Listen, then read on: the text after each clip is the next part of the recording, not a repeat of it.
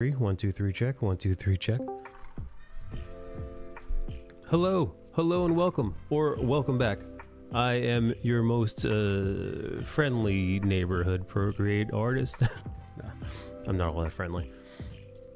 Welcome. If you're here for the first time, what you're watching is a time-lapse drawing of what I worked on last during live stream. This is the finished process.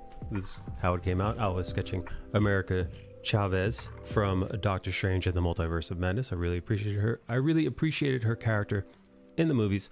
I like to start the show by thanking each and every one of my Patreon members. Thank you to my Twitch subscribers and anyone else who's been super supportive, even if it's just a like on a video, a hello in the chat, posting your art in Discord, engaging with the community in any way. Thank you. Today, I'll be honest, I'm probably going to do a couple warm-up drawings, and then I've got some warm-up drawings to do. I've got some coloring I need to do, some inking. So, you know me. If you've been on this channel for any prolonged amount of time, you always know that there's always some drawing to be done. Fear not the dreaded blank canvas, friends. Although, you know, to be honest, there have definitely been times where I've looked at that blank page, either traditionally or digitally. I've looked at that blank page and thought, oh wait, well, you know, actually, in all actuality, I've thought just the hard F word, but I don't want to say that word right now. Don't want to say that word right now because I'm only 2 minutes into the YouTube stream, and YouTube no likey the potty mouth, friends. YouTube no likey the potty mouth. What's up, Praetor? Praetor, how are you, buddy? How are things? All right.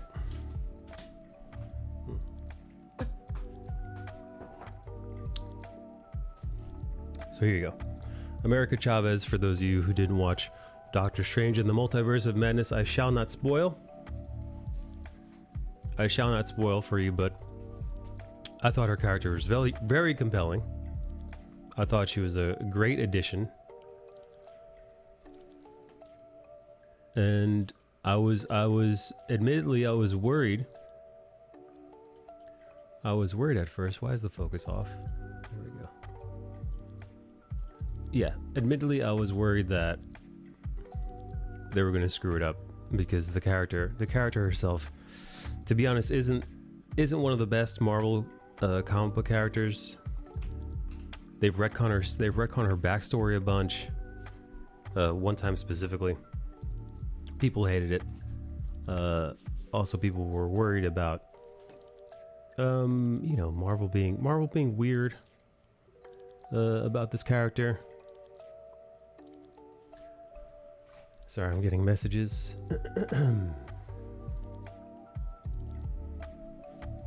All right. I'm good, getting ready to eat. Great. Great. What are you eating? Oh, here, you're watching me eat my breakfast right now. I haven't eaten anything all day. I'm getting back on the Huel bandwagon. All right, let's see if I can't warm up a little bit. Let's see if I can't warm up just a pinch. Procreate.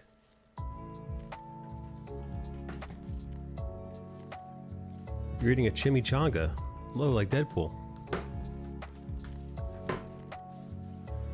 Yeah, so I was talking in the Discord earlier about one critic's review of Doctor Strange and the Multiverse of Madness. And this critic, I like some of their takes, but when it comes to superhero movies or like just big budget, you know, fan servicey type movies,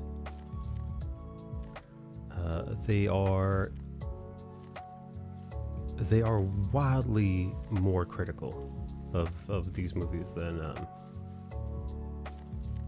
others.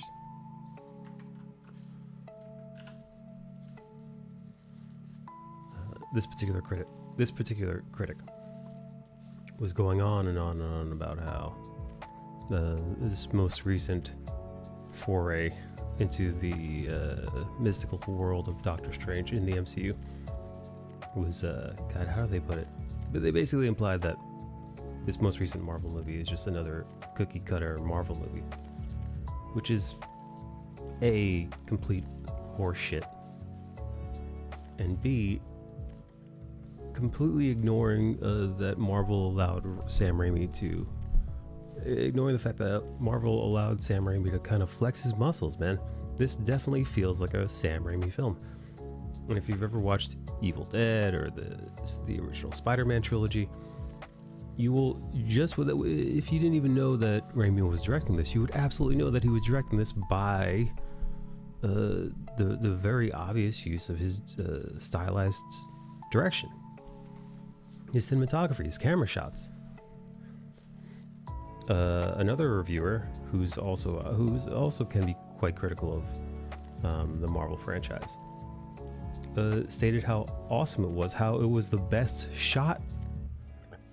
It was the best shot Marvel film to date. Specifically because of those camera angles.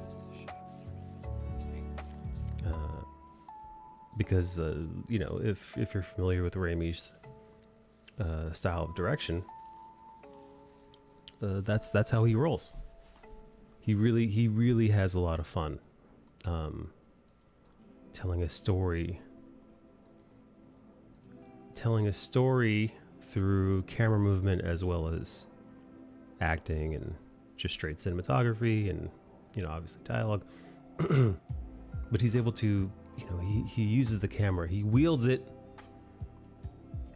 deftly, especially when attempting to convey feelings of anxiety and suspense and fear, which, by the way, this is the scariest Marvel film to date. Yeah, no, man, I just sometimes I feel like it's become like the cool kids thing to just shit on Marvel movies. Like, oh, a Marvel movie, that's not cinema. It's like, go fuck yourself, dude. Go fuck yourself in the fucking high horse you rode in on. By the way, dude, Marvel's at what, movie like 25 or 6 or something ridiculous like that? Maybe even more. At this point, they are, I don't want to call them formulaic, because I don't think that's the case. I think sometimes it is. But I wouldn't put Doctor Strange: The Multiverse of Madness in that quote-unquote formula. I will say there is a similar feeling, there's a thread kept between each movie released, but that is by design. It's by design. It's all part of the same universe. And I do think they vary it as best they can. Take Taika Waititi and Thor Ragnarok. They do attempt to mix it up, but I think Marvel is very specific in the way that they choose to shoot and portray their films, that it does feel very similar to the previous film. As a matter of fact, the one time in recent history where they did deviate from that, we got The Eternals, which is a giant piece of shit. So I'm not saying that it's mandatory that every Marvel movie look similar or have a similar feel. Like I said, I do think there is a room for variation via, you know, i.e. whatever you, e.g. There we go. Taika Waititi or Sam Raimi most recently. But I think generally, I look at Marvel movies now the way, Eric, the way that Marvel comics used to be. There was the Marvel way of drawing. How did they even made a book? I believe it was put out. Yeah. I believe Stan Lee and was it Ditko or Kirby helped? It was me. I did it. Yeah. Yes, How to Draw the Marvel Way by Eric Canetti. I remember it well. Yes. Yes. But yeah, I look at it like that. I'm still getting royalty checks from it. Yeah. These movies have a house style. So if at this point your opening critique is that it feels like a Marvel movie. Okay. I think at this point, at like movie 26 or whatever, it's come up with something different, because you at this point, I mean, you know what's going to be to a certain degree, but at least in regards to the stylization and feel of the movie, it's not a mistake that there seems to be a stylistic thread running through all these films. Now, I like these Marvel movies. It's just that, you know, they're all starting to kind of look the same. Is that what you're discussing right now? Did I completely miss the point? No, I was discussing that. I was watching a YouTube critique, and this dude's critique is always the same thing, that it's not, you know, essentially it's not stylized enough. It looks and feels like all the Marvel movies, which I see specifically in regards to Sam Raimi's Doctor Strange 2. But I would argue that it in one sense it feels like an MCU movie deliberately, because they have a house style that they don't want to deviate from, because it's brought them this far. But I would hard disagree, because I also believe that they let Sam Raimi do his thing. And if you didn't, He did. Is that what you're saying? Yes. If you didn't know that Sam Raimi was directing it, and you're familiar with his work, and I just plopped you in the middle of the movie, you'd be able to pick it up pretty quickly, just based on the direction and the camera movements alone. It's really like he's got his fingerprints all over it. And actually, I actually heard a few other critics say echo the same sentiments that I held. But this dude said that, you know, they had handicapped Raimi, and this doesn't feel like a Raimi movie at all. So then, part of me wonders. I have a biases for these films. I do, and I'll be the first to admit. When it comes to my critique of these films, I tend to be pretty lenient because I enjoy them so much. But with that said, I do feel like there are some critics out there, some you know, movie snob types, who have one of them. who have a very deliberate bias against these films. Who just they don't like them, and I think there's a grudge because of, well, what they've done to modern cinema. You know, What have they done? What did they do? well, they've in the last, let's see, 2008 is when Iron Man really took hold, when it was released. So geez, man, we're talking about 14 years now. You know, coming up on almost a decade and a half of these films. They have changed the landscape of Hollywood. They've altered what a big budget movie is. And a lot of, you know, hardcore movie nerds, they don't like that cinema has changed this way. They don't like that because of these tentpole movies, specifically superhero movies. Smaller films, they don't get anywhere near the recognition that they might. They've essentially, what Marvel has done, not by itself, but generally speaking, they managed to cleave Hollywood in twain between giant blockbuster. How dare you? How dare you? You do.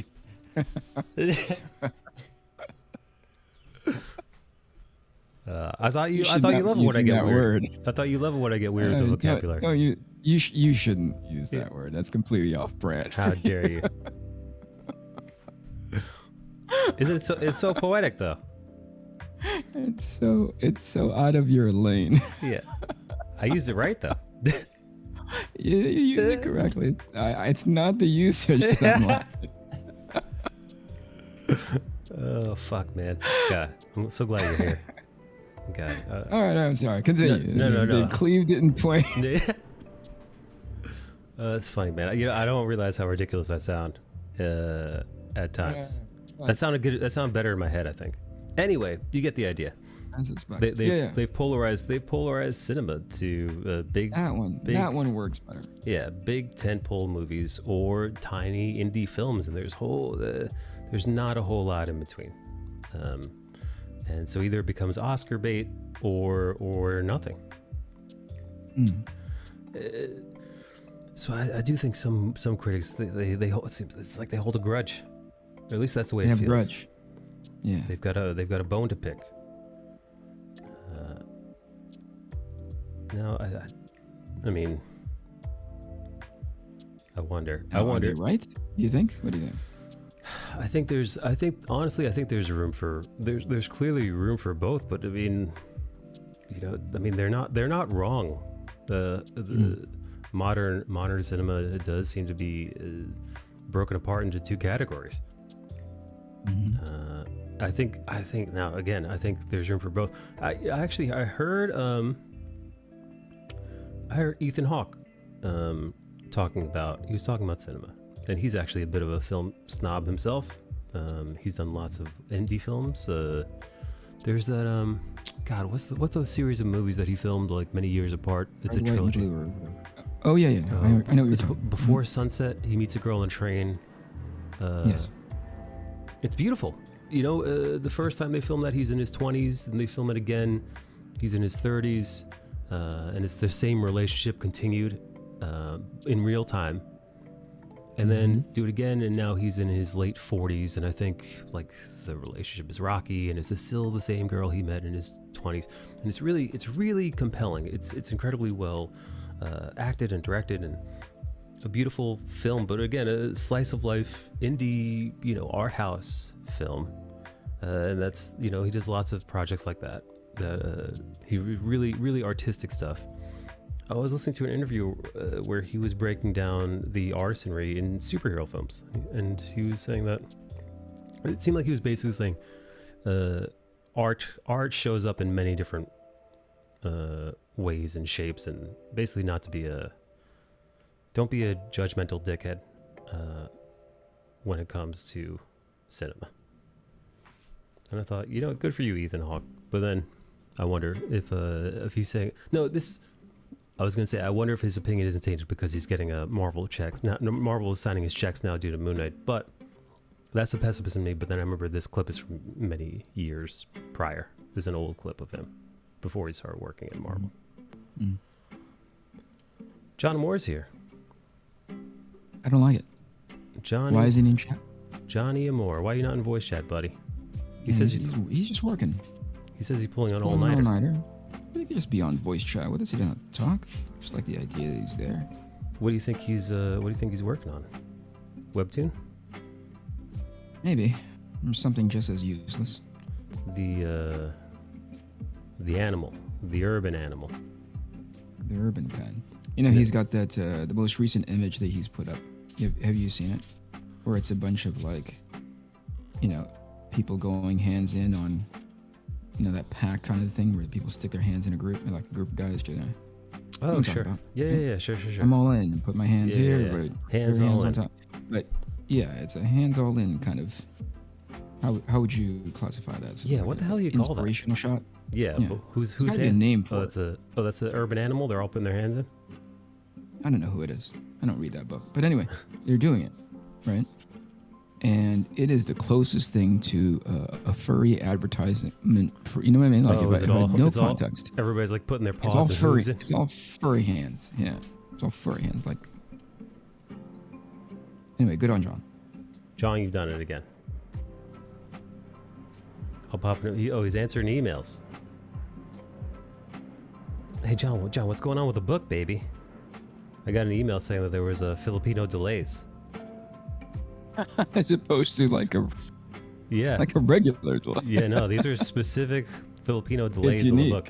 Yeah, it's in the wording, where you're like, whoa, this is substantial. Yeah, these are Pinoy problems. Is what the email said.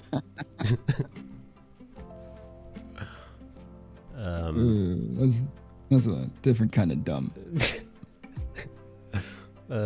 John said he didn't even bother to vote in the election this year. Yeah.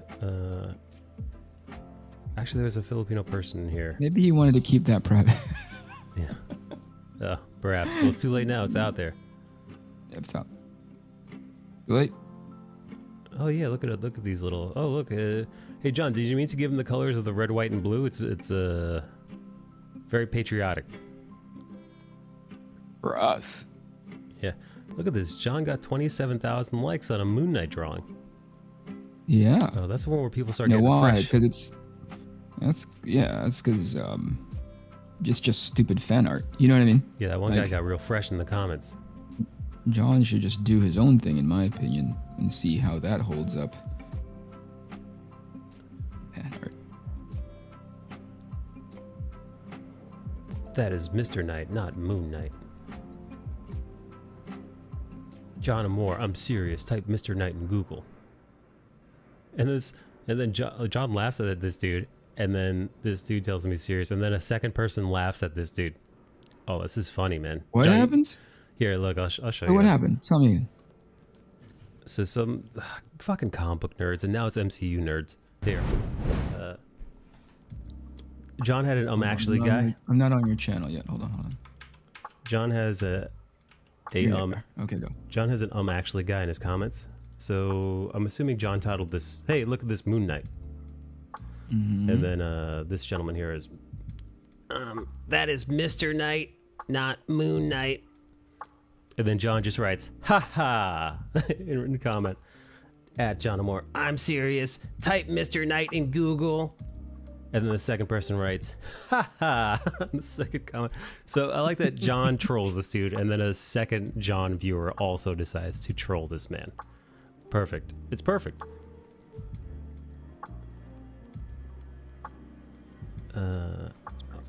Well done, John. Yeah, well done. God, man. You know, I forget. You know, he got actually. I love it. Yeah, you know, I actually forget how annoying hardcore geeks and nerds can be in regards to this kind of stuff. You know, I've been out of the comic book shop for so long. You know, there's been so much turmoil in various fandoms now. You know, there's been so many socio-political stuff intertwined to our modern entertainment that I've forgotten about these simple annoyances, like dealing with a, you know, Simpsons-esque comic book guy. Yeah, I almost long for these days when the most annoying thing in comic book shops or in comic books in general in the industry was dealing with fans that didn't know proper hygiene and just their annoyances.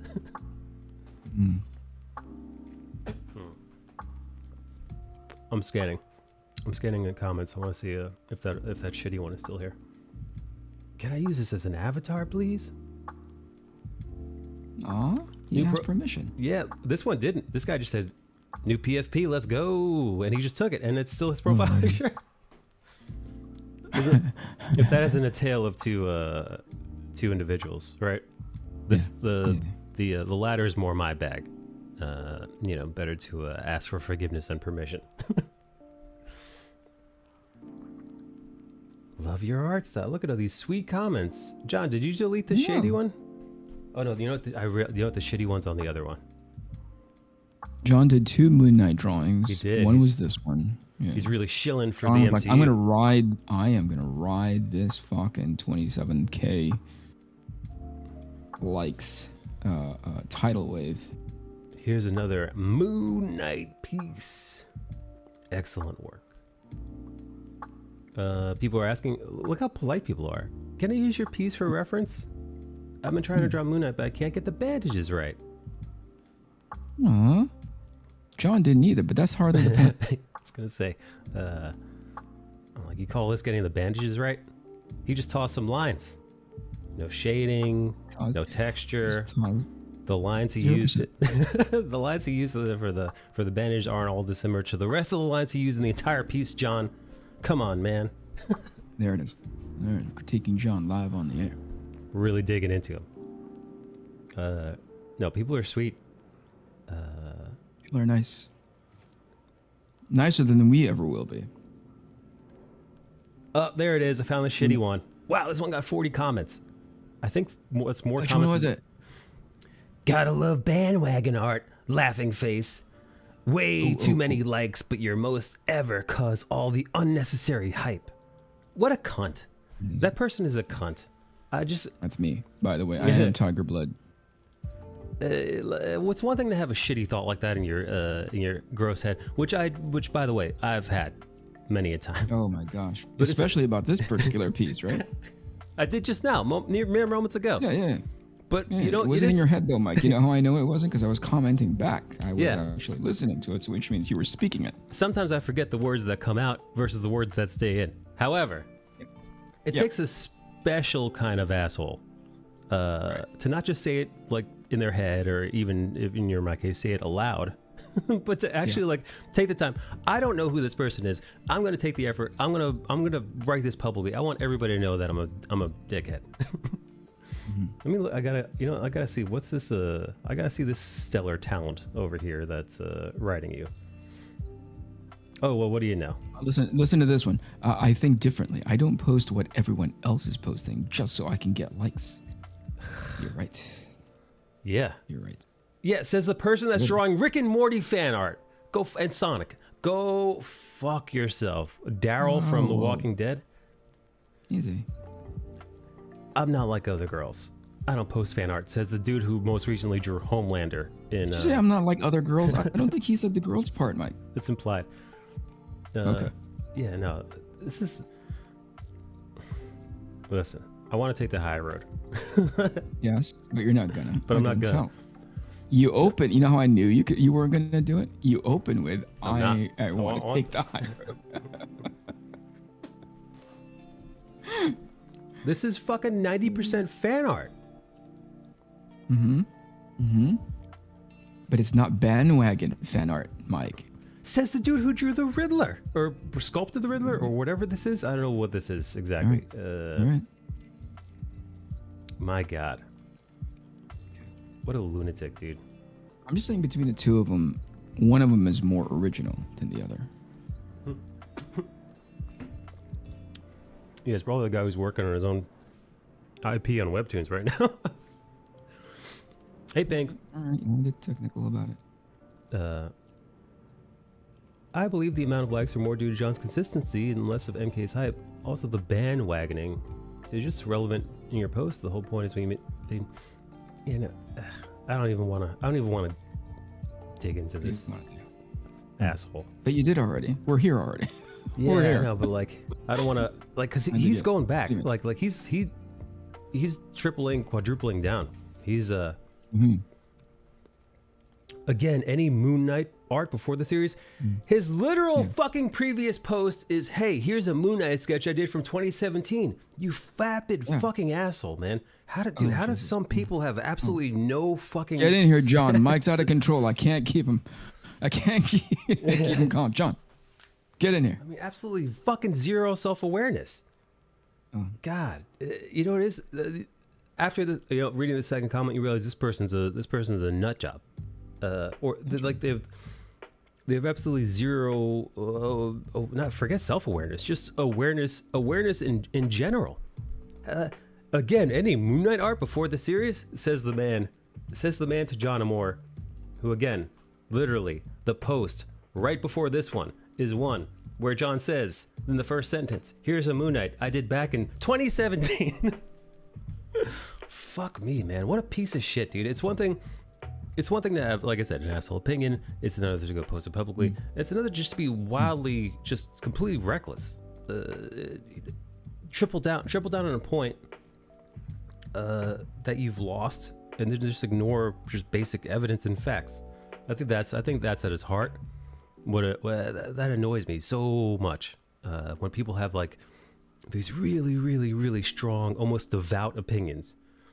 And when shown, like, oh, hey, your wild hot take is not only way off, it's also like it's factually inaccurate. And they're just like, no, I'm just going to keep doing this. I'm just going to keep doubling and tripling down. Lost cause. I see John's wife came in here swinging. When? She writes, what a very small and funny hill he wants to die on. Because this motherfucker's still swinging. He's still. Oh man. I drew this with my feet. John. Oh boy. All right. I'm not gonna. No more. No more, man. I'm gonna have to start. I'm gonna have to start taking blood medication. Yeah, you're getting a lot riled. You're out of control right now. Yeah, my BP, my Apple Watch is vibrating off my arm right now. Tone it down. I'm just getting upset.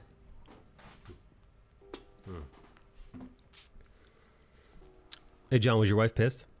I find it's one of those things where I'd imagine that John wouldn't be nearly as, because John's like having fun with it. But I imagine John's woman probably. I think so. I think John went directly to his wife and said, "Look, this guy making fun of me. Help." You're lucky Bale wasn't in the comments. Bale would have called him all kinds of names you can't say on. Yeah, Bale is not the right person to represent you level-headedly. Yeah. Yeah, no, remember that time? Bale will just call you a straight-up land whale. You know, not sight unseen. He'll just drop that one. I don't think my anger meter goes that high. Tell them to fuck off. The world doesn't roll around them. Despite their misconception. John Moore says that. I don't think my anger meter goes that high. There might be something wrong with me. Your anger meter or his anger meter? His anger meter. My anger meter definitely goes that high. But not over stupid shit like that. You can't give him the satisfaction. Hot all the time, is what I'm saying. Yeah. I run hot. Yeah. No. The secret to you is you're always angry. Yeah, but you know, either I'm balling up some, my appendages are balled up. Either my toes or hands at any given moment, just ready. You're ready to fight.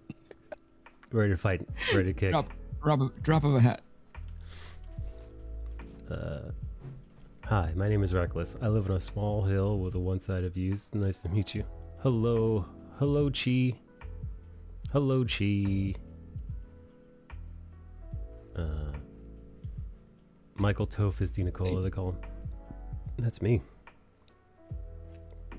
You see this is more for comedy, but did you see the little TikTok of this young black woman who was talking about if you actively lose weight, you're fat phobic? Oh, I've seen a bunch of those, but I haven't seen. I don't know if I've seen that one specifically, but that right. I wish I could tell you that I've never heard that statement uttered before. Yes, but it is almost commonplace for certain areas of the internet at this point. Okay, I'd never heard of it before. Yes, so I was taken aback. Yeah, I think Gundam has even made videos about that specific brand of lunatic. Yeah, and the reason why it reminded me of it is because when this guy tripled down on a weird hot take, and so did this other person. Right. He's like, I actually needed to lose weight because of health issues and yada yada yada. And it's like, yeah, but who established that for you is the society said, because doctors aren't in the business of treating and dealing with big people. Like, wow. Yeah, they are. They tell them to lose weight. Yeah. I mean, matter of fact, if anything, that logic is so faulty because it's the exact opposite. One of the groups that benefit the most from Americans being wildly obese is the medical industry. Like, they're rolling in dough. Obesity costs this country.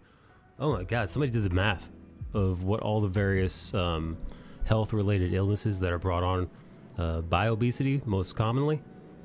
And they tallied up the numbers, and it was in the billions yearly. Are you going to be fat phobic right now? Because I can't be. That's my secret. I'm always fat phobic. That's your secret. You're always angry and fat phobic. Speaking of fat phobia, look who it is. It's the chunky people's boogeyman himself, Bale in here. The moment these weirdos, like the one that don't have these classifications of TikTokers in specific, the moment they cross a particular weight or kilo threshold, they get faxed or messaged a picture of Bale, and they're like, "Watch out for this kid." Yeah, he's there. This guy's coming. He's their fucking Baba Yaga. I'm on the last page of their fat Bible. Yeah. Yeah, you get on the scale and you look down, and in the reflection, you see Bale in the reflection looking up at you. Yeah, it shows you whatever weight you were, and at the end, a little icon that represents Bale. He's coming. like a fat killing John Wick. You Yeah. know? Yeah, I've had an argument with I think it was a woman a few years ago on Twitter What do you over think? how some people are quote unquote just big. Mm. And No, I'm that's like, not true. that woman, I forgot her name, some celebrity fat ass that's like obese times 3 Yeah. is not just big. Like There's that such gut is not her bones being it's like big. like She's some not people are Samoan. built like broader, like you see in some women who are healthy. Yeah, Like some people are just a little bit like wide of shoulder, wide of hip. But there's a Yeah, big some difference people between are that. just bigger. Some but- people they're different. There's a But yeah, big like you difference said. from body type difference versus being fat. 'Cause- yeah, what the fuck, man? I'm just built. Yeah, so- and Here's at the one thing point- that I was talking to my wife about. Like, Yeah. why is it so important that they legitimize that lifestyle? Why is it so important that they somehow want to convince people, not just like, hey, this is my thought about it, and like, dirt off my shoulder and move on with my day. It's in the case of this person in specific, they went back and just like similar to the dumb, dying on the hill, that was that Moon Knight drawing that John drew with his feet. Like, I don't understand why they need to continue down that. If you are confident enough in your sort of like, this is my view on life, Dude, and somebody goes, I think you're wrong, and just be like, whatever, Yeah. I'm going to conduct myself the way I conduct myself. But instead, you're like, I mean, there's every bit of evidence that says that you're wrong, not just even, it's a public perception, not that it's just an opinion, There's a level of objectivity that's involved, and yet they're like, I want to legitimize this. It really is important to me to broadcast that this is true, this is accurate and sustainable, I have never understood that in regards to any, because it's not just, let's be honest, current day, it's not just large, heavyweight people. It's lots and lots and lots of people. Whereas it's not enough that they be content with who they are. You need to provide them validation for who they are. You, a complete stranger. Right. It's What such is that? It's such a faulty way of thinking. I don't know. Yeah, It's I a think big, Is that the participation trophy generation? Is that what that is? is this the partition? Like this is where it inevitably leads. No, I mean that's how it started, right? Right. I had always thought, and it was weird to me. I grew up in the I'm a much older curmudgeon, right, than most other curmudgeon, right? But I'd seen the advent of participation trophies, and I remember seeing it for the first time in that somebody had won, somebody had really, really done well in a sport. I can't remember if it was baseball. I can't remember if it was whatever. But suddenly the rest of the team got like participation trophies. I thought, like, what the heck is that, right? Yeah. And my stepfather at that time said, that's a step in the wrong direction. It's going to make people weaker. And as a kid, you don't think that because you're you're like, I was confused by it, but somehow I kind of like, oh, I get it, because they want people to feel good, right? Yes. They don't want people to feel left out, that they, their efforts weren't as wasn't as relevant as whatever it is, right? So I was just like, I guess so, right? And the older I got, and then especially with the foresight that my stepfather had at the time, it's like, that's a step in the wrong direction. I never understood that comment until much later. And I'd realize, oh, it's just like coddling the egos and the mind of people who aren't as good. So you fast forward that to right now, where there is this movement. I mean, it's not overwhelming, but there's definitely conversations about like equality of outcome. See what I mean? Yeah. Like that planted the seed back then to the point where we're having conversations about equality of outcome is okay. And it's not. It's the furthest thing from, right? Equality of outcome sucks. Yeah. Because it doesn't in the long term, it doesn't benefit anyone. In the short term, absolutely, people feel good, I suppose. Weak-minded people feel good, but yeah, long run, no bueno. Let's see, what's What was that? Where does that come from? Like, why do people feel like they need to double down on really, really dumb ideas when it can be categorically proven that it's untrue? I think part of the answer lies at the latter part of your question, where it says where you asked that if people wanted to be proven right. And a lot of people don't grow because they have to face themselves that they've been living a lie so far, like whether you're obese or whatever your issue is currently is obesity. A lot of people just don't have the guts in them to be like, hey, I've been living a lie that I've mostly been telling myself. Yeah. Okay. And changing that and realizing that you're 80% dead wood is a scary thing. Especially when you got assholes like you saying it like that. But I mean, I get what you're saying. I know, right? I get it. So yeah, it's just people don't want to face reality. And it's easier to not only live yourself in a lie, but also force everyone else to participate in your own self-image, like Dave Chappelle said. Yeah. There's where was it? Who is this guy, this British dude, white dude, who then suddenly said he is, this may be off topic, Mike, so curb this immediately if this is something that you don't want to talk about. But there's this one British dude who was... I know where you're going with this. What was he? Oh, gosh, he proclaimed that he is Korean. Yoji knows, yep. And... he's transracial. Yes, that's the term. I couldn't wrap my mind around it. But I was watching that guy be interviewed / debated, okay, by a British, black British lady, right? Yeah. And how offensive that was in concept, right? I think she didn't particularly care for it. He could not come up with enough reason to explain why that was an okay thing to do. Truth be told, I don't think she was there to actually listen to any of it. She was there to tell him what was wrong. Yes. Now I was watching it through the lens of somebody who was watching that debate, and this person who was watching it said, hey, I think it's a young lady, black conservative, and she said, imagine if this guy was trans. Would she have the same energy? I see. Well, you see what I mean? Like, listen, man. I think we all know that question. I was curious about that conversation. Yeah. I think it's pretty obvious if that person did say they're a woman, which might explain this move, Eric. I just pulled this up during that transracial thing. This individual that we were just speaking about, who identifies as Korean. Here is a post from just a handful of days ago, or maybe a little bit over. May 10th, right? Yeah, shit. Today's the 12th. So just a couple days back, this individual you mentioned, who is transracial, according to themselves. For the last month, I have been living as a Korean woman, and I have never felt more happy and beautiful. Okay. Finally, I can be the person I was meant to be, prayer hands. Thank you for inspiring me to be a strong woman, J.K. Rowling. Prayer hands heart emoji.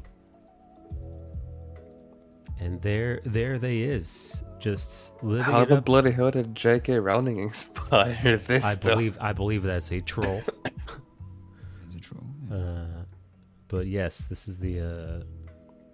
You are not a Korean man, no matter how exactly. They are a Korean woman. I say theys because I don't know what. Yes. Them's pronouns is. As courtesy, right? Yes.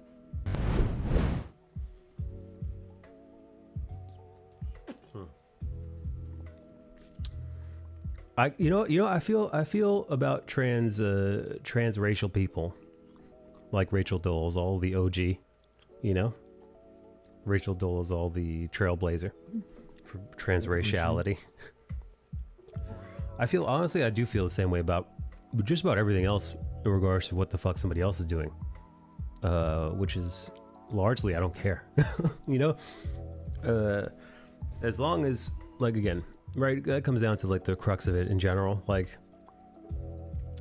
whether you identify as a woman or a theys, thems, or a cat person or a Korean person or whatever the hell you want to be referred to as. I will grant you the common courtesy of calling you whatever. If you know about it, right? If you I'll call you by your name or whatever your preferred pronouns is within reason, if I could remember, right? But if you get too crazy with it, I'm probably not going to bend over that backwards. But if you choose the ones that we've got, you know, he, him, she, her, theys, thems, and then your name, well, we're good. I will afford you common human decency, out of politeness to my fellow human. But again, as long as you're not infringing on any of my liberties, go nuts. C'est la vie, baby. You only get so many rotations around the sun, so I guess, yeah, wildly, I don't care. In regards to whatever, you want to change your gender, you want to change your race, it's no fucking skin off my ass. What about you boys? What are your thoughts?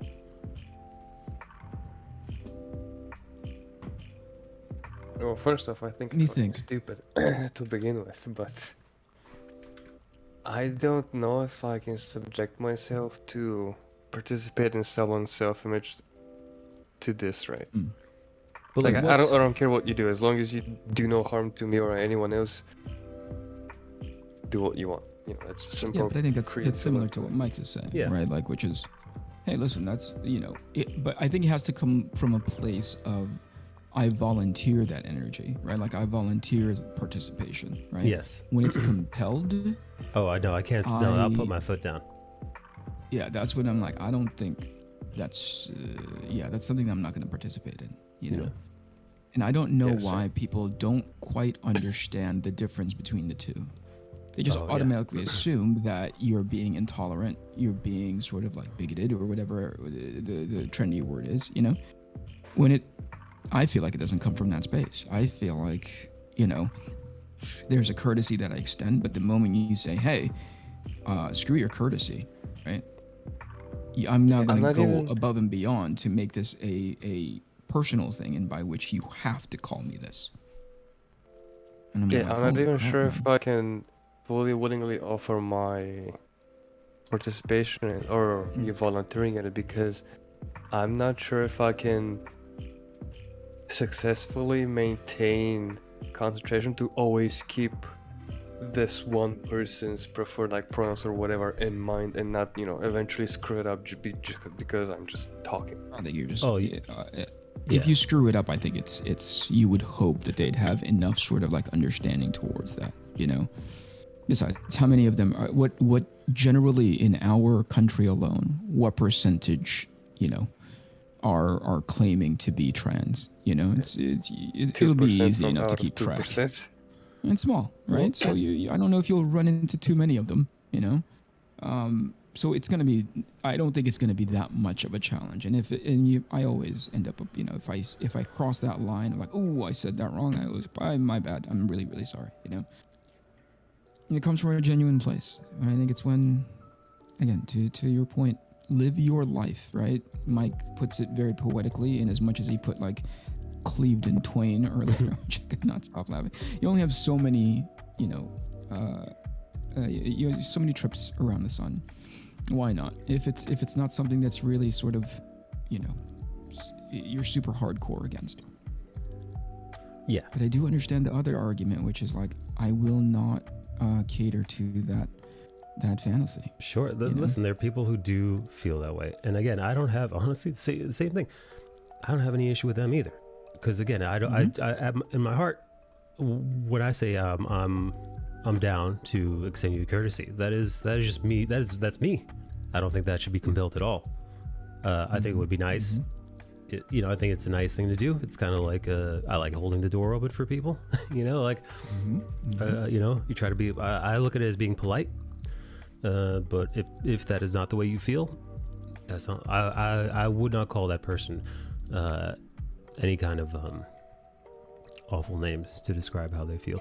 There was a professor quite recently. I think they won a lawsuit. I mean, we may have talked about this a few weeks back, but it was our version here in the States, and I believe this is a professor out of Ohio. God, I wish I'd saved that article. It mirrored the reason what put the Professor Jordan Peterson on the map was him fighting Canadian compelled speech laws that would make it so that you could be either fined or worse in Canada if you did not comply with someone's preferred pronouns. There was a similar case here in America, where a college professor in Ohio was confronted by, I believe it was a trans individual, and he said he would not refer to them by their pronouns, but he would refer to them by their preferred name. So that was his halfway point. It's like, okay, Yes. I won't refer to you as she, her. I forget what the transition way was, but I won't refer to you as she, her, or whatever it might be. I'll refer to you as Rachel, let's say. But that wasn't enough. That professor was put on, I think, academic probation, and then fought it in court and won. And it took a couple of years. I think the case was from back 2020 or 2019. But yeah, no, the courts ruled in his favor because of course they would. Because that's as it should be. I wonder if I could find, hang on, give me a second. Let me see if I could find that article. Keep in mind, things are very different in as far as Canada is concerned. You're right. Oh yeah. They don't have free speech. I think, no, that's why I'd say that comparison may fall apart there. But I get what you're saying.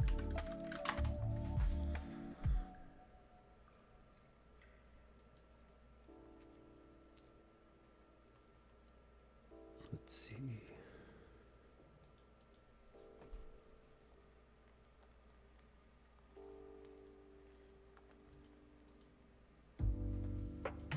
Kola, are you going to give your drawing massive erect nipples now or after stream? Erect nipples.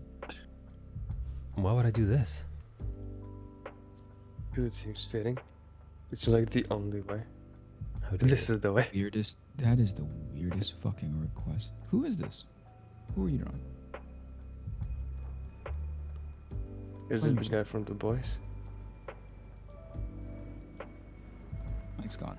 It is. It is. Wow, you were able to pick it up that quickly? Yeah, it's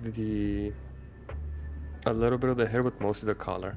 It was, wow. Fuck me, man. You guys are fucking drift Jesus. compatible, dude. You might as well go to like, what's the name of your guys' fucking? Did anybody else media? realize that I was drawing Homelander? Because like I had And just. here's the other thing. Yeah, I dude. haven't watched The Boys. Oh, dude, you'd love it, man. Of all the superhero shit that you've watched that you've hated, the one thing that you'd like almost, I'd put like you a haven't watched The Boys 90%. and you were immediately able to pick it up. Yeah. Oh, Jesus Christ! You I'm guys like, are oh, definitely Cola's- drift compatible. Kola drunk that guy from The Boys.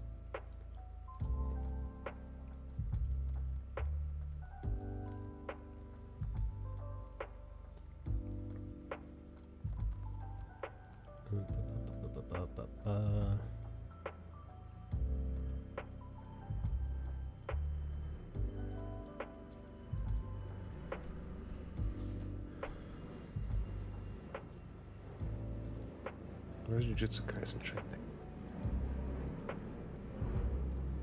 What are you looking for, Mike? You seem lost in research there. I am attempting to find that article about the Ohio professor, and it's for some reason it's like pointing me to weird websites, like real kind of fringe websites, and Reddit. Like InfoWars. I mean, you know. Cringish. Dude. Have you ever felt Yeah, that Twitter we is love Trump.com. different? Like ever since Elon took over, Twitter's been a lot more fun. At least for me, because I've been seeing a lot more stuff from a lot more different people. So I've been upping my following on Asian art. Here we go. Here. I found it. This is from April of this year. This is, CNN. Again, it's corporate media, but they could be sued for defamation, slander. So, as long as you look at the facts that they present and not the spin that CNN will most definitely throw this in. A public university in Ohio will pay a professor $400,000 after disciplining him for refusing to use a transgender student's pronouns. The public university in southern Ohio has agreed to pay a professor $400K. The settlement means the philosophy professor Nicholas Merriweather will not be required to use certain pronouns regardless of a student's request, his attorney's release states. He sued. Oh wow, it's back in 2018. Merriweather sued in 2018 after he was disciplined, and a federal district court dismissed the suit for lack of standing. Then last year, the three-judge appellate panel reviewed the lawsuit and sent it back to the lower court, where Merriweather could have argued his First Amendment rights of free speech and religion, and his 14th Amendment right to due process were violated. Ooh-wee. Ooh. It wasn't just one of the things then. As a part of the settlement, the university has agreed that Merriweather has the right to choose when to use or avoid using titles or pronouns when referring to or addressing students. And by the way, the reason why this court... Isn't it so fucking interesting that it took me, in order to find an article written about this, I had to scroll through a bunch of pages of search feeds. And it was mostly... It was like welovetrump.com. Like, it was like InfoWars-like fringe websites that were posting about this stuff. What are you using as a search engine? I'm using Brave browser. So that's probably a little bit of it. But it's interesting that I'd imagine, listen, the Brave browser does its thing when you search on Brave. I prefer using it these days. But the fact that this is I would consider this a important lawsuit. I would say this is pretty what's the word I'm looking for? It's of note, because this now sets a precedent in the at least a public university. What was the search terms that you used, dude? For crying out loud. I just used there Ohio professor compelled speech. That's it. And then it took I actually had to change that around a bunch. I actually had to change the parameters in order to like whittle down. Because here's what I used on DuckDuckGo, right? Yeah. University professor wins lawsuit over pronouns, and boom, right away. Oh, what the hell? Maybe it's a Brave browser thing. Maybe Brave is just their crawler works differently. It's page 1 on Google. A professor, you refuse to use pronouns. This was in America, John, you lunatic. John's like, whatever, it's North America. Same difference. Isn't Canada just part of America? It is. Yeah, I also got the result, and I'm using both Brave and DuckDuckGo. Sorry. Jeez, what the hell, man? As a part of the settlement, the university agreed that he has the right to avoid. Significantly, the university agreed Merriweather will never be mandated to use pronouns, including if a student requests pronouns that conflict with his or her biological sex. Though we have decided to settle, we adamantly deny that anyone at Shawnee State deprived Dr. Merriweather of his free speech rights or his rights to freely exercise his religion. Bullshit. Dude, Bullshit. Bullshit. You wouldn't be going through this if you hadn't. Yeah. Yeah, because he actively just went to court and dragged you guys with him, Yeah. In this case, Shawnee State followed its policy in federal law that protects students or any individuals from bigotry and discrimination. There it is. There it is. I was wondering how long it would take them to Yep. tout out the bigotry and discrimination card. Yeah, well, it's a handful of paragraphs. I'm surprised they held off this long. I'm surprised they didn't open with it. Oh, yeah. We continue to stand behind a student's right to a discrimination-free learning environment, as well as the rights of our faculty's visitors. Who's being discriminated against? Right? In this case, What's the technically discrimination professor. line at this point? Okay, so anyone here's another one that I read about yesterday, right? Yeah. A news anchor, a weatherman, from I can't remember which town, I can't remember for which channel, called a basketball player on the Spurs, whoever it is that Steve Kerr coaches, a knuckle dragger. Basically, historically, what do you know that term to imply? I've always assumed that a knuckle dragger is somebody who's slow of pace. Yes. And what do you call it? And maybe slow of brain. Slow of right? brain, yes. Right. Yeah. That was being leveraged as a racist comment. Oh my god. Oh my god. We're there now. Somebody heard that and said, hey, he's calling this particular basketball player a racist term, which historically has never been used to imply any sort of racism. But we're there now as a society. Everything is now like, you know what? I think we're going to roast this guy. Jeez. Everything is sexist. Everything I is was about to racist, say, where's our everything is favorite homophobic. grifter? Now, how much trouble did that gentleman get in? I think they got let go from their job to the point Oh, where they had to apologize publicly, but had to explain themselves with context and be like, "That's not what I meant to say." But it doesn't matter. Does not matter. Isn't it grounds for like unlawful termination or whatever the Bail doesn't. It's similar to this law professor that you're talking about right now. Like it doesn't prevent them from doing it and then walking it back and claiming that it's for the protection of X, Y, and Z. Right. It's just that they Yeah. can't be, as an institution, associated with somebody who people have publicly crucified as being the bad person. they should at least And get the bad- punished for and then being the quote, retarded unquote, like the bad person university has to- got. Yeah, but you have to go through all Yeah. of that first. You have to Yeah. go through the very expensive, very sort of, in my Yeah, that's opinion, the worst. unnecessary hoop jumping of the legal system Yeah. for them to exonerate you in a way, and not even necessarily thoroughly in the public eye. You're still going to be the thing that you were originally accused of. Nobody ever says, "Hey, no, there's not enough adults in the room." Right? To say, no, stop doing that. That's stupid. That's not true. Right. It's very, just using your goddamn common sense. What lunatic in his right, what person in their right mind would jeopardize their entire livelihood Correct. from now in perpetuity and just calling Yes. somebody a horrific racial slur live on air? Yes. Right. What is the grand takeaway there? Would it have been better if he just said, "Hey, he's stupid"? What a Right. stupid basketball player.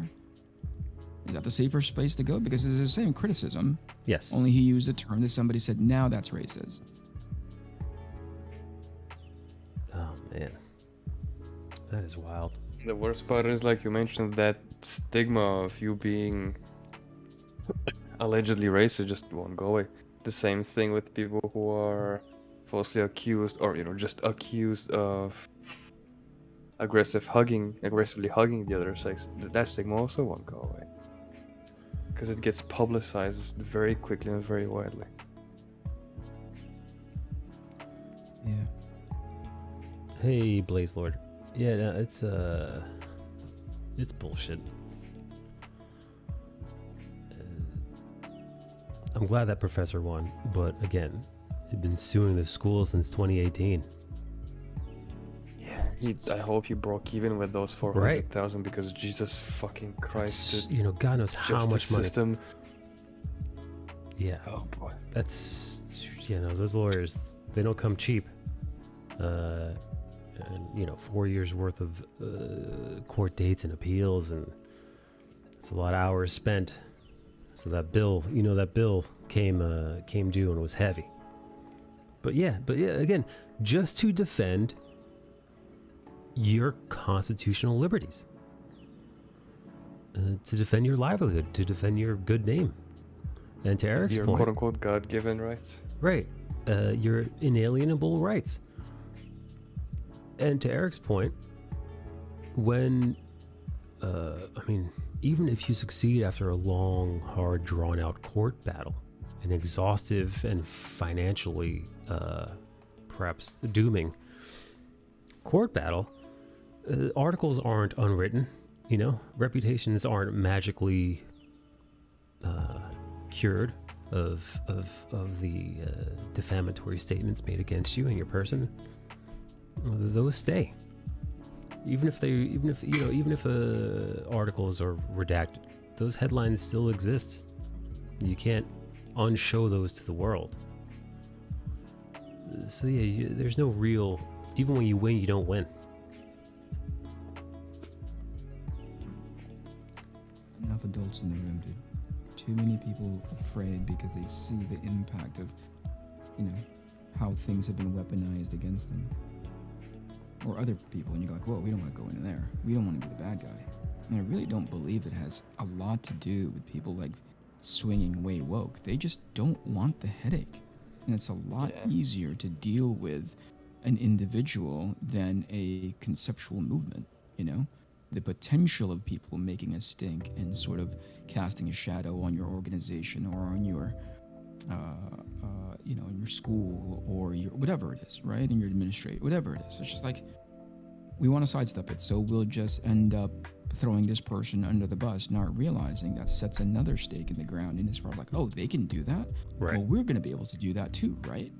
We're going to be able to just like randomly tout out the racist card, the, you know, the bigotry card, the whatever. And what it does, quite accidentally, is it desensitizes, delegitimizes the actual real bigotry, the real racism, right? Similar to when people started using the Me Too and just like swinging that around like a kid with a gun, you know? There are actual people who could be profoundly impacted by that thing, but instead we're getting hung up by a bunch of irresponsible non-adults just saying, meh, we'll just take that out once in a while and see if it works. This is why Can you Hardwick is imagine, still like, canceled. Oh yeah, that's right. Everybody knew that he was guilty of nothing, but he never got his shit back. Like, he was hosting shows on AMC, and Christopher Hardwick, the guy who created Nerdist. He had Nerdist podcasts, and Okay. he would do the Talking Dead, the post Walking Dead after hour show, and I think he had a game show. That guy. Now that guy is a pretty incredible individual in that he was on that 90s show with Jenny McCarthy called something. It was like a 2-word, like Going Nuts, with Chris Hardwick and Jenny McCarthy. But you know, I don't remember. Many years ago, I was a kid. Was that an MTV show? Yeah, no, I forget. Put him on the map, right? That's where he got his notoriety from. And he said, like 10 years after that, right? He's now in his mid-30s, and he spent all the money he made on the show and all that. He's fallen out of favor in Hollywood. He's kind of a washed up nobody. He's addicted to drugs. He's like 60 pounds overweight or more. And he turns on the TV one day in the early, or, you know, 2000s-ish. And who does he see? He sees his former co-host, Jenny McCarthy, just like live on the red carpet or in a movie or a TV show promoting something. Maybe she was on like Dave Letterman. And he sees her, and then he has that it's the wake-up call. This was his, you know, like, it was like somebody turned the lights on, and he was able to see himself on his couch, boozed up midday, barely able to pay his rent, you know, melted ice cream on countertop. And he said it was that moment he decided to start turning things around. So he started losing weight, he started working out, he started going for auditions, he started working on various personal projects, he started setting goals for himself. And lo and behold, years go by, he starts the Nerdist, the websites, the podcast, it becomes this thing. Eventually Nerdist gets bought out by Legacy, the entertainment group. They buy Nerdist for millions and millions of dollars. He becomes a TV host, and he's back at it again. And sure enough, the Me Too thing rolls around a handful of years ago, and he's falsely accused by his ex-girlfriend of all kinds of misdoings. She alludes to him doing all kinds of awful things. Again, no receipts, No proof. Yeah. no proof. So it's his word against it's her word against his, and I believe I forget where she tripped up. I forget the specifics, but I do remember that she did trip up. And in what sense? There was enough found her out. inconsistencies in her story that they were able to crack. Very similar to Amber Heard, where lots of things she was saying wasn't adding up. There was no proof, and it was most people realized that, oh, this is an aggrieved ex. You know, this is a personal, almost a personal vendetta. Also, not too dissimilar from Amber Heard. And most people kind of give him the benefit of the doubt. But to John's point, he's still canceled because there were all those headlines written, all those articles. He had to step down from a bunch of different projects, and the damage was done. There's no Doctor Strange here to cast a spell to undo all the damage done. It just, it's like, you know, it goes, oh shit, you know, oh sorry Chris, we completely fucking nuked your career. Oh well, good luck with that. On to the next. Who else? Who's up next? Who's the next target? Right. Yeah.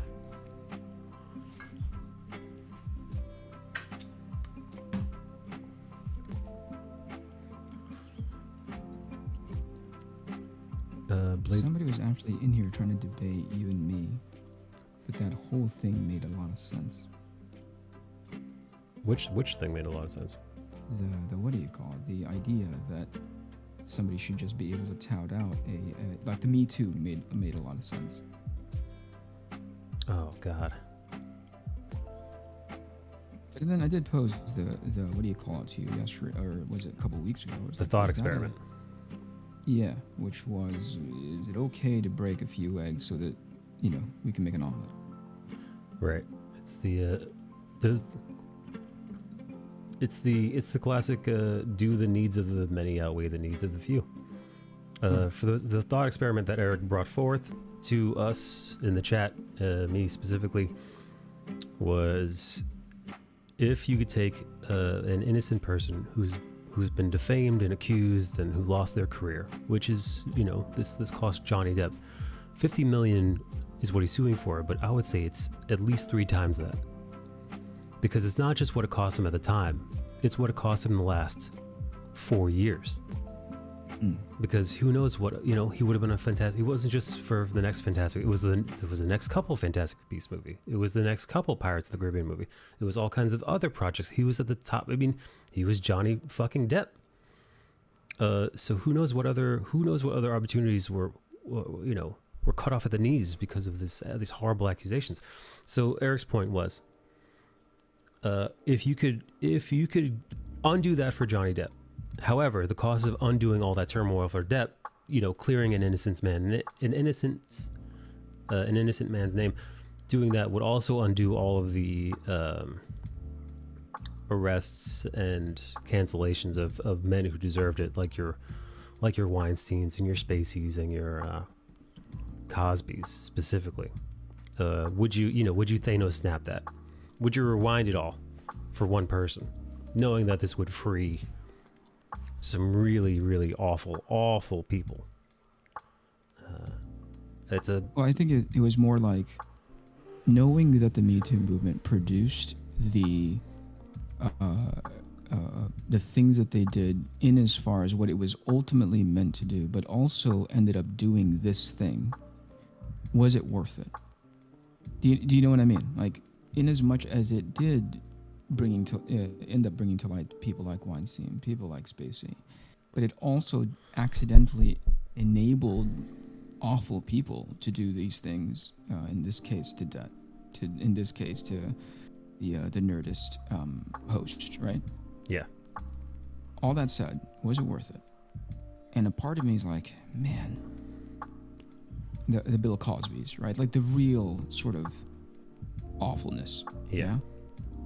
And I'm like, and that's only some that we can, sort of like point to off the top of our heads. I'm sure we go searching on the internet, we're going to find a ton more, and it's all bad, Oh, yeah. But then you get cases like this, and you go like, is it worth Johnny Depp going through all of this trouble, or people going through all of this trouble, all of this cancellation? But it did end up, putting the wrong people in their place. It did end up stopping. I'm like, I don't know. Yeah, it's a well, gun to my head, I'd say probably not, but yeah, it's an impossible call to make.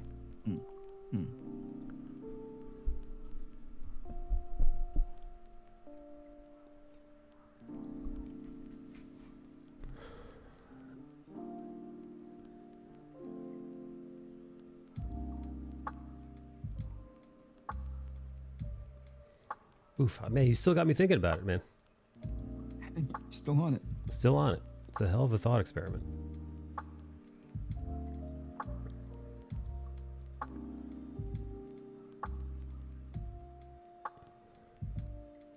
On a positive note, Pepe Larraz is back to join X-Men. Who's writing That's them? positive. That's only half see positive. who's- Let's see if he ends up staying. It's only a third. It's only a third positive bill. Yeah. Is it? I know. Is it Hick? Is Actually, Hickman's it's- back? Is Oh no, it's still Jerry. I can fuck up a series in 3 issues. Duggan.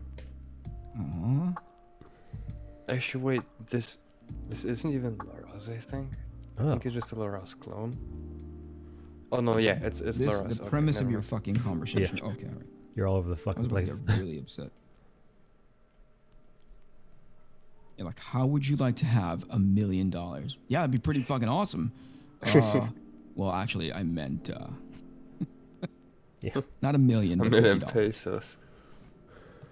Rum says hello, Bale. Howdy, Rami. Rummy Tummy. Back at it again. Hello, Rum. It was nice watching you do your art the other night. I decided to be a nice Twitch person and stop by Rum's stream. By the way, that night I hopped in a couple of various streams, a few friends. I didn't really say much to anybody. What's the big takeaway? But you know what? I remembered. I actually saw a girl streaming. Never seen her streaming before. Probably new. She was making some cool art. I thought, hey, art that doesn't look like shit on Twitch. That's news. So let me take a look. So sure Did enough, she have her tits out? no, actually, you know, like again, her art was her art was good enough that she didn't have to show her titties. So I'm in there. I was being nice. I was like, oh hey, I think I said like, oh hey, she's pretty good, something along those lines. And then immediately the moderators or the chat was like, don't call them's a she. Oh god. Them's a they them. And then the streamer was like, Was it aggressive? Was it like they were adamant, I'll say, on getting moderators? on getting the pronouns correct. I mean, you know how Twitch mods are. Right. So then I thought, what the fuck? And then once the streamer saw that, they said, oh, you know what? My pronouns aren't in my bio, so I really should change that. I'm like, what the fuck, man? I'm like, how the fuck you want me to fucking read your goddamn mind, you stupid fucking retard? I'm in here. You don't even have. How the fuck is somebody supposed to understand? You're very clearly. I'm like 90% sure this is a biological woman. You know, like I would put it all on. This is a Is biological she from woman. California? I don't fucking know, dude. They could be from anywhere. But yes, I was like, yo, what the actual fuck, man? You're gonna jump up my ass for not using your preferred pronouns. You don't even have your pronouns listed. How am I supposed to read your fucking retarded mind? How am I supposed to know? It's not anywhere in the fucking chat. Was she as aggressive? Did she back up her mods and it was just as aggressive? She wasn't as aggressive, but she was How was her conduct? very, very dismissive. Like, oh yeah, I should probably put that. And it's like, yeah, no shit, dick. If you're gonna have your moderation team be that kind of aggro about it, that you get this right, get the pronouns right. You should probably tell people what the fuck they are, stupid. Especially when you're fucking presenting as a very much a woman. Like, again, everything about there was no androgyny or any of that stuff. I got none of those vibes. You know, because you know what I'm talking about, right? Every now and then you see somebody and you're like, is that a you know, let me err on the side of caution here. Let me look it up and see what everybody else is calling this person. Like when people walk into your stream. Yeah, exactly. They're like, what is this androgynous homo doing? Who's this lesbian? Yeah. Remember that scene from Endgame where they were zapping Ant-Man into different versions of the past? Yes. And he would come back as like a baby and a regular person and an old person and whatever, you know? Yeah. And at the end of it, when they finally got him back, Hope turns to Black Widow and goes like, time travel. Yes. Right? To basically say like, this is what you guys signed up for. This, Right. this level of randomness, this level of like chaos, right? Yes. This is what it's all about, Similar to the spirit of that, I turn to you now and say, Twitch. Yeah. Yeah. No, Yeah. That's exactly what in my head I'm like, this is the price I'm paying.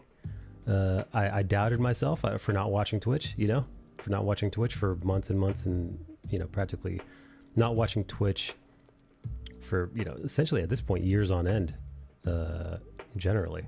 It's like, I doubted myself for a moment and this is what I get. You had that coming. I was Charlie Brown and I got Lucy'd by Twitch yet again. And it's on me. It's fucking on me. Hey, listen, you're my friend. I would back you up amongst many things, but the fact that you're surprised by that entire interaction, that's more of a call of like, oh, you forgot. Yeah, I forgot. you haven't been slapped in a while. Yeah, that's right. Maybe I won't be slapped this time. Let's go out. Yeah, immediately slapped. I come back in. I remember now. I'll be good. I'll see you around Twitch. See you in another couple years before I forget again. Got slapped again. Like yeah. You walked into the slapping house. It literally says it on the front door. Yeah, they're still slapping you in the slapping house. Let me see. Oh yeah. Oh yeah. Okay. Who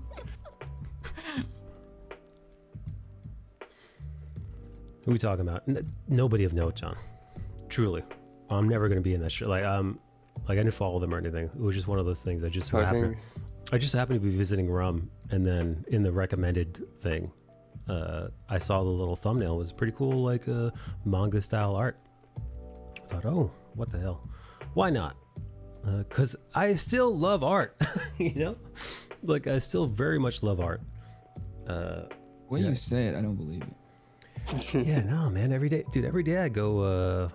I check my Instagram recommended. I go on Twitter. I check Pinterest. I look at art being made on TikTok. But goddamn, man, you joined in after my haven't thought to check out YouTube live streams of art. Well, There's such things. YouTube's discoverability sucks. YouTube hasn't just figured out how to fucking promote live streams yet, which is unfortunate because once they could do that, I think Twitch's days are numbered. I already think Twitch's days are numbered, but that's based on the mismanagement of Twitch itself. Like that's from Twitch's own doing. Because even most recently, within the last week or so, YouTube launched raids. They don't call them raids. They call them. Oh, they came up with some cockamamie word for what their version of raids are, and it sucks. But yes, YouTube finally incorporated raids, but the system that they created is horrible.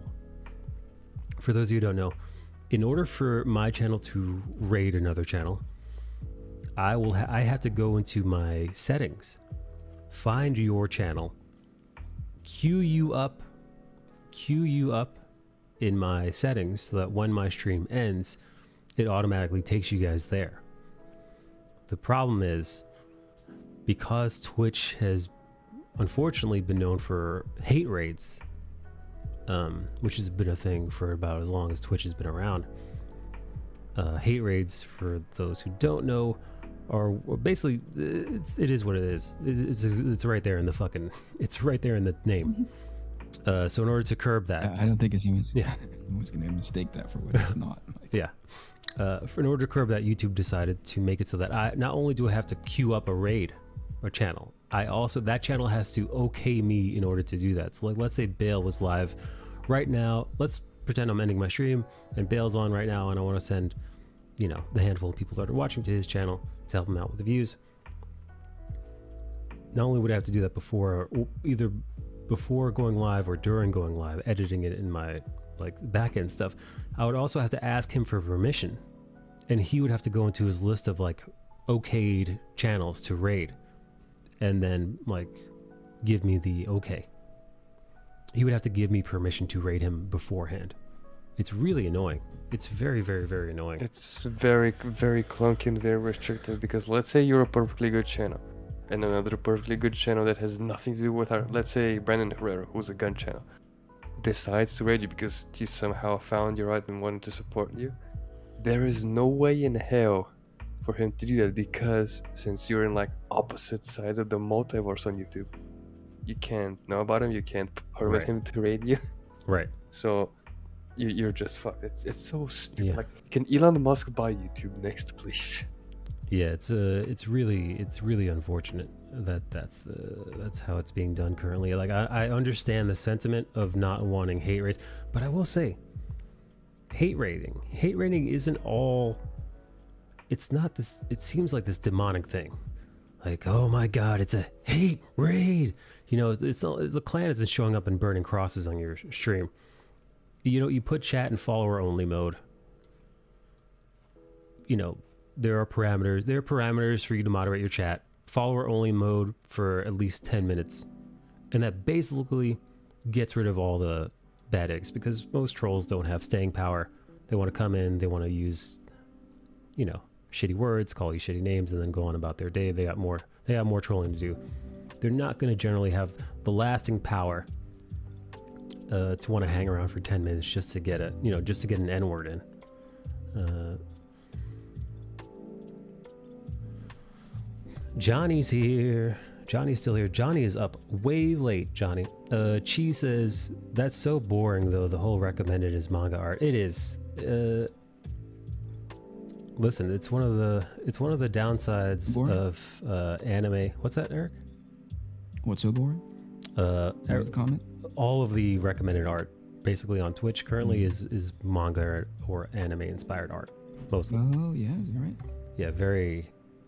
It's kind of the downside of Japanese culture being so prevalent.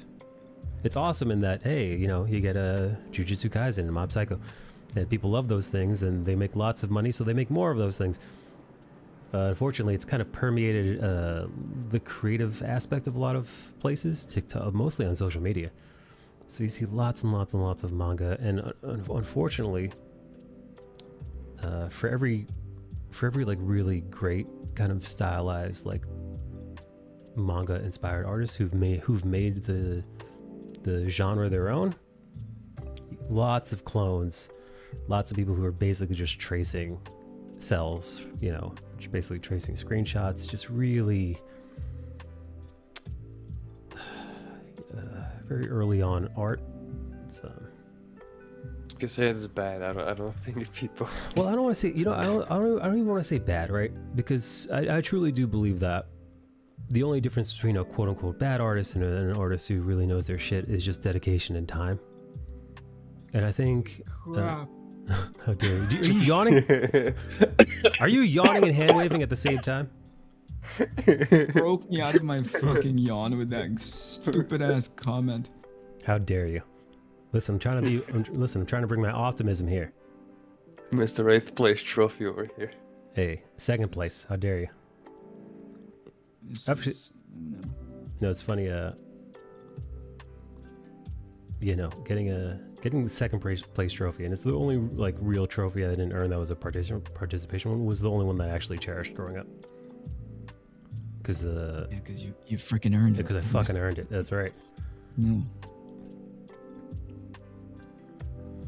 I think I might have had like All a right, third place you were one time. making a point. That was a weird Oh. point. I don't know if I would have ever considered you. It's weird afternoon, man. You're just talking about like, what did you say? Cloven and I can't remember even the term now. I said betwixt the cheeks. No, that's not it. Cloven I and don't twain? remember that one. That's what I said? Oh yeah, that one. Oh my god, that's awful. And then this other one. I don't really think anybody is bad. I just think like, what? How did you complete that sentence? I checked out. I was like, this is such horse crap. You guys What don't did think that? I truly think that. What? I Say it think again. that the only difference between a professional high-end artist and an amateur artist is just time and dedication to the craft. That's all No, I that's said. not what you were alluding to. You were That's alluding that you don't really believe that there's any bad art. That it sucks. No, that- and that's the shield that you put Perhaps up I worded it to wrong. say- What I meant was what I Alright. just said. Yeah, It's just okay. time and dedication is the main factor in between where you are and where you could be. as far as professionalism and craftsmanship. Oh, okay. All right. That I can get behind. But Yeah. as far as like, I won't say. I won't thought say. I thought you were shielding it from like, oh, you was using it as shield to say like, no, there's not really any bad art. There's just a person in their journey. Like, no, there's some awful stuff out there. There's some pretty awful stuff. Well, we had this Yeah, I conversation. think the worst way I've heard of this being shielded, like there's no bad art, is saying someone has an indie art style. I'm like, you can just call him an amateur, mate, or a rookie, or whatever. But I fucking hate it. Oh, he has an artsy indie style. I'm like, nah, mate. Right? Well, I mean, listen. Some people do have an artsy indie style, and it's weird, and it doesn't quite fit right.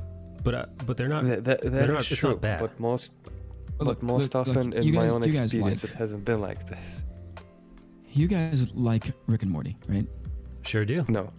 How dare you? So the art style, how would you describe that? Is that polished?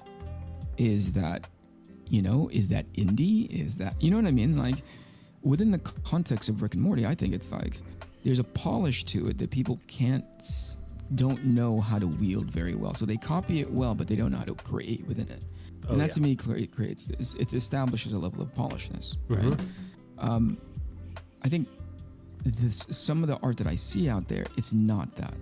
No. A lot of it is still sort of like at the beginnings of, well, some sadly near, they've been doing it for 5 years and there just hasn't been any, 10 years hasn't been any growth. But some of them are like, oh yeah, you're early in your career, so I understand why it looks the way it does. It doesn't make any, like, it effectively gives it an excuse to say like, oh, this is the beginning. Everybody at this stage goes through this really tough. Oh no. What happened? I turn it into the thing that I'm going to turn it into, right? I get that. It doesn't make it good, What was that? What was that noise? You were I think dropped in it. Discord just booted you. You were in AFK for like 2 seconds. I brought you back quick. You know why? Because when my computer screen switches, when a screensaver, the computer goes like, yeah, you're not anywhere. Oh, that's so funny. The Discord screensaver goes up. Discord's like, get in AFK. Yeah. No, we heard what you were saying though. I think it's you know what it is. It's the Mignola effect. At least that's what I've termed it in my head. For those of you who don't know, Mike Mignola, legendary fucking artist Mike Mignola. You put some fucking respect on his name. He can draw, if he wanted to, very classic comic book style, very highly rendered style. If you looked at his work, you could clearly see. And he chose to hyper stylize his work, but so the untrained eye, you might see, oh, that looks very cartoonish or simplified.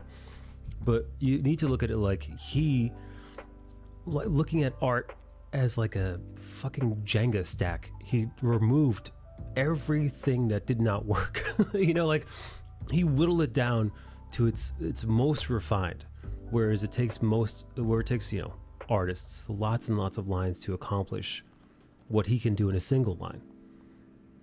That is from sheer expertise. Now, what ends up happening, to Eric's point, Eric used Rick and Morty as an example. You see simplified artwork and lines, and maybe it's manga inspired or anime inspired, right? You see just a handful of lines, and you try to emulate that. But mistakenly, you're emulating the end result, and you're skipping all of the work that it took to get to there.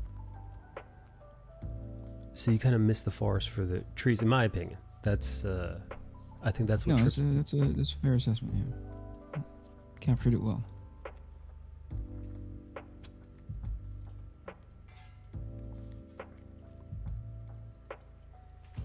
What's up, Scully? What's up, Nikki? What's up, Rummy Tummy? Hey, Sculby's here. Is your microphone working? It's always it's a crapshoot whether or not that mic's gonna work. Give it about 5 minutes, and then we're gonna hear. There it is. There it is. That's what I was waiting for. He likes to keep us on our toes. Yeah.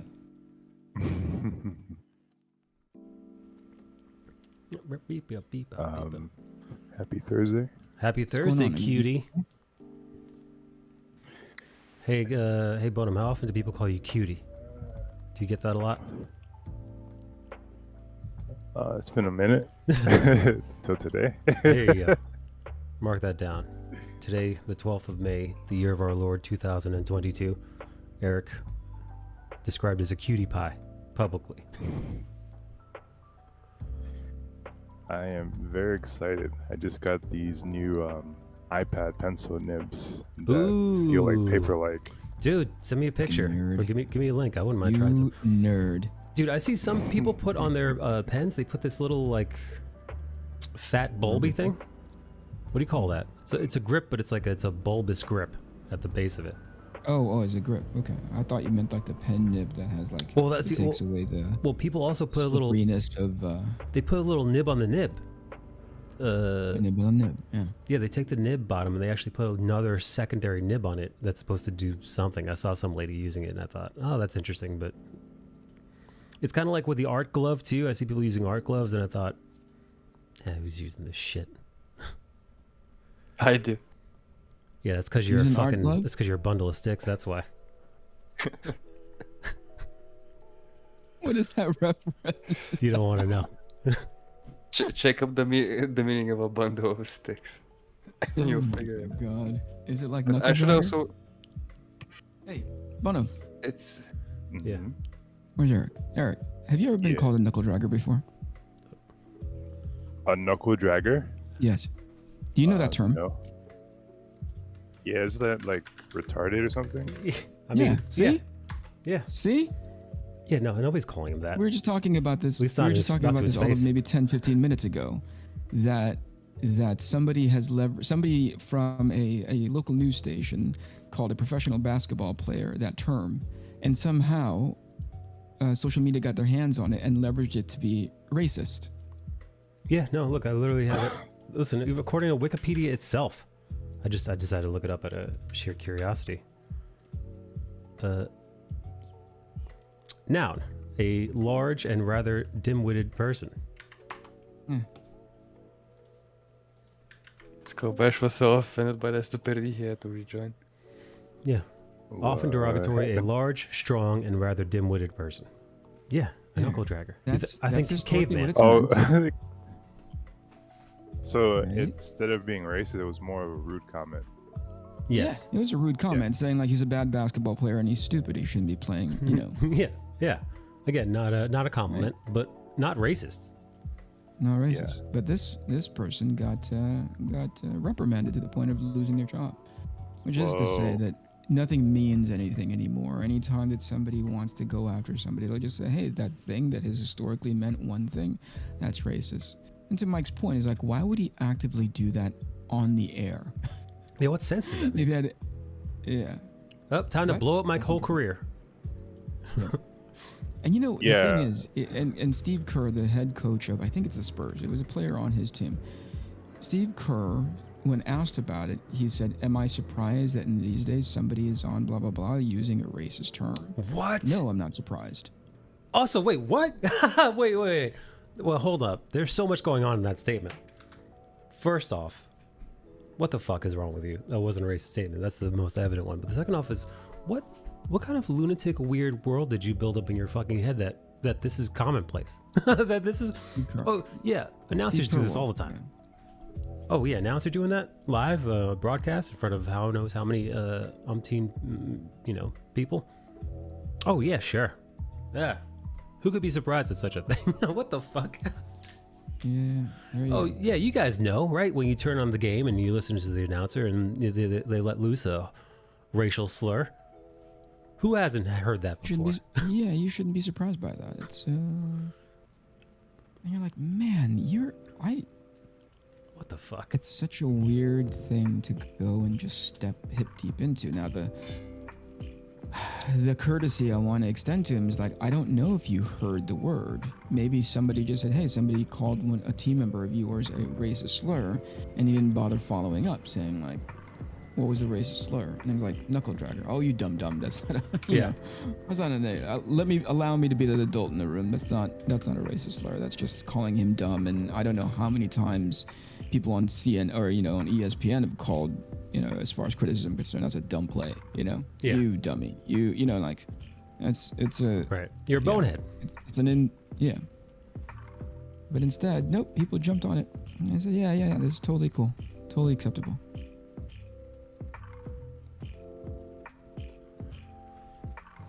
Oh, all right, yeah. Dropping that Amazon link, and then cheese. Nice work there, buddy.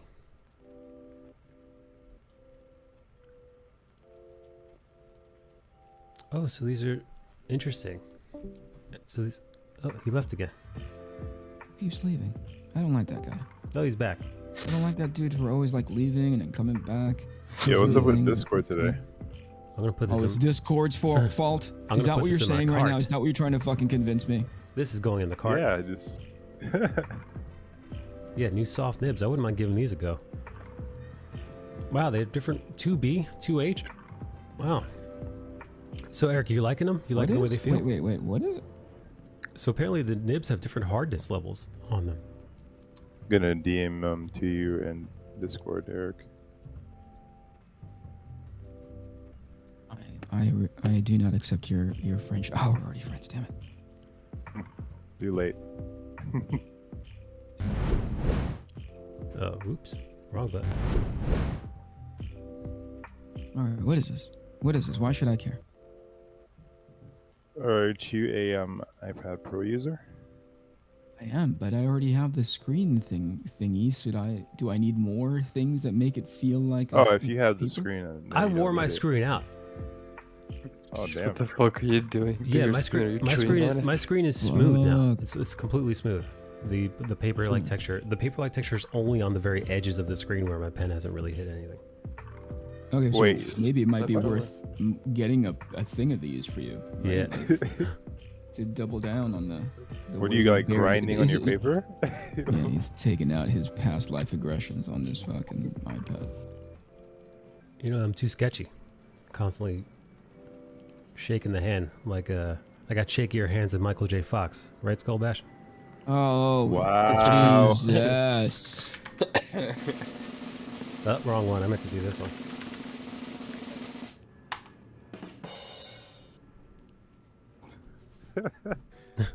He did not learn from this knuckle tracker remark. Well, I didn't call him a racial slur. You know, you can't call. Oh man, you know, I don't even think I can say it. You know the term saltine cracker. If you take out the saltine, that's the term you can't call white people. Somebody got banned for it. You can or you cannot? Cannot. Can I say it though? I don't know. Maybe As you the know, token you, whitey in you the know, group. you know what, white man? off. You can't say it with the hard R. I mean, I've never said it with a hard R to begin with, because I grew up on fucking Chris Rock comedy. So you said it behind closed doors. Yeah, he only says it when he's singing Michael Bublé.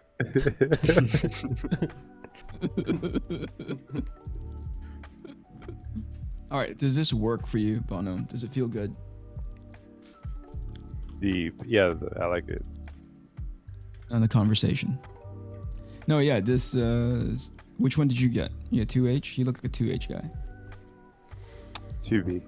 Oh, Yeah. Listen to you old softy. Mm-hmm. That's the only time you're soft, right? Stop. Add to cart. All right, I'm adding to cart, man. Try it out. I think a little pricey, but it's pretty worth it. well, they last a long time. Or at least they're The way supposed you to. bear down on a crazy person. Well, you know what's funny, man? I actually wore down one nib. I had to go to the Apple store and get new nibs because mine, it was down to the metal. The metal part was showing at the bottom. What? Oh, How hard are No you pressing? wonder your screen is fucked. You've been drawing with like a metal on your screen. Listen, for, it's like, not the my past fault. 4 I've got months. strong, manly hands. I draw like an Yeah, I draw don't like an think animal. that's it. I don't think that's it. That's impressive. That's never been heard of. I don't encourage him. Cola He- has he the like- Packer he driver bore strength. down so hard the fucking metal starts sticking out. And here's the part that's completely on brand for Mike. He knew that there was metal sticking out, but he was like, "Nah, I'll take this out for a couple more rides." I thought it was fine, but then it just stopped working. And then the Apple guy was like, "Dude, the metal's showing." Because I thought the pen was broken at first because I'm so stupid. I went to the App Store. I'm like, this isn't working. But then in my defense, he tried it every different way. And he's like, you know, your pen isn't working. And then that's when he just so happened to look at the nib. And he's like, whoa. Yeah, the guy was like, this guy can't be possibly this stupid to have worn down his nib and not have noticed it. So, well, you he know, didn't notice it at he first. gave you the benefit because of the he doubt. extended you the courtesy of smarts, Michael. Yeah. I think you're the first one to wear down a nib. I don't think so. I don't think so. Hey, I should John. look into getting one of those grips too, because I have that bump on the side of my middle finger knuckle from squeezing too hard. Oh, really, dude? I've seen Kim Jong Ji. I've Kim had- Jong Ji's one is so big it looks like a secondary finger. Eric, do you have one? I don't have that. Yeah, dude. Mine's not that big, but it is. It's been there for like a couple of years. Yeah, I now. press against the middle finger top knuckle. But Yeah, you have it too. It's just not as Kim Jong-il's. Mine's probably the same as yours. Like it's just a bump. it's just the knuckle, no? John, Eric, show us yours. Eric, pull your glove off. Oh, hang on, I'm All getting right, hold on.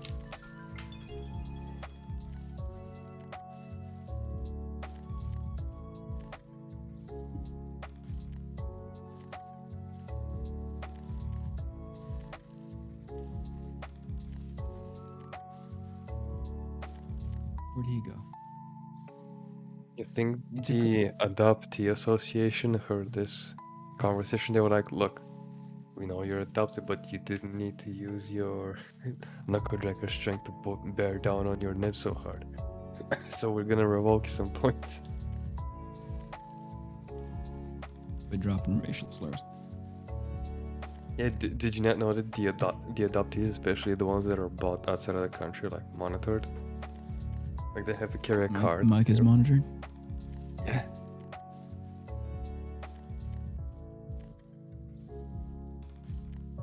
I don't know if they're gonna set him off again for all his misbehavior. Wait, what? You're setting off what?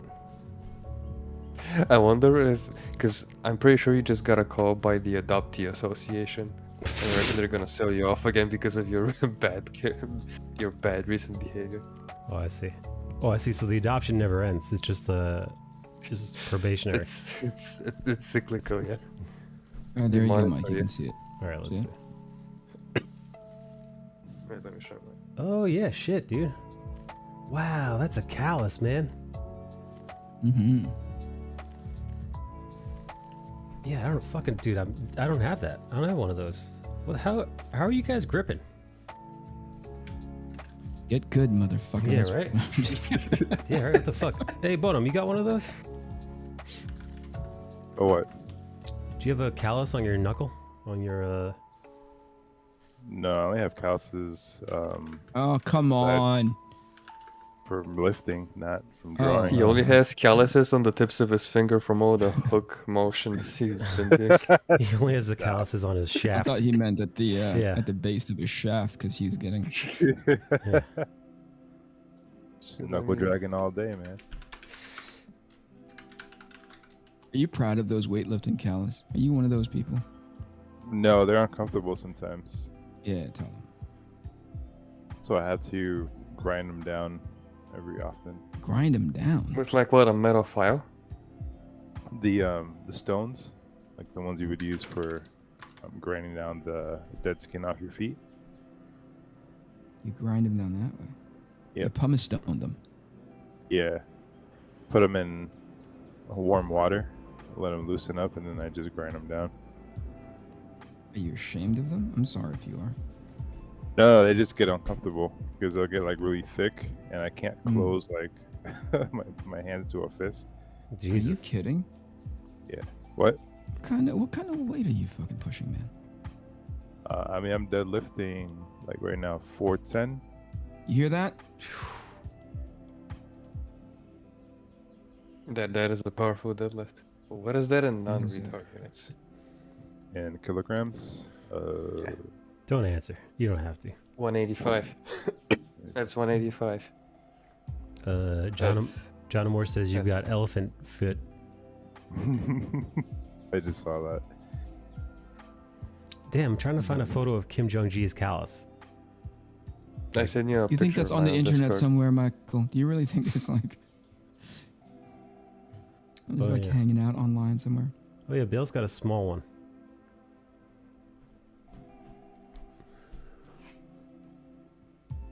Bill, you've got dainty ladylike fingers, man.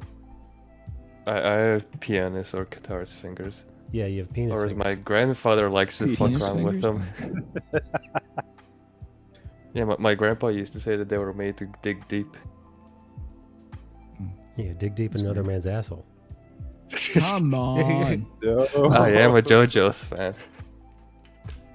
Come on.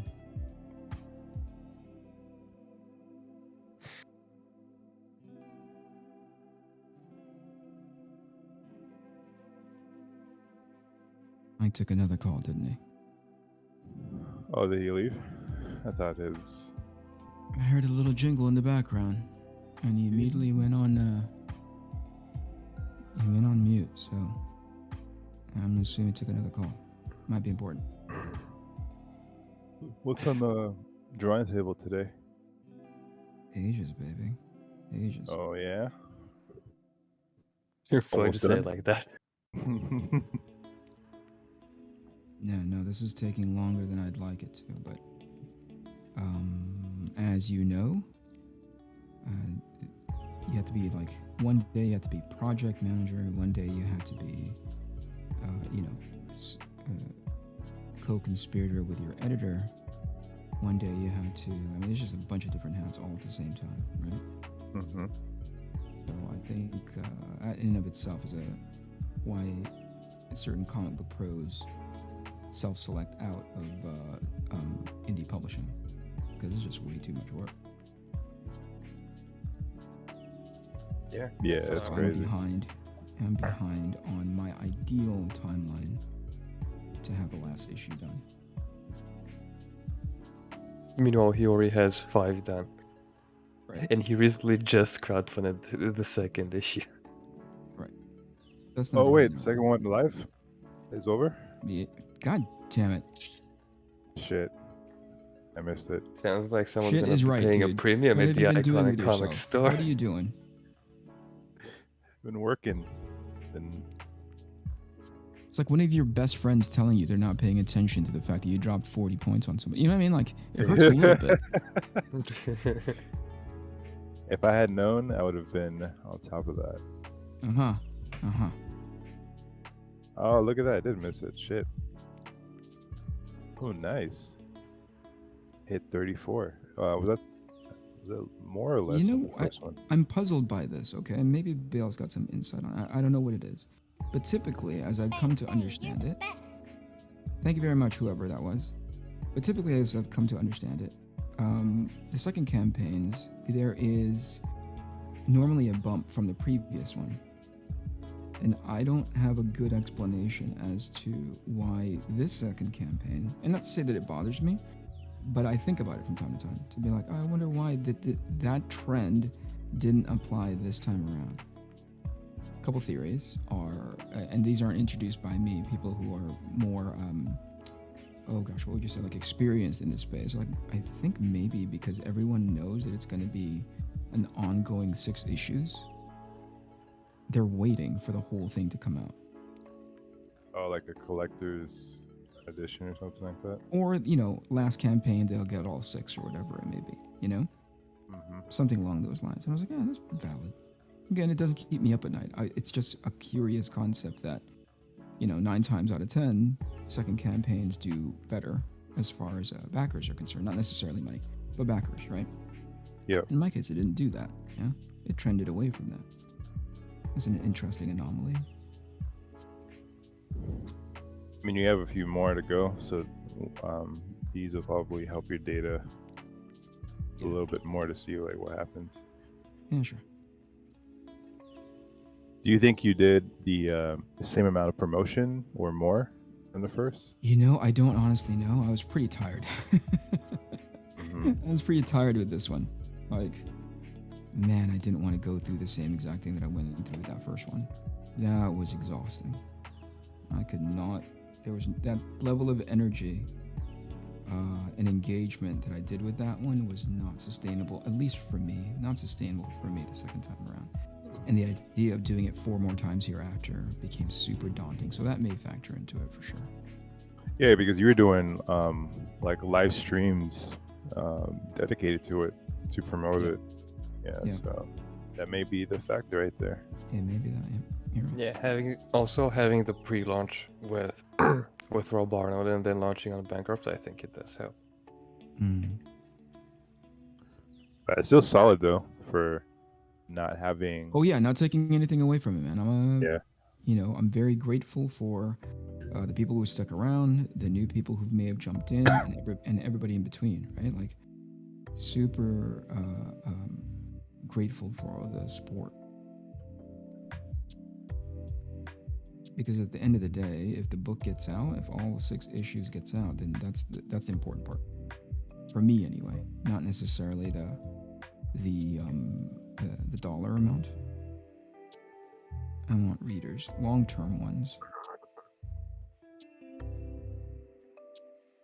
Is there any way to find out if you have returning customers? Yeah, it's easy. You can get the CSV file that you can contrast in a previous campaign. Basically, in an Excel sheet, you can populate it and you can see where the crossover is. Yeah, that'd be cool to see. See the loyalty where it lies.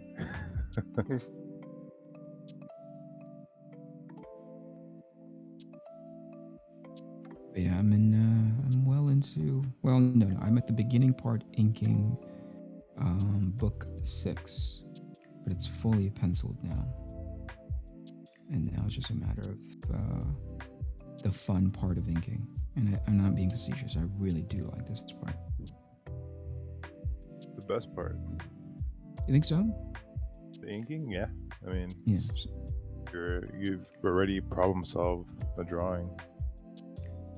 And now it's just kind of like. I'll still run into a buzzsaw. I'm like, ooh, that looked better in pencil. I've come to not. So what I do now, I draw them on a light box so that I keep the pencil, and it's like its own entity on its own. I'm like, oh, okay, that has like really cool marks. I can't replicate it in ink, but I still have it in pencil. Yeah. You know, the thing is, whenever I do something in pencil, right, I am often thinking about how to execute it in ink, if that makes any sense. Like, I never look at the pencils as like, oh, that's the thing. That's the, right? Like, I always have ink in mind, or at least in this case, because I'm not really traditionally inking. I have the final execution in mind. And so sometimes I get so haphazard with the decision making in pencil because I'm like, oh, I want to fix that in ink, you know, kind of like, oh, I'll fix it in edit in post. And I don't put enough thought and diligence into making it tight enough so it doesn't fall apart on execution. You ever get that? I used to, but like now when I pencil, my brain kind of flip-flops between like rendering and like, okay, these are the marks that will get inked, and then when I ink, I kind of disregard like a whole half of that portion and just go into inking. Oh, interesting. Yeah, I'm still torn. People, like, they're different processes, man. Wait, shit, man. Yeah. You guys are talking about something cool. What'd you ask Bonham? Nothing, dude. Anyway.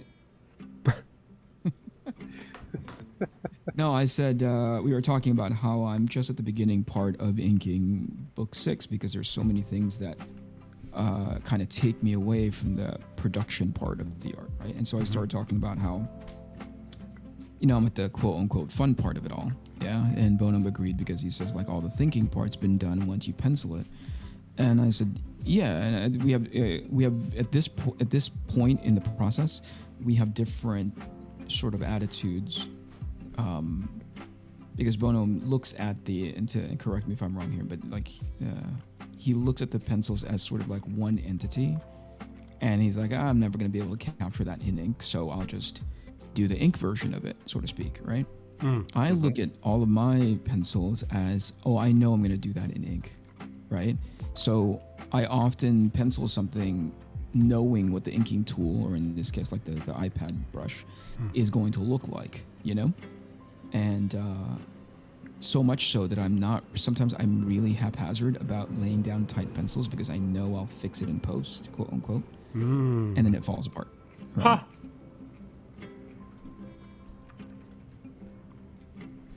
I've done that before. What's You give future you too much work to do, or Yeah. you overestimate your That's the perfect way future to- use capabilities. Yeah. Yeah, especially when deciphering your own scribbles. Like the dumb thing I did with Force is that I had a lot of 80% pencils where they leaned more towards thumbnails than finished pencil pages, and I was like, I can ink off of that. And boy, was I wrong. Well, depend. For me, I know where you're coming from. For me, it's what is the level of fidelity that image needs to be once I start inking. So right now I'm inking like a super duper wide shot where the entire team is standing, but it's so small that I don't have to get finicky with it, right? When you like land splash pages and I'm just like, oh, here's the light source, and I rush through where the shadows are going to fall. But for me, shadows have a really great energy to them depending on where the light is coming from, so I always try to capture that, you know? So me just kind of like randomly scribbling in a direction, and then once I start inking, I'm all like, okay, yeah, so that's still right that the shadow is there, but I lost that, opportunity to really plus up where the light source is coming from so that the pencil stroke goes in that direction, So it's those kinds of things. What the level of fidelity is, how small it needs to be, how much detail am I putting, how much information am I not putting.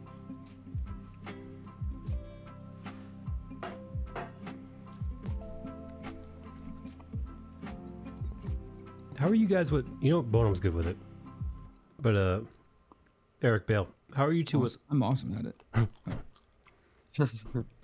spot inking? Like just stuffing fucking your face again. just block inking, just like this whole area black. I mean, wait, I think I can show don't you think the on those page. terms. How do you think?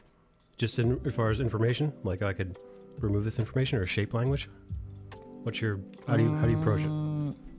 Like are you talking about like areas? Yeah. What's the best way I can explain? Like, wait, the question is, how comfortable am I in just like dropping black into a space? Is that what you're saying? Right. Well, let's look. Mention him earlier, Mike Mignola. Like the way that man, just he uses, like the shadows are their own art. Yeah. Yeah, it's the how much information can I get away with, right? Yes. Which is like how much of the bare minimum, and that's not derogatory, that's not dismissive. It's like how much information can I omit before it stops communicating the thing that I want it to communicate. Exactly. Right. Yeah, no, I don't think on those terms often. It's like if the information is there, then the information is there, right? Like I need to be able to communicate that this side of let's say the cube, right? This side of the cube needs to look like it's this side of the cube, as opposed to the top side, as opposed to the bottom side. So I don't go through the exercise of omission and to the point where just right before it becomes illegible. Yeah. No. Yeah, it's like a mixture of design and lighting for me. Are you a lighting guy, Eric? I try to make it simple. What about you, Bill? It's a melee. And I'm going through my recent work, and it's mostly, I think it's like 70% lighting, and the other 30% is me trying to be designing using silhouettes or purposefully using a lot more black to hide something, like say a review of a new character. But it's mostly lighting so far. I would like to use a lot more blacks in a non-lighting fashion, like be more an idea more Mignola-esque, because I really like how he goes with his choices. But here's the thing, I want to know why Mignola. Or Magnola, depending on how you pronounce it. Because I really like how graphic and how he hides a lot of information, but he gives you also more than enough to know what's happening. I would like to do that from a place of understanding and not just me dropping hands I don't know how to draw in silhouette.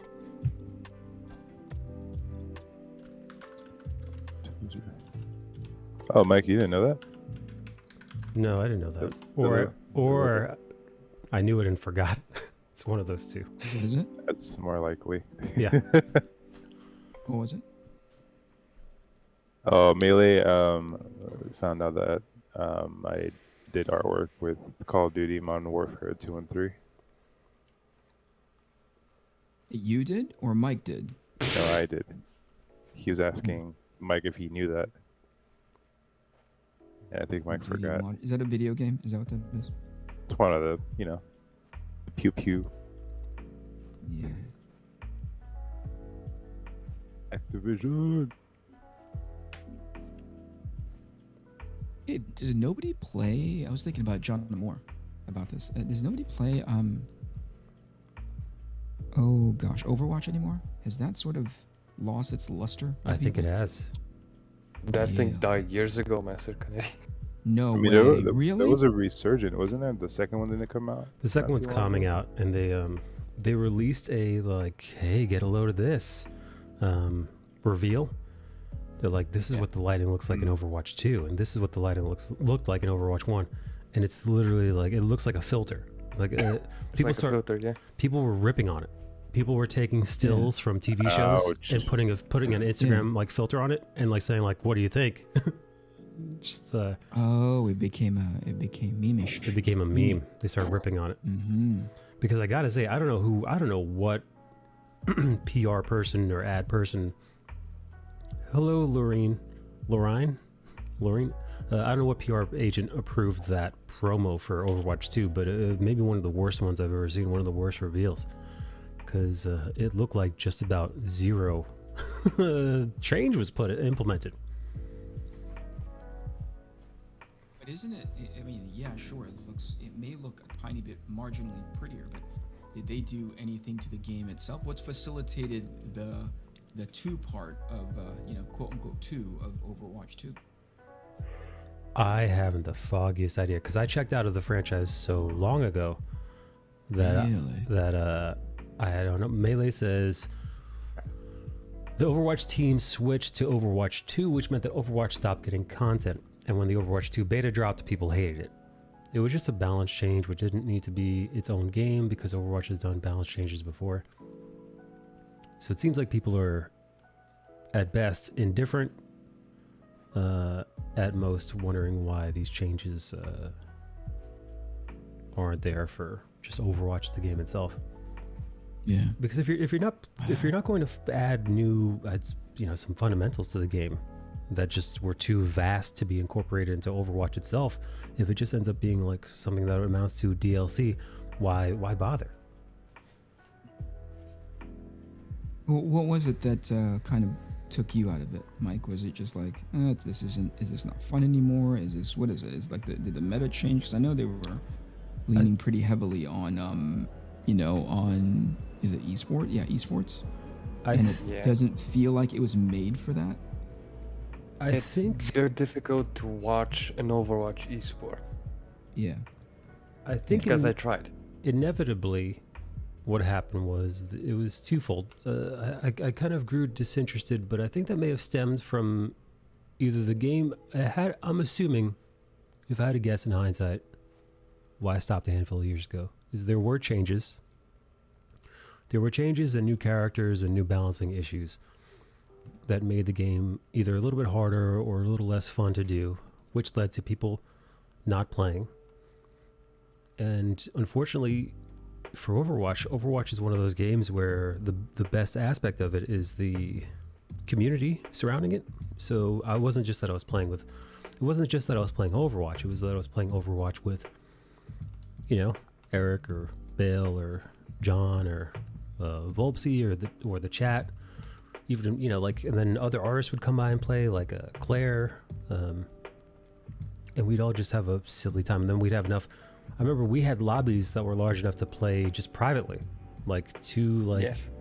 At the end, we were playing like 6 on 6 teams. 6 on 6 I think we even teams. had people who were like on like a waiting list. Yes. Yeah, people would have to like wait to get in the next game because there were so many people looking to play together. And then, but then once they made changes to the game that were enough to like actively harm the enjoyment factor of it. Dread Crew! Thank you for the 10 spot. Yo. My favorite Fin Dom. I forgot about her. I wonder what that crazy old broad is up to these days. I don't wonder enough to look, but I do wonder-ish. Hey, cutie pies. Hey yourself, cutie. Yes, but that's kind of the nuts and bolts of it. The game became less enjoyable. People left because it became less enjoyable, and then it proceeded to get even worse. The problem was exacerbated once people started leaving because that was really the only thing keeping us there.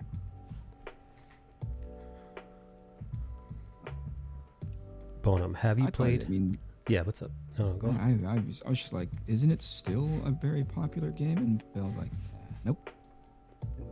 Been a while. Yeah, I'll drag you in, buddy. Been a What were you very asking long me?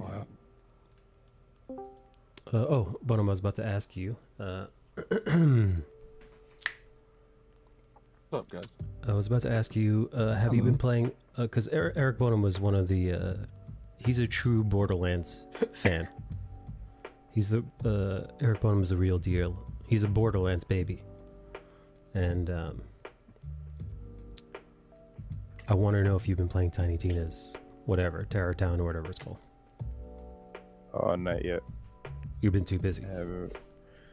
Yeah, I really wanna. I got a meeting at 3. Let me excuse myself. Oh, okay. Who just walked in? Was that Jin's voice I just heard? What's up, Mm, Melee? No, no. it's me, man. Yo, man. Hey, Oh, what's hey, up? man. No, it's our favorite How's it going, transracial guys? Korean. It's a Nerditude. Yeah. Oh, boy. I will say nothing to make any comment on anything you just mentioned. Because I'm not going to get canceled today for that. He's too. I kind of he's want to too stick around white because and Matt stepped cis around and that straight. landmine so fast, dude. He just fucking. He just somersaulted over it deftly. Well played, friend. I'm agile for a big guy when it comes to words. All right, gentlemen. I'll see you. Yeah. Later, buddy. See you soon, man. Later, Master Kennedy. Oh man, I got more early streams. More early streams, baby. This is fun. Getting on around like 3:30 is it's a good time. And then we got Bales back in here. Bonham swinging by. He's swinging his big dick around like Mjolnir. Good for him. Yeah, that's the thing about his dick. Only the hottest of bitches can wield his schlong. Most can't. Oof. It's almost like Let she who be worthy. It's the sword in the stone. Can she pull it out? Are you worthy? Like Thor's hammer. Or, yeah, you're worthy to lift it. On your knees, wench. Yeah. Prove yourself. Yeah, whenever. That's how Good Bottom villain. tests broads for threesomes. Like he puts it in another girl, in the first girl, and he tests the other to pull it out. Are you worthy of wielding the sword? Instead of being if you're worthy, it's if you're an 8 or a 9. I don't know. Yeah, they said the last time a woman put out his dick out of another woman, she was crowned Artoria, king of. What was that kingdom? Wakanda? No, King Arthur's kingdom. Stupid. Since when are people pulling out swords to be crowned king and queen of Wakanda? Hey, you haven't seen the sequel yet. You never know. You don't know where Marvel's taking the You know franchise. what? You know what? You're right. You're right. Without Chadwick, they're going totally wacky directions. They're getting real weird with this. I think I'm He watching the really wrong was Black Panther. He was the heart and soul. Black.com presents Black Panther. Yeah, I was gonna 2. say you were watching Black Panther. Oh man. Thank you so I much, just Dread. checked your favorite website just now, Booba TV, Oh, I forgot and about Boo. Yeah. it's all ear licking. That's Oh, of all you course it see. is. Oh, there's a reason for that. Let me see if I go to Booba TV. Oh, you're right here. I could show this. It's on Twitch. It's on Twitch, so I could show it. And I don't know if I could show it on YouTube, but let's roll the die.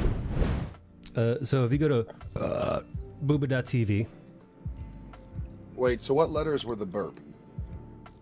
the dot. Oh my, what is this? So these are all the Thirst Trap Twitch streamers.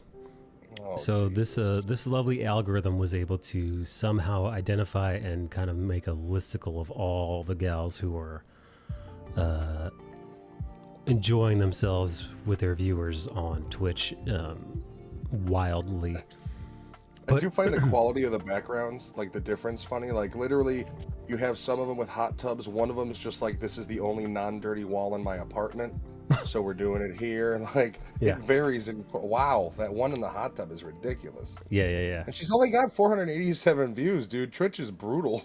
I know Twitch is, dude. Dude, the ones that are at the bottom are by far the, I don't want to say the saddest, but the Like least happiest. 50 viewers. Like literally 37 viewers to stand in a hot tub and look Yeah. like that. 37. You swap out the dignity for, you can't even break 50. Right. You haven't even sold your soul for a decent payout this month. Like, No, what are no. you doing? Yeah. So, One of them's at least playing, what is that? Valorant? well, is that Valorant? Anyway, so it's hit or miss. Some of them, like this one, you wouldn't really call like, yeah, you could see her, but yeah, there's a little cleavage, but it's not like there are way worse, or there are way guiltier ladies when it comes to thirst trapping. But the reason, Bonum, why the tub is so few and far between, it's because there was a gal recently, or a couple of gals, Twitch just out of the fucking blue decided to start cracking down on these ladies. Oh. Sorry, I just let one rip, so I had to mute myself briefly. Anyway. I like how it's like I muted myself, but then told everyone. Yeah, I want you guys to think about it rather than hear it. It's Inception, but disgusting. Anyway, so Twitch started actually like the fucking like the DEA, like the fucking like ATF just kicking your door out of nowhere. These gals thought they were in the clear. These young ladies thought, hey, I've been streaming from a hot tub for like a year now. We're all good. Not good. Out of nowhere, Twitch is like, get off. There was one girl banned twice in a week for doing a hot tub stream. I forget her name. I don't care what it is. But she was like, Twitch, what the fuck? And I gotta say, as much as I don't care for these streams, old Scamaranth here is able to get away with it with 10,000 viewers. She's able to get away with it fine. So why aren't other smaller streamers able to get away with it too? And when you compound that with Twitch making them their own category, Twitch decided to make a hot tub category for these ladies. Is it the fact that maybe she's perfected it? Like, she knows exactly what her angles are going to show, and did any of these other ladies perhaps, was there a moment in the stream where something more was shown? Because I know Twitch also has a lot of weird shit with the language. So, like, I don't know if it's like, they may and more than likely are probably singling smaller streamers out, but if not, is it a thing of like, Amaranth, as much as I don't like these streams, did she perfect it to a point where the others haven't yet, and that's why they're getting caught up? I'm gonna be honest with you, I don't know the specifics, but apparently, according to this Twitch streamer, she's been doing the same stream that she's done for the last year or so, ever since Twitch allowed these channels to do their thing. Now again, have issues with it or not, Twitch decided to give this the thumbs up, right? So regardless of our own opinion on what these streams are and how they may or may not be detrimental to the platform at large, Twitch gave it the thumbs up, said, "A-okay, just get in your category and stick to our rules." I gotta say that's bullshit, man. If she was doing what she said she was doing, which is the same exact stream she's been doing for a year, and now they're cracking down on her, that's some bullshit, man. But also, by the way, par for the course for Twitch. Twitch is known for doing shady and weird shit like that. I mean, I decided to go onto the website and click on them to see what they're doing. The one with that's like just the white wall, she's literally doing an ASMR where she's just licking her microphone. Yep. Wow. Shit, I just got Whoa. gifted a sub from one of them. Boy, we really are a dumb species. You got God. Oh, gosh. Shit. You walk too close to the sun there, buddy. Sims be simping, baby. Oh God. Now you bear the mark. How was this stream? Amaranth has like her and 2 other girls. They're Well, like back that's a to back. VOD. That's not even the actual stream. She's changing her bikini. Wait, Amaranth isn't on stream technically right now? Is that what you're saying? Well, in the corner of her stream, it shows this is a VOD for your enjoyment while I'm changing my bikini. Oh my god. God damn it, dude. Oh no, she's in the tub with 2 other girls, and they're like, it's like Get in the tub. you'd have to see it. Yeah, they're on a floaty device. Yeah. What back I'm to saying back. is I don't think this is even live. Because in the corner it says it's a VOD while she's changing. So I think this is just like a previous stream she did where she's using it as a placer card instead of while she's not actually on camera. Oh, I see it now. Previously That was on blocked. Scammer. I mean, but look at this though. Like you can't get away with this sort of angle on primetime TV still. Yeah, no. Twitch said, hey. I'm loving You it. want to show all your vagina curves and make some money? No problem. No problem. Hey, honey, it's vulva time, baby. Mr. Twitch up in the sky is like, you don't understand how much OnlyFans is eating at a fucking profit. We gotta do something. Let them do what they want to do, and then they'll get Bottom line, Polly. right. The viewers, they want tits. These girls, they want to give them tits. Let the people have the tits. Listen, Fucking love this. they want to grab him by the pussy. Listen, I'm not saying it's proper to grab people by the pee, but if that's what they want, they can do it for money. Yeah, I do find that that double standard quite funny, where it's like that whole thing was Trump trying to sound like a manly man, which to me, it's like you sound very douchey. Yeah, no, he sounds like a fucking cuckold. Yeah, and a beta. and then they use that like this is the downfall of civilization because Trump said this, and it's like, really? Because for $5 a month, I can see inside of you. Yeah, no, I never, honestly, I never understood that. Like, he was clearly just fucking being it. Like, you hear so much. Yeah, like, hey, like, this kind is of- just guy talk. It's like, no, that's rich guy incel guy talk. Yeah, no, it's the, I hate the, because it is technically guy talk, but it's hard to describe. Like, it's like, yeah, but that's what a guy says who's a fucking, like, no guy who's actually drowning in pussy says that.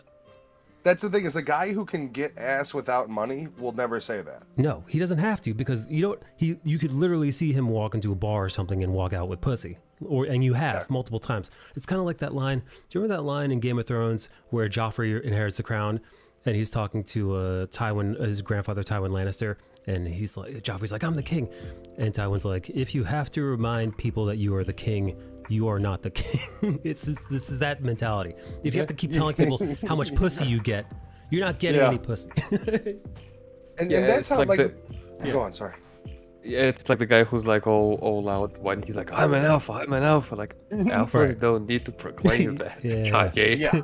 Yeah, it's exactly. And like, so when I heard that tape, it sounded to me to be very much of a person who's never like organically gotten laid. No way. Is trying to sound like he's a player. Yeah, he's concocted what he thinks a player would sound like in his head. Yeah, it's basically like I just grab him by the pussy. They just let you do it. It really was like the dumb kid had the smart kid do his homework for him, and the teacher was reading it like, no fucking way. Yeah. Nuh-uh. Let's see. If you have the tits, you want to sell the tits. Oh, I say, man, that should be a clip. That tits bitch should be a fucking somebody clip. Help with Procreate. Got any tips? Just the tips. What's up, Jake? Hello, Jake. You got to be specific, friend. I will gladly help if I can. I'm not a novice, but I'm not an expert.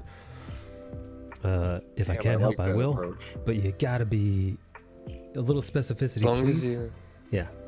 as long as you don't ask him how to maintain his pencil tip, Oh, because this boy. motherfucker eats them. Yeah, no, I chewed these fuckers up. Hey, Bonham, what do you think of this pose, baby? Where'd he go? Bonham? Oh, he's muted. God damn it. Yeah, he's plunging his giant penis in white women. Let the man be. He's pulling out. He didn't want you to hear the dunk. Well, you know what? Skullbash ain't here, so I'm going to give myself the seal of approval. This pose will do.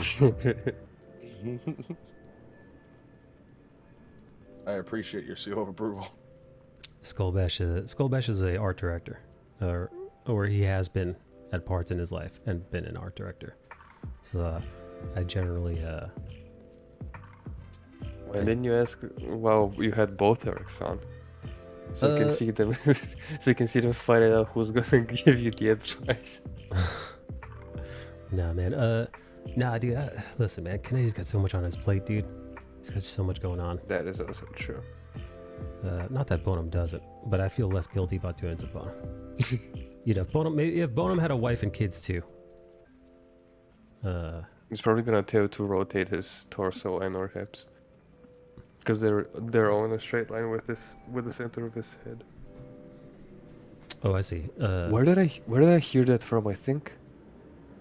Was it like a Frazetta comment? I don't remember where I heard that comment about the head, the torso, and the hips being like, 3 different things and they should be rotated. Was it? No, I think it was. What I generally do is I generally have them do the contrapposto, but there's contrapposto and then there's like contrapposto plus, which is what you said. Yeah, but there's also a rotation, I think. Was it the Bridgman book? I don't remember where I got this bit of information where if you're wondering why your pose is stiff, just rotate your hips and or chest and head, because they're 3 different pieces. Here, allow me to show them on the little dolly here what we're talking about. Are you gonna grab the mouth dolly? Oh wait, no, you have a body clone, I think. Yes, so. No, wait, don't you have a Spider-Man figure? I do. But on the doll, show me where it touched. This'll do. So yes, on the human body, when you bend down one way, when your body leans to the left or to the right, you can actually try this on your body itself. Your hips squeeze, so it's like a pinch. Think about a pinch. The whole body is. Here. Should things be popping and creaking while doing that? Absolutely. Yes. So. That's called life. So yes. See, pinched, and then what ends up happening is, the hips and the shoulders are kind of off to the side here, and the head is usually. So you get the plane of the head, and the shoulders are pinched tightly here, and the shoulders are pinched over here, the shoulder and hip. See, shorter on this side, shorter on this side, and this creates a nice. See, that's a pose, baby. That creates a very nice. You see it a lot in a lot of Renaissance. You see it in a lot of Renaissance images. You could point to the contrapposto in it. Now, I call it contrapposto plus, but I don't know what you call it, which is where you now rotate. So you rotate the shoulder back, that short front, you rotate the head a little bit, and you rotate the alternate hips a little bit forward. You put knee goes forward, maybe put the arm in front of the body like so, and now you've got a really like way more 3-dimensional pose. Do you see? So it's like it's contrapposto, and then it's even more so. And you can actually see how dynamic it's gotten. So Bale is 100% right. The hip is facing this way here. The shoulders are facing that way there, and the head is facing straight forward. But you could have the head facing any other way. But there's absolutely something to posing your character in this way. It creates for a much more dynamic image, and also allows you to do way more foreshortening. As you can see in the actual camera itself, you see how the hand is brought to the forefront. His left hand is pushed further back. etc., etc. Same thing with the legs. You have that disgusting thigh foreshortening that's almost impossible to get without reference. Yeah, so How many times do you remember to use these posable figures for reference? almost never. I Like, usually dude, I bought a. I usually just what was wing the it, to be brand? honest. I bought a Genji figure because it's super posable. Sure. And I'm like, you know what? I'm gonna use this for for reference because it has a stand, so I can play around with foreshortening and yada yada yada. I bought this thing 2 years ago, I think. Probably a bit, Yes. no, probably a bit more. If I've used it twice, for for posing purposes. Genji.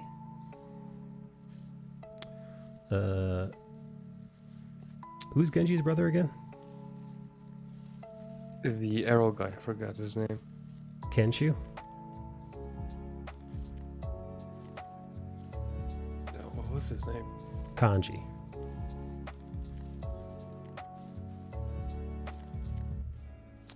I can yell out his ultimate, Yuryuga Wakateki no Kora, which is the giant dragon arrow. What about hmm.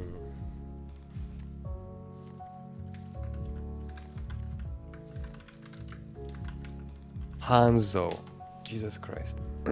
Oh. I remember the meme, but I don't remember the character. I completely forgot Hanzo was even a person.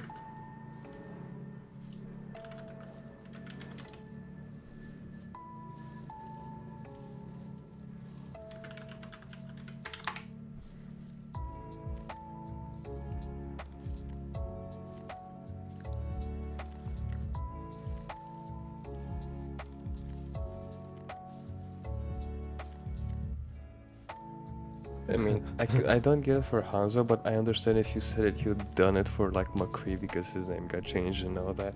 I thought his name was Kamaboku Ganpachiro. Kamo Gonpachiro is someone else's name.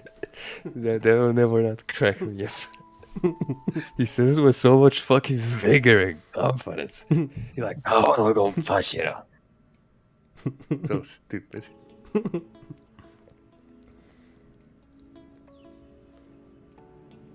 I can't believe Skullbush would just abandon us like this. Unbelievable. I mean, he has a duty to fulfill. He's duty bound, is that what you Can't just said? find the. Yeah, we can't find the next Queen of Camelot unless women line up to pull his dick out of another woman's ass. He's probably playing Vampire Blood Hunt. Yeah, that's what he does on Friday nights in Miami too. Dude, if you know how, since you know how I used to send you and Skullbash like pictures of like women from Instagram, Yes. and since you dropped out, I'm just sending them to him now. The amount of times I've sent him a broad from like Florida or specifically Miami, and he's come back with, "Oh, I know her." Yeah, bet he does. It's just fucking insane. He's like, "Oh, I've seen like her and her like pose outside for their Instagram while I was working in some office building." Because the pool next to our office building was like among like the best, and during our lunch breaks we just all go at them. As you would, as one is ought to do. Hey Matt, I'm hearing they made a new Resident Evil TV show. Yeah, it looks like shit. Yeah, I heard they're changing everything around. Like they're not doing any of the TV shows. Like they're not doing any of the No, games. like They've completely They just took a show, and they were like, "Hey, this is gonna be Resident Evil now," Oh. and it's literally like, for one thing, Wesker is played by the concierge from John Wick. Oh, that guy's got one of the best voices in show business, and he's an excellent actor. He's great. John Wick. It's a miscast. No, Because yeah, no, the- Wesker's. his age and everything is just off. Because Also- he's in the late 40s, early 50s. Also, he's supposed to look like a guy from like the Matrix. Yes, trench coat and all. Yeah, he looks like he Um, might shoot up Columbine. That guy. I gotta also be honest with you. I don't think I saw a single other male cast member than that guy. Oh boy. So I don't know what that's about. And apparently it's about Wesker researching and developing. I don't know. It looks terrible. Is there at least a sexy Ada Wong? I don't know, man. They all just kind of blend in. They didn't really give names. It's like the only reason I know he's Wesker is because I looked it up on IMDb before. But I don't know what anybody plays. If they treat it anything like the movie did, it's gonna just fucking be terrible. I heard Like, that hey, movie here's was- your beloved franchise. I mean, it's also Capcom's fault. Capcom refuses to have any part in the movies, unless it's one of their animated ones. So, like, if you're not gonna force creative control in at least some aspect, then you're allowing your franchise to be butchered. Yeah, which is kind of sad. Do you think something similar happened with the Halo TV show? Oh man, that thing is just pure garbage. I'm following this like super old school fan of Halo who's also like into cinema. He even works in cinema. I think he's behind the cameras. And watching him mold over how bad the show is both sad and hilarious. I mean, as a Halo fan, it's a slap in the face. Like, if you actually care and have played the games and you're one of those, you know, it really is like, hey, you know everything you love? Fuck that. Like, just like Last Jedi. Last Jedi was anti-fan service. It was. Which And the doesn't make problem any with sense. No, because it's like, not only that, but you're finishing a new trilogy that people have already, it's a new trilogy that people are already rocking on. And what you could use is some fucking fan service, and instead you're like, hey, you know everything you love? I'm gonna shit on that. Everything you love sucks. Yeah. You suck. Again, it almost seems like a animosity towards fandom. And it doesn't make any fucking goddamn sense because you think, then why make it? Like, you know, Ryan Johnson, go make another Looper or Brick or something. Like, he's made some good movies, but like, Looper was excellent. Brick is one of my favorite movies of all time. Go listen, you're a very successful director. Go do that. Why try to take your vision of how you think Star Wars should be, which is, by the way, antithetical to what Star Wars is, and decide to push that instead, assuming that Star Wars fans would get on board when you have decades of history of people enjoying the exact opposite of what you're doing. It doesn't make any sense. Also, I've heard people say, and I think I do tend to agree, that on its own as a story, it's not. If you look at it outside the context of Star Wars, which sounds crazy, but if you were to allow yourself to go there, you realize, oh, you know, it's not half bad as a movie. But one of the reasons why it sucks is because it's not Star Wars. It's anti-Star Wars. So if you'd never seen a Star Wars movie, you'd be like, oh, okay, this movie isn't too bad. But it spits in the face of the legacy of the franchise. Yeah, as a solo film set in no universe, it's a decent sci-fi drama. Yes. Because it's not an action movie. No. So it's a decent sci-fi drama, well directed, nobody, you know, and that's the thing is like, nobody came out and was like, his camera angles are terrible. No, they came out because he shit on everything. Like, the way they treated Luke, the way they treated the lore, I mean, everything, and then you have all the other bullshit in like The Force Awakens with Rey, where one of the things I didn't understand was like, I know dude is just kind of a goon you just met, but if he's trying to pull you away from like explosions, maybe, why is that a big deal? Why does that have to be, like, you know what I mean? Like, look, there was just no she's chemistry. a strong, independent female character that doesn't need any help, and she can do everything perfectly by herself on the first attempt. I'll tell you right now. She's just built different. If there's an explosion about to destroy me and a handsome young black man pulls me away from it, he's getting a hand job. Wow, you're that cheap, man. I'm a strong, independent man. And thanks for saving me, bro. You get a choice, hand job or a beer. That's how often... Hey, Matilda's here. You guys remember Matilda? She's a very small Danish girl. Yeah, he likes to sleep in a sock drawer. Yeah. That's often how some people feel when certain books are movie-fied. Some function pretty well as movies on their own, but compared to the book, the original content is terrible. Yeah, but that's different. Because people and this happens with comic book stuff as well. They don't look at the new medium as being. They're looking to get the book exactly as it's written in the new medium, which is never going to happen, because it never can happen, because it's just too different. It's too different. The context isn't the same. You can't put a book on film. There's way too much going on. It's difficult. Do we consider The Watchmen a book? Of course. The Watch. See, now here's a perfect example. The Watchmen, I would consider it's a graphic novel, but I would still consider it a book of sorts. The problem is The Watchmen might be the most comic book accurate movie ever to unfold on screen. It is like Zack Snyder took that book and treated it like it was a holy text. And there are so many shots and words verbatim. And even still, he missed. There are some lines that I love that he had to cut. There are some really pivotal and key moments in that story he had to cut because he didn't have 8 hours to tell I know, right? And so even then, even with the visual elements being able to directly mimic as well as the dialogue, still missing things.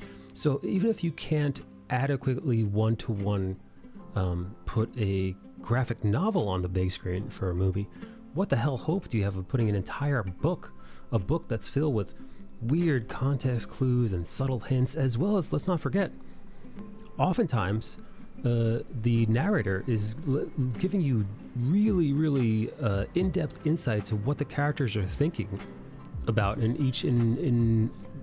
throughout the entire novel, depending on how it's written. But generally speaking, you have this crazy insight to their thought process, which could never unfold on screen. I mean, again, you can have actors allude to it, but you'll never truly be able to connect. And when you compound that with the issues of the actors or the setting not adding up to what it's like in your head, people who love a book will always be disappointed by the movie unless they're able to absolutely detach from the source, which is very hard to do, especially if you hold it near and dear. But you have to look at it. If you're a fan of a book series, you have to look at it as if it's a brand new thing. The way I do it in my head, to be honest, is I look at it as an Elseworld story, because I've been familiar with the multiverse for many years because I'm a giant nerd. I look at it like that. I look at it like, oh, I'm not. This isn't Harry Potter. This is like a variant of Harry Potter from an alternate universe. That's how I kind of thread that needle in my own brain, because otherwise, I can't tell you how many times even with Harry Potter itself, I've read the book and I've gone into the theater. This is why I actually implemented a personal rule to never reread the book before watching the movie. Because that, unfortunately, as much as you love that book will absolutely fucking stain that movie. It will actively detract from that movie because, like I said just moments ago, there's no way that they'll ever be able to perfectly capture what's in the book on the screen, even through adaptation. The movie will always fall short, always. So to actually, for me, actively wildly detrimental to read a series as it was in its original form before looking at the adaptation. Matilda says,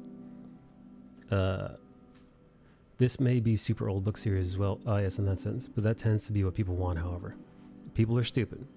I mean, listen, people are stupid. It's unreasonable. There's also a balancing act too, because we're dealing with fandom here. So there's the fans, and then there are the fans. So there are devout lunatics who will never be happy, who are obsessed fucking weirdos. And then there are the fans, the general fandom that you probably can appeal to, that you probably can appease.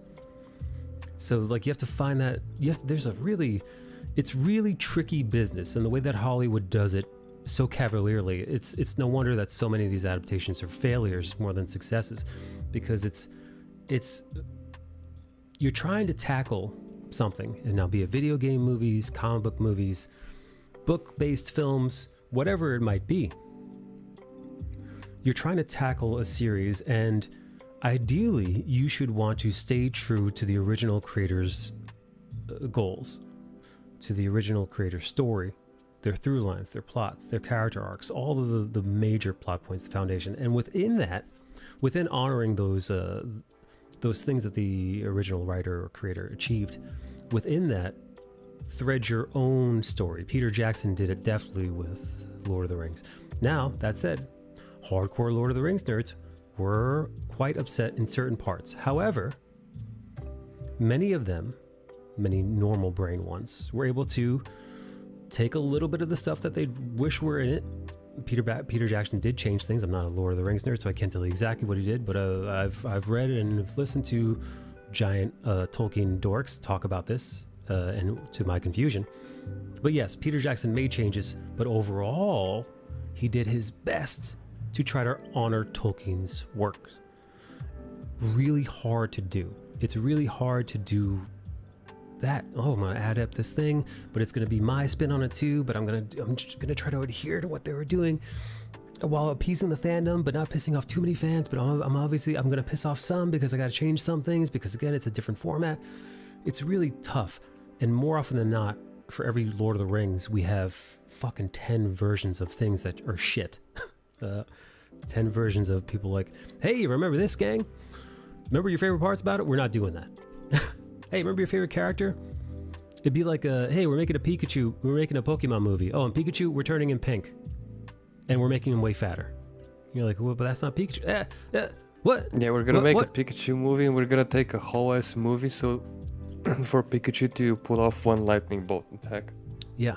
And Pikachu's Which not is the basis of Dragon Ball Evolution. Yeah, he's not going to look at all like the Pikachu you know, but we're going to call him Pikachu. Oh, and there's no Ash, and we're going to change a whole bunch of other stuff too. But we're going to call him, why are you calling Pokemon? It's Pokemon. Well, I don't like what you did with Pikachu. He should be, what was that? Bigot? What was that? Racist? You don't want want a different colored Pikachu? I didn't know you were prejudiced. You know? It's like, no, I just kind of want it as I was given it. As it's been written for decades. Now? Yeah, right. But like that's the kind of shit you have to deal with now, and it sucks. It as a fan of as a very disappointed fan in his 30s, it fucking sucks. I hate it. Hey, yeah, Costa. I can't imagine how big of a task someone would go through in order to adapt the Stormlight archives to the screen, whether it's like a movie or a TV show. Dude, in order to do the Stormlight archives, right? You would. Oh my God. Dude, we're talking like the budget on that. Guys, I will be back in about a half hour, maybe less. No. Yeah, I gotta go do the dinner. You know, I gotta go fucking melt some beef. Hey, are you going to eat with the lady or just make the food? I'm just making it right now. She's asleep. Oh, little nappy. Oh, yeah, wow. She like knocks out right after work. I believe it, man. Work is exhausting. Yeah, she's on her feet a lot and shit too. Like she runs a doggy daycare, so she's always. Oh yeah. All right. Or I guess she continues her doggy daycare at home too. Yeah, well. Matt's not house trained yet. No, I just mark. It's my territory. Fuck him. Yeah. No, our little guy's actually been sick today. He's been like throwing up and stuff, poor guy. so he's. Poor pup. Yeah, he's a pain in the ass. I've already spent $5,000 to keep this dog alive. It's like, what the fuck? Come on, dog. Cut me some slack. For real, dude. I love him, but we've already had one surgery, and then he ate something that poisoned him. Man, that dog does not want to be alive. You're right. It's fucking walking Darwinism. It's like, Yeah, give me right. a break, buddy. Come on, man. I love him to death. I really do. Yeah. But this morning, it was just like, why you gotta do this? Yeah. Like, You're not I know making my you're life not any feeling easier. well, but like, yeah, like I just wanted to wake up and not think about walking in front of a train today. You made that impossible. It's taking you both down. I think he's feeling better now. I'm not, but he's fine. All right, guys, talk to you in a few. Talk to you later. Talk to I don't know. It makes me feel like adaptations are pretty much the sold-out whore cousins of the original Love Child material nowadays. Anyway, because of the Lord of the Rings was actually really good. You know, the Lord of the Rings, Peter Jackson, you could tell loved it. He like there was a like you only get a Lord of the Rings when the creator eat, sleeps, breathes, and shits the original material, the source material. Oh yeah. So often these days, it seems like that is not what they're going for, and rather they hire directors or whomever, creators, showrunners, to just do whatever the fuck they want. and you always got to say, well, you know, I'm about to answer my own question. You say to yourself, well, then why do it at all? You know, if you're gonna create this whole new, if you're going to use the IP of an already established story, but you're going to change everything about it, then why? And then you realize, oh, that's right. That's right. It's they want to cash in. They want to cash in on the pre-existing fandom and recognition, but they don't give two fucks about the story itself. Yeah, someone let slip in a moment of weakness when they were talking about these the new heroes, superhero they like type, Black Batman, Black Superman, and along the lines of that article they went, it would be hard for like a new black character to gain prominence and readers and all that. I'm like, oh, okay, so that's why you're doing it, because you know that your shit is weak and it won't stand up to the scrutiny of like your average comic reader. And I reckon it's something similar with these movies that are just the franchise only in name but nothing in actuality. Well, there's their that own famous stories like not gonna sell. Well, there's that famous Stan Lee quote where he talks about changing a character's skin color, and he's like, it's not that Peter Parker couldn't have been black, it's just that he isn't, and he wasn't made to be. The same thing with Black Panther. These characters were, you know, they look a certain way, they are a certain way. That's just who they are. But that's not stopping anyone from creating their own thing. If you've got a better idea for a superhero, go for it. And yeah, listen, if Stan Lee and Ditko could do it, and Kirby and those fucking animals way back when, what the hell is stopping anybody from doing it again? Yeah, and if you want an example of a good quote-unquote minority character that was made in, I don't know how recent 30 years are, but I reckon in entertainment and character development it's pretty recent. Look at Spawn. Spawn's a black character. Sure. I'll take Spawn.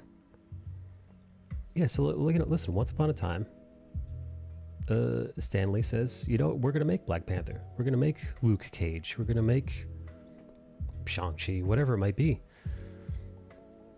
And then they were born into existence from nothing.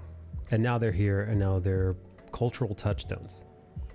There's nothing stopping somebody from doing that again. And by the way, I would argue that the better move would be to create from nothing your own character that resonates with people, that they can get behind, that they would love and root for, rather than have that kind of like, oh, hey, we took a character, now they're black. What do you think? How do you like? Yeah, that's like. Yeah, how do you like the leftovers? How do you like the scraps, black people? Do you love it? And I don't know how that doesn't feel like the most insulting hand-me-down ever. You loving these scraps, black folk? Yeah, we thought about giving you your own characters, but it's just easier if we just turn these white characters black and plat ourselves for a job well done. Yeah.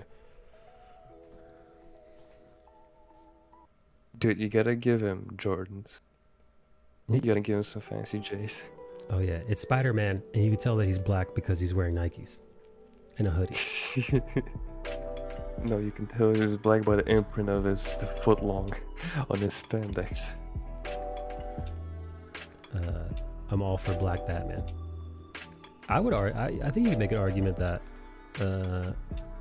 if you're looking at Batman as Bruce Wayne, that there's a lot less of an argument for him to be black.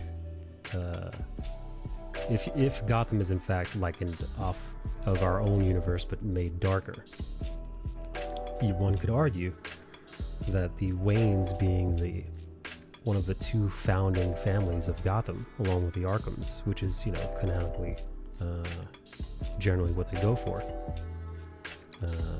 I'll ask you this: how many black billionaires do you know that existed during the time of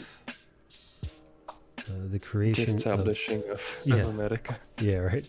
Yeah, during the foundation of major cities of America, how many prominent black billionaires and railroad barons are you familiar with?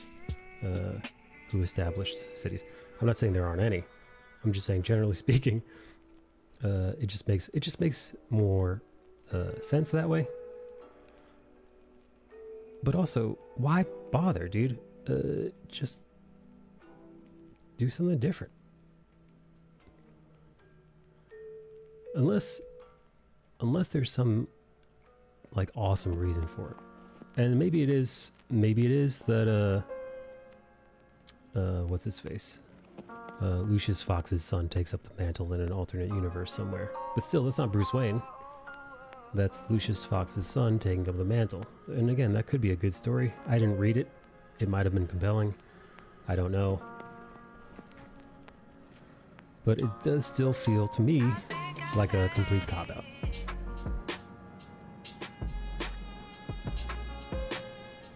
Yeah, because aren't we getting a black Superman soon, Bill? Oh, Jesus Christ, I hope not.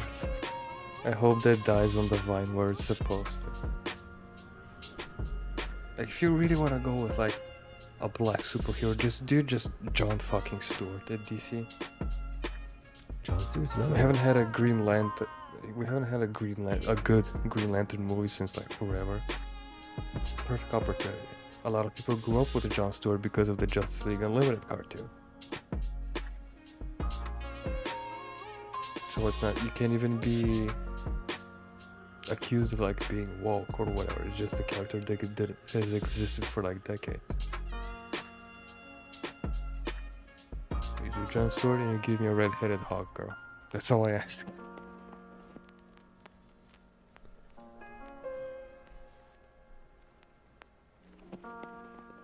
God damn it, he ran off. I was ready to talk about how meh Batman was.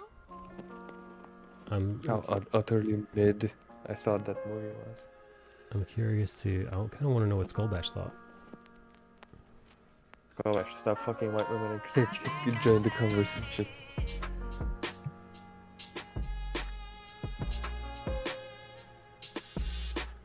Hey KG, what's up? There was one book series I loved a lot as an early teen, and there was a movie based on, which translated very loosely based on. They changed the plot, the story, the characters, everything, the same names as the book, but they were the characters, but the names were different people. I hated it so much. Yeah, there's a lot of that going around. Yeah.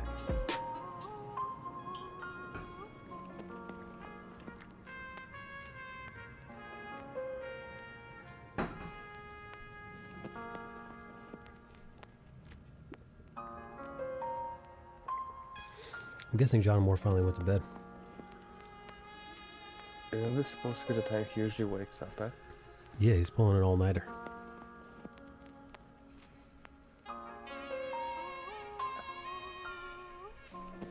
Yeah, those slave drivers at Webtoons really are driving them hard. No wonder the man is like burned out of his own fucking IP.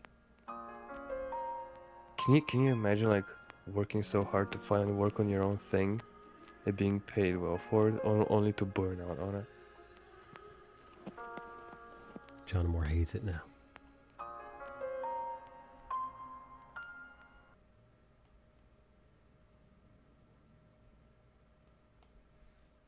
Do you think John Moore has a boxing bag, a punching bag at his home with like a picture of his own character on it? Yes. Yes, definitely.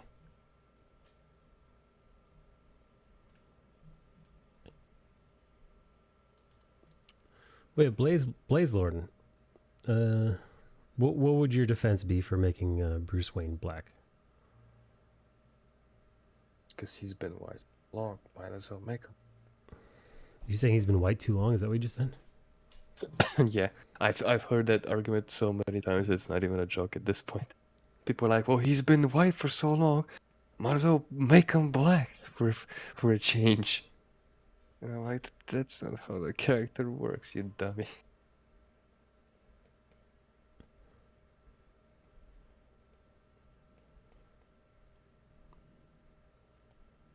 Yeah, what's your reasoning?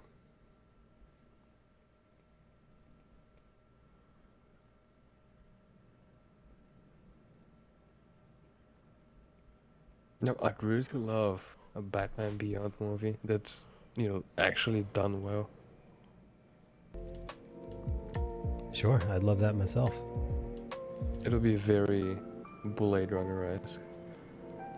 I like the idea of a giant black man beating up thugs. That is, that's Is it retarded. like Luke Cage? Yeah, that sounds like Luke Cage too.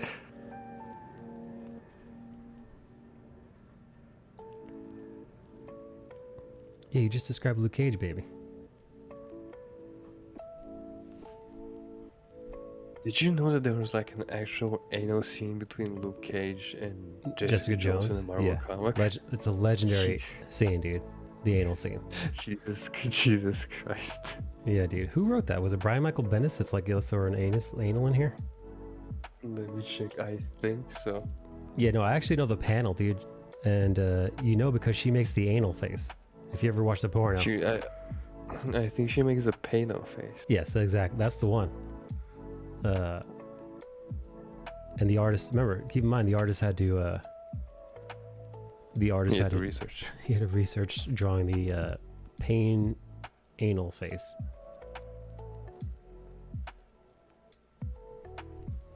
Man, they don't make comic books like that anymore, Bale. No. And it's the same era of comics where I've seen people like draw butt shots and boob shots and yada yada. Like, that's what infuriates me the most about mainstream comics, is that they had it. They knew how to. Oh, here it is. Oh, Jesus. Is this? Yeah, this is it. When are we gonna get Sor having anal sex with Lady Thor? I want to see Wouldn't Jade that Foster make the technically anal count- face. Wouldn't that technically count as masturbation? Yeah, it's incest. Thor It's America's screwing- favorite. Screwing. Yeehaw.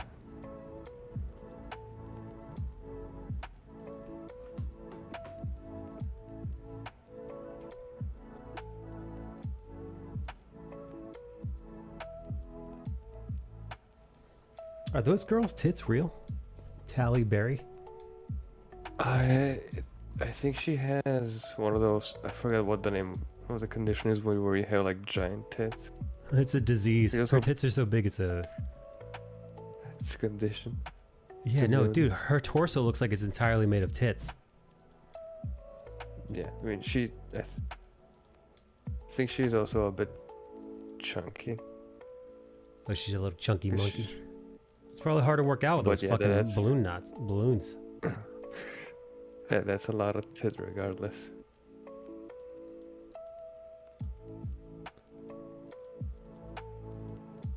She's gonna need to do a lot of deadlifting to support those. Let's see if I could find, let me see if I could find these puppies unleashed. Or just go to puppiesunleashed.com. That just takes you to a picture of Toxygen's house. Oh, Jesus. It's kind of a sad show there because there's nothing to unleash there. Hey, look at Nikki. Look at that little pervert in the chat. I heard my name. Toxic, Nikki wants you to take your top off. That's why we mentioned your name.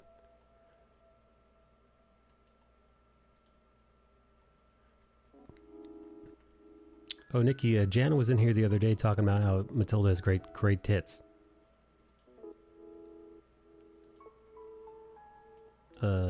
Nikki, Matilda's boyfriend, Jonathan, was talking about how Tildy's got the best tits in the game.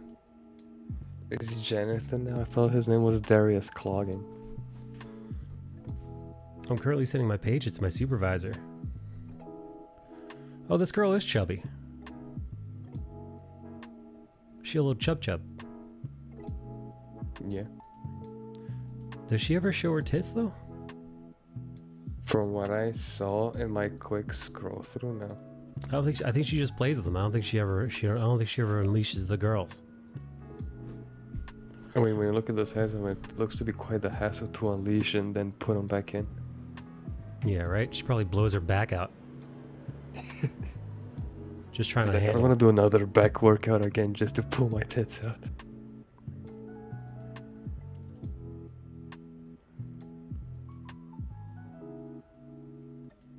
She's she's thick, and also she's got like a big butt and big thighs and a big belly and big arms. So like She kind of looks like she kind of looks like those, you know, those balloon puppets that clowns make? Yeah. A little bit like that.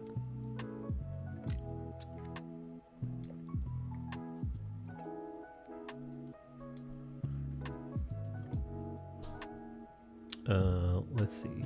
I'm currently sending some pages to my supervisor. I unfinished on thematic analysis. Nikki, you want to get a voice chat? Nikki.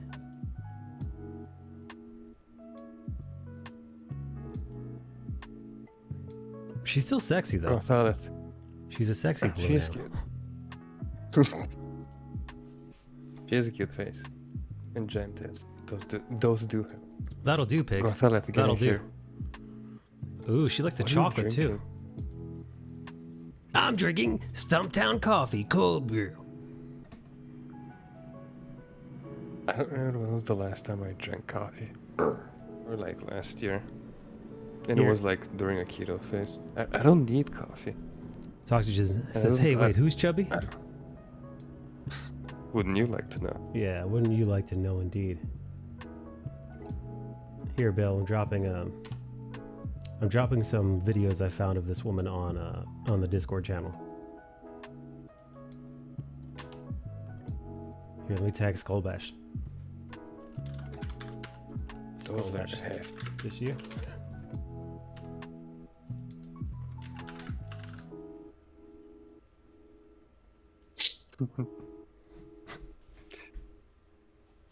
Why do you have to add a monkey, bro?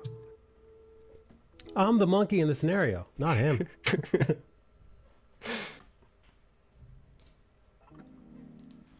Do you think if I were to reference Skullbash as a monkey in a non-racial way, do you think he'd be mad at me? I don't think he would. I don't think he would. I think he'd mention the joke in it, but he wouldn't get mad. He has common sense and a sense of humor. Wow. What? No, it wouldn't be like that. It'd be like, you know, it'd be like, oh man, you know, call this guy Curious George, you know, like something like that. Like if you were being curious, like something that is completely, if he were a white person, you wouldn't bat an eye at. You know, like if I called Bale or somebody called me Curious George because I was being curious, you'd just be like, oh, you know, like, well, call me and the man in the yellow hat then, you know, like if you're being silly. But like if you say that to a black person, you're like, oh my God, you prejudiced piece of shit. I'm like, I'm just calling him a curious little. Yeah. I think this is like a Westerner thing. It's like, remember that incident where there was the T-shirt, this black kid at a playground? Well, yeah, with the monkey in the jungle or whatever it was. Yeah, no. For those of you who don't know, like, H&M dropped a T-shirt.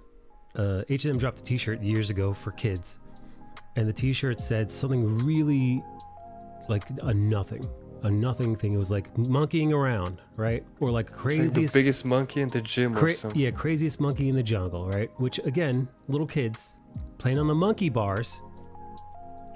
But they're wild little monkeys. It's like, you know, it's cute as hell because kids are rambunctious and they run around, they scream and they climb, and it's fucking adorable. But in the promo, the kid that was wearing the craziest monkey in the jungle happened to be black, and people have lost their fucking minds. But it's like, idiots lost their minds. It's like you think that kid fucking knew? Do you think he knew? I mean, if he did, Jesus Christ, he cared? Man. Yeah.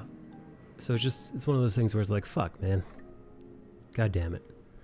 I read like 3 chat messages the completely the wrong way. What? What? Matilda. Ooh, Maddie's AFK. How are you going to fail it? Stop saying my name like How in proper Spanish? I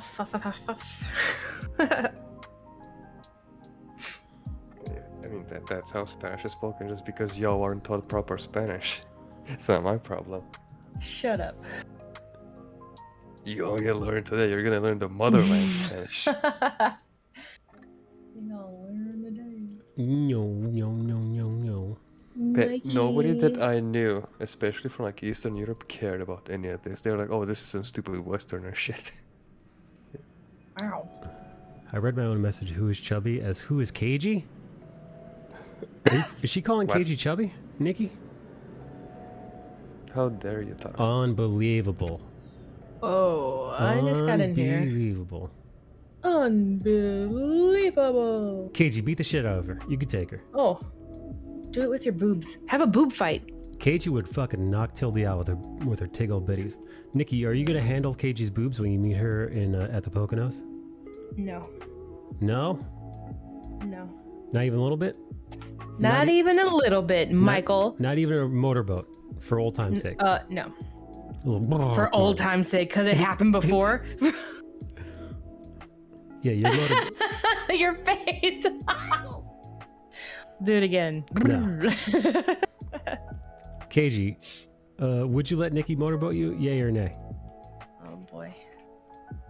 She would.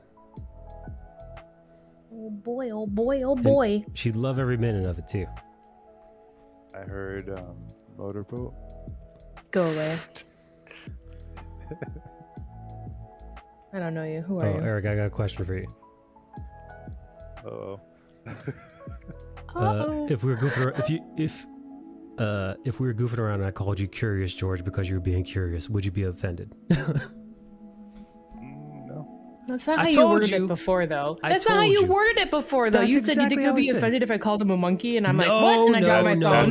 No, that's different. That's wildly different from what I said. It's wildly different. I said only in America. Well, Bale said only in America. Could you reference you could reference Bale being Curious George, you reference me being Curious George, but if you bring that reference up to a black person, you're on really thin ice. Yeah. I think also it depends on the way he's depicted, since he doesn't have, big juicy lips and the racial archetypes that you would see. Right. You have big That's juicy. different. No comment. Yeah. He's got big juicy Alright. everything. You know it. God damn it. Oh. No, Nick- whatever. Nikki's Fuck taking you, notes. Eric. Really? Oh damn. No. Hey, you prefer gift subs or donos? I Be guess. proud, though. I guess haven't donos. opened up that more fucking game Casa? today. Liar. I promise. Hey, what's up, Toxic? Toxic. We're even thinking Scobash. about it though. Do you think Toxic would let Nikki motorboat her? Oh, Jesus. Wait, what? Nikki's looking to motorboat somebody from chat, and KG says I'm no. not. KG says no. Something maybe Matilda would do it. I'm thinking about it now. I think that's the thing. You bring it up, so you'll probably end up thinking about it. That's right. I've planted the seeds. I'm like Johnny Appleseed, but a pervert. I'm Johnny Apple Motorboat. Nikki could motorboat me anytime, 100%. See, I know. Is There it? you go. Is it? Yep. What's up? We need to know if this is you in the clip that we tagged you in. Oh, he tagged you in in Discord. the memes. Let's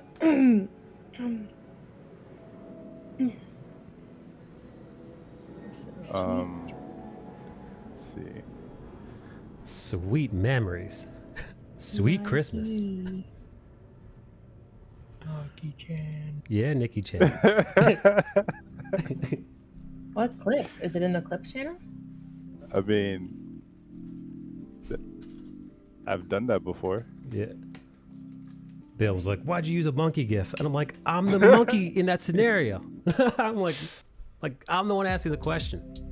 God damn it. I can't get a break from these lunatics. Well, hey, Nikki, how about that? Matilda will issue a motorboater. How you feel, Nikki? Proud? Yeah, I feel very proud. I knew it. Can't wait to see you, Toxic. Hey, Skullbash, how do you feel about this thickness of white woman?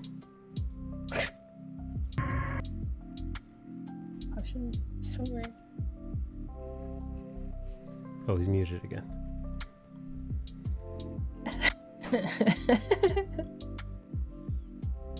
I'm very excited. You know, seeing this thick white lady probably made him think of somebody from his past. He probably thought, I really should give her a call. I wouldn't be surprised.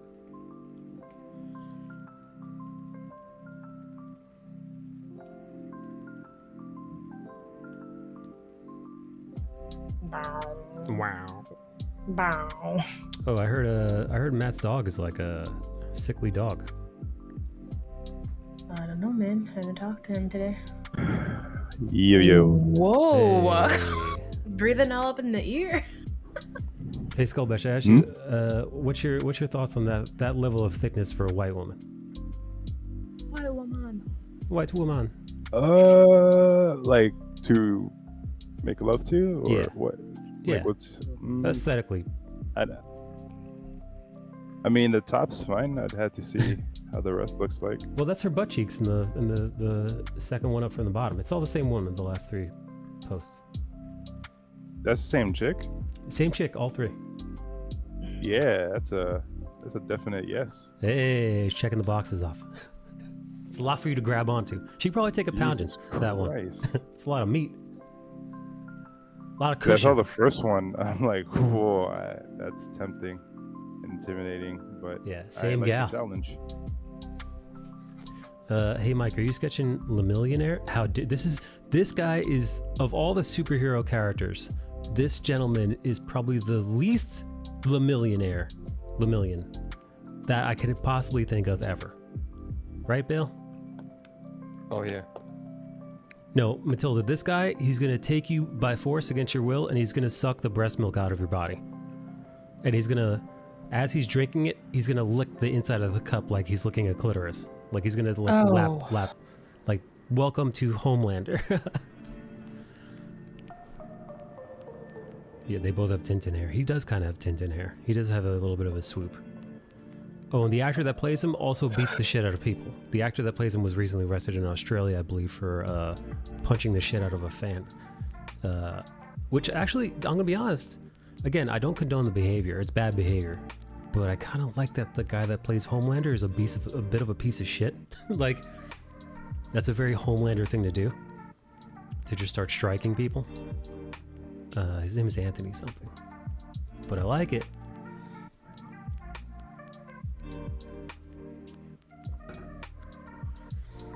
You know, that now that you mentioned My Hero Academia, the good thing about the anime existing is that while you're reading the manga, at some point you can hear that iconic soundtrack of whenever something epic is happening. You know, that you say, run. Yeah.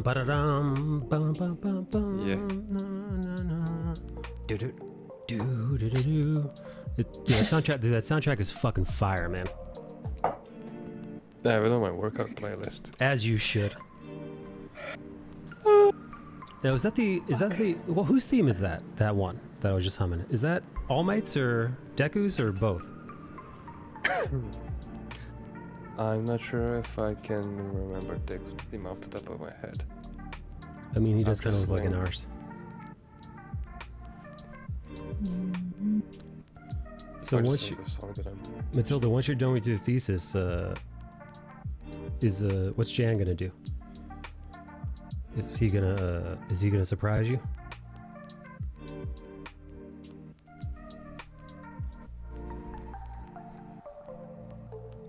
Oh, I probably can't listen to this without being. I'm gonna pull it up. I had to delete my VOD last night. What? What did you do? I didn't do any. Well, my Twitch playlist I created, I've been playing for the past however many streams I've been streaming. Yeah. And I guess there are three songs on there now that got flagged, and I was like, whatever. So I just deleted it. Damn. And then I removed them from my playlist. Damn, Nikki G. Yeah, they were like, it's not against you, we're just warning you. Whoa. Whoa, look at that. F-chin You got down. dinner. Dinner's on F-chin gown. Thank you for the 30. Gin gown. Thank you for Or Costa. Was that you, buddy? Jingle. Woo! I'll do a little dance. Make a little love. Oh, Get down you're tonight. dancing now? La la la. TikTok has gotten to him. Yeah, this La is me. la la. You idiot. It's me. La la la. Dork. I was too lazy to type my name. Thank you so much, Costa. I don't know what prompted this generosity, but I appreciate it, buddy. Thank you for Cool. tipping your bartender, your meme tender. Meme tender. Yeah, in that song, I think you can just skip to 22 seconds and listen it for like 3 seconds, and you know what song I'm talking about. So that exact bit, Yeah. like you can hear it at times while you're reading the manga. And the manga is so good. It's so insane. Like this next season of My Hero Academia is going to be nuts. You know, I'm gonna try to pull that up on my phone. I'm gonna try to play it on my phone. This way, like, I could play it. Yeah. Skipped. All right, skip to what, 22 seconds? Yeah.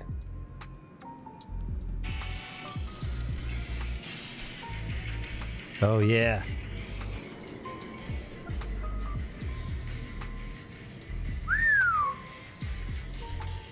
Oh, dude, this is like the fight's going. Yeah.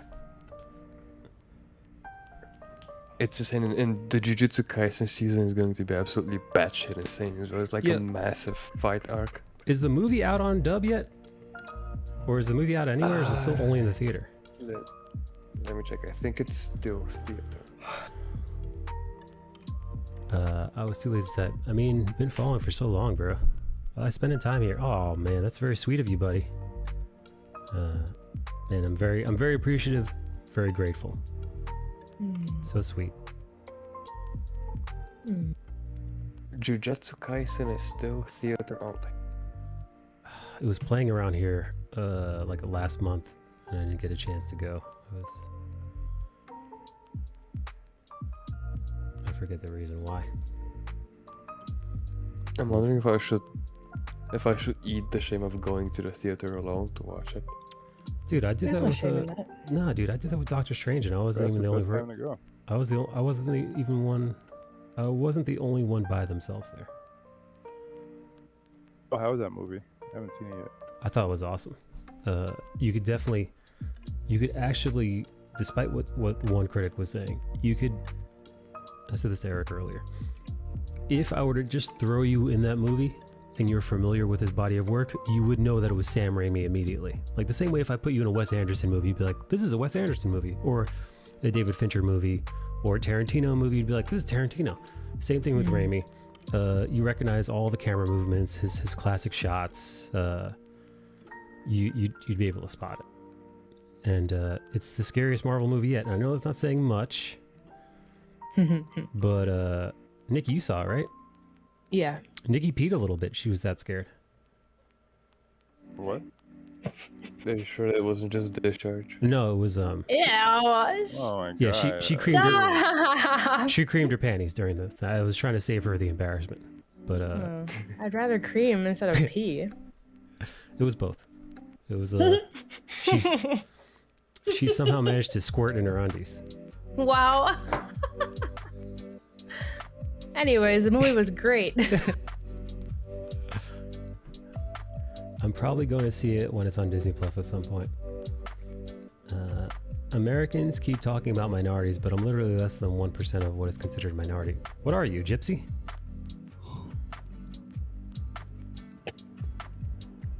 You better watch out, because they call Bale the Bulgarian gypsy hunter.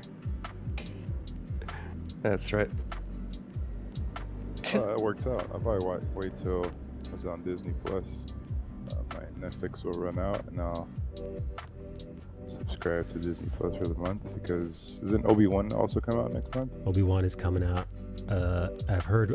Oh, there's some rumors going around that the show isn't even about Obi-Wan. It's about this black lady. Oh, of fucking course. If I she's wouldn't be surprised if they did that. is she Really? No. Yeah, the rumor is that it's a bait and switch. That it's supposed to be Obi-Wan show, but it's really more of Kathleen Kennedy's girl power stuff. That's what the rumor is. You know, who knows if there's any Okay. truth to it. Yeah, well, gotta wait to see. No. What's going on? She's an Nikki? Inquisitor, right? She's an Inquisitor. I love I love that the Inquisitors are now part of canon. Because I always thought that was really awesome. Which reminds me, shit, I've got to finish that Jedi Fallen Order. Because they say Cal, I forget his surname, but they say the main character in that game might actually pop up in either Obi-Wan or Mando Season 3. That's the rumor, again. Nikki says, I'm sorry, Toxic says, wait, what? Then just make a series about that. Don't call it someone else's name, though. That's what I'm saying.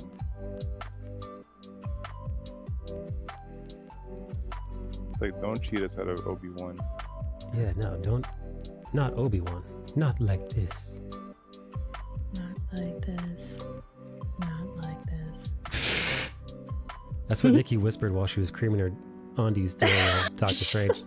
You're ridiculous. I'm so fucking tired. Oh my god. Jake was like, Daddy, why is new mommy saying not like this on her breath? Shut up! I didn't tell you. I got a Mother's Day card from Jake and a gift. Oh my god. That is the fucking... Did you cry? Now. What? Did you cry? I got a little emotional. Yeah, no shit. Because that just means that like I'm doing well. No, for of course, him man. to even think that, man. Dude, if you didn't get a little weepy, I would have called you a monster. An animal. An animal. Yeah, and then like he gave it to me Saturday because Joe had to take him back to his mom's on Sunday morning, and before he left, he was like, with his deep voice, he was like, "Bye guys, bye Nikki, happy Mother's Day," and I was like, "Oh my god, I'm gonna cry." So, yep, he got me. You know what? I hate cards, but that's like the only one I have in my office right now. That's like propped up. That's very sweet. Also, he's a teenager, right? Yeah, he's 14. And they're fucking assholes, man. So, so that's a lot. Yeah. Fucking pimply-faced fucking assholes. He did it like a man, though. He strong on this one. Dude, I was such a piece of shit growing up. I look back at what I did during a teenager. I'm like, I'm shocked my parents just didn't throw me out of a fucking window. My god. I bet Toxic was a nice teenager. I bet she was polite. No. She was fucking like 30 years old. She was bringing home like, she was like, hey mom, I'm 17 years old. Here, let this guy as old as dad fuck me in the bathroom. She was bringing Vietnam vets in her father's home to have sex with his little girl. My goodness. Yeah, my god, man, I forgot about all that. I was an Never easy mind. teen. I bet you fucking were. Yeah, I bet you were easy teen. Damn, Toxic. Oh no, you set yourself up, girl. Yeah. I could hear her say, little- okay, what the fuck? A little too easy for your dad's taste. What? Yeah. I don't know what's happening. Beep, beep. Yeah. Beep, beep. This is Toxic's me bringing reversing. Beep. Toxic's bringing home grown men in their teens that she met on like Omegle or something.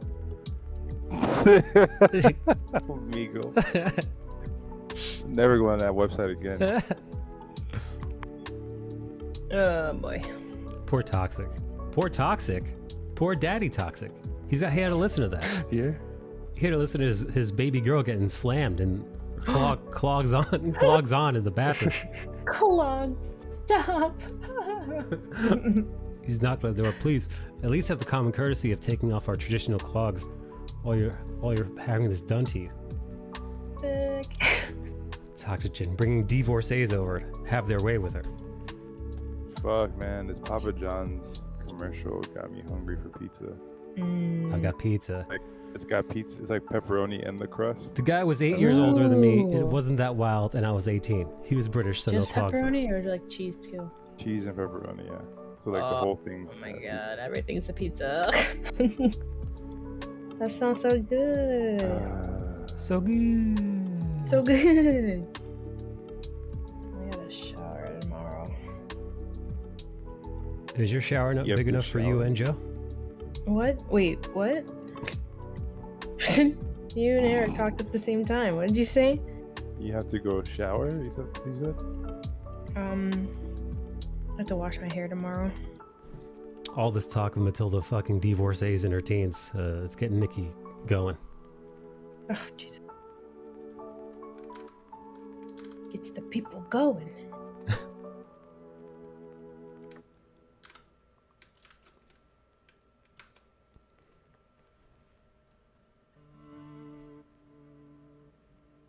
Yo, where did you leave off in regards to Full Metal Alchemist? Did you manage to finish it? I finished, man. It was a excellent series. Doobie doobie doo. Doobie doobie doo. Where are you? I think Fooly Cooly is what I'm going to watch next. I was thinking of how we could bring back the recap show in a more sustainable manner, and I think making it the most regularly irregular show is one of the things we should do. Not plan to do it weekly and just do it whenever. And also not do it like a step-by-step, but like that Mandalorian reviews you sent me when we were setting up for the Mandalorian, like a more... It's organic. Like fully scripted, or like, yeah, it's more organic. It's like talking about stuff instead of just walking through each and every screenshot. Right. So like each of us like write down our own notes and like stuff that we think is important that we could bring up and talk about, and then just kind of leave it at that. Yeah, hey, we can have like a couple of screenshots swapping, or just have a trailer running, because I do think that you wouldn't get struck if you had something that's supposed to be out there, like a trailer, running while you're doing commentary. Let's see. Though in hindsight, 8 years older when I was 18 is a bit, yeah. Matilda said he wasn't even that good in bed, so all that for nothing. All that for a drop of blood. Hello, IDH. IDH says, if you liked Full Metal Alchemist, watch Hunter x Hunter. Watch Hunter x Hunter. Well, I've said this before. I have drawn Hisoka before. And Matilda writes, Fooey Cooey? Is she making fun of me? The bad thing about Hunter x Hunter is that it's been on hiatus for like a decade, I think. Dude, what the fuck? Oh. I love you more. Oh, I don't remember much of the intercourse back then, because she was too drunk. She was getting plowed by so many divorcees at the time. Who could even keep track? Nicole Gonzalez. Michael Samuel, I don't know. Michael Samuel Adams, how dare you? How dare you? How dare you? Eric, you're gonna let her speak to me like that? Choke her. Put it in her mouth. Shut up. Wait, what? Nothing. I was trying to multitask. I was watching something on IG. Choke me, bitch. Choke me, bitch. I don't remember much of the intercourse back then. I was 18 and not in love, so. Not in love, just on your back, spread open in your dad's house. Do you think when Tildy was a teenager bringing home all these hunky studs to pound, do you think her mom was like, yeah, atta girl? I was about to something similar. Tildy's mom was like, reminds me of the good old days.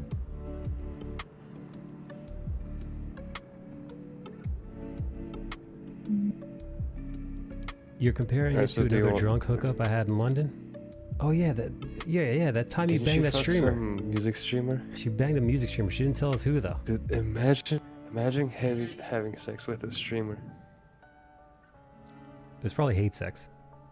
Because music streamers are the worst. You gonna be on long today, Mike? I'll probably do another hour.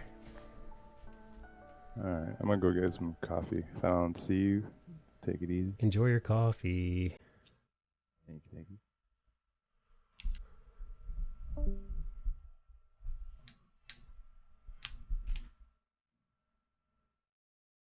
Ba-dum. Do you think Matilda will one day tell us who she was banging? Way back a couple of years back. No. But nah, Yeah, my mom I think was. she's taking that one to the grave. You think because she's ashamed? Yeah, exactly. It's too close. Here, let's see. No, my mom was sweet, and prior to the guy visiting us, she had a talk with me about sleeping in the same bed and the connotation of etc.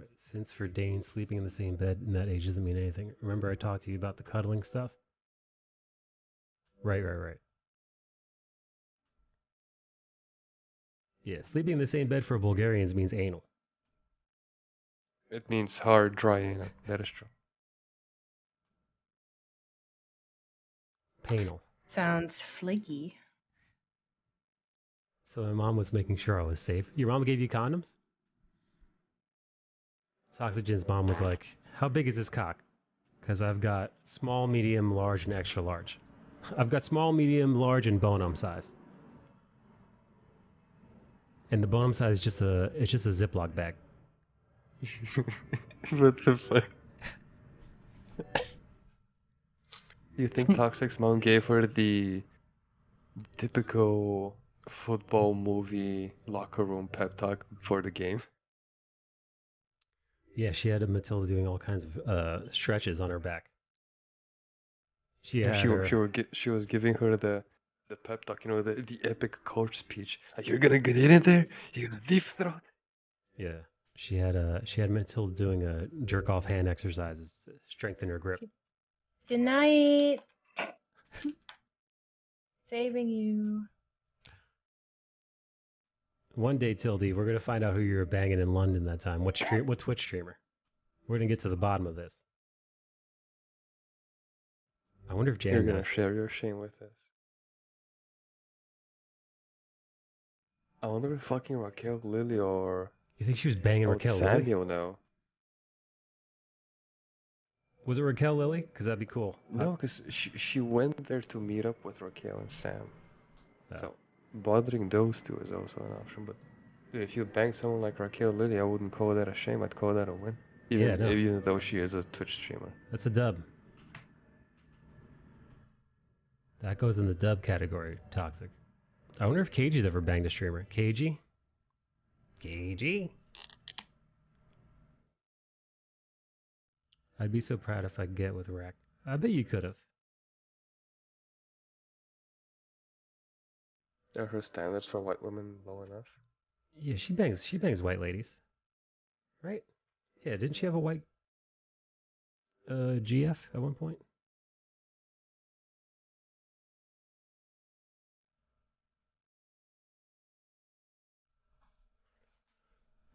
KG says no.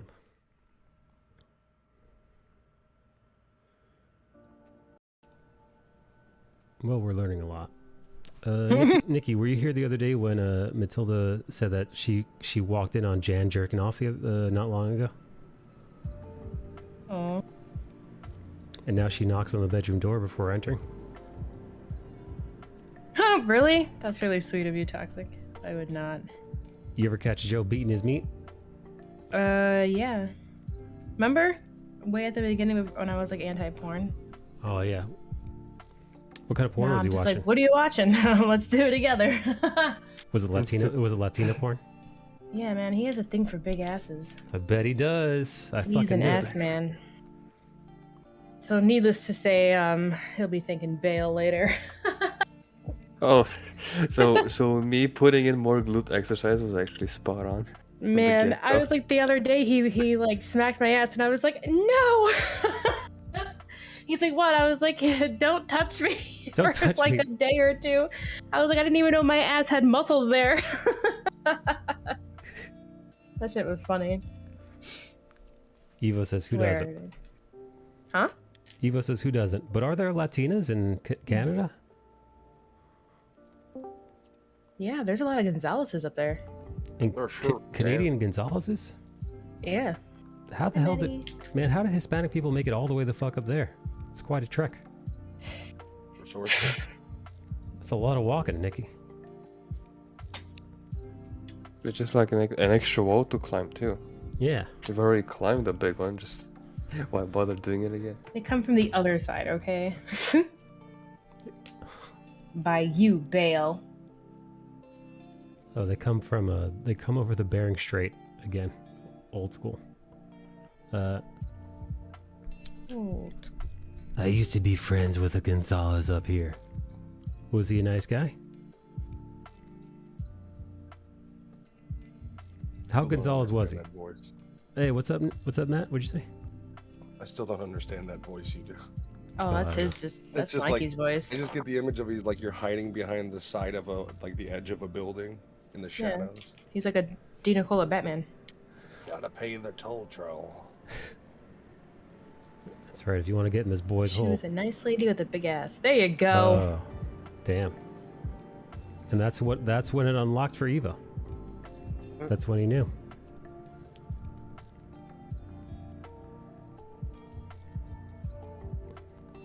I wonder what OnlyFans Evo is subscribed to.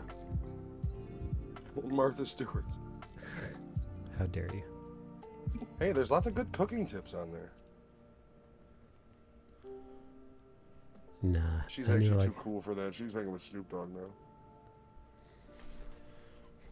Evo knew he liked big booties beforehand. Oh. Oh wait, what did Two Oak drop? Two Oak dropped a dessert link. A Twitch streamer almost burnt down her kitchen in a cooking stream. Oh, holy shit! I gotta watch that. What one moment? Wetter. Dude, how do you not Dude. realize how much smoke you got? That's Yeah, a dude. copper pot on top of it. Don't put it in water! Oh my god! Oh, My god! Jesus. Oh, Dude, she agree- just spread it. Oh, you are so stupid. That steak is so charred. It's black. You Wait, are it- so dumb. She's such a bad cook. She started a fire with a contact oven. She's not even using. I like how I'm screaming. I heat. like how I'm screaming at the TV. Don't put it in water. Like that'll fucking fix anything. My god, man, dude, how has nobody told this fucking idiot what happens when you put a grease fire in water? It literally explodes. Fuck, man. It's a bomb.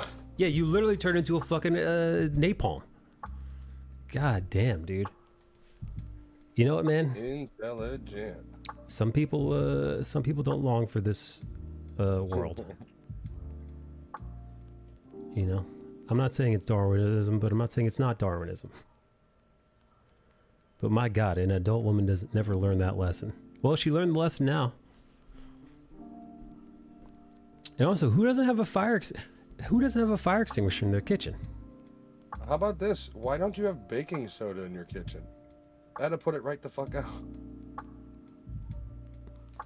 But of course, she wouldn't know that, so. She goes from bad Can to I pour worse. some wine on it? I wonder how she got rid of it. Because maybe she has. Maybe The she's fire got, department showed up. I'm gonna Really? douse it out with the curtains.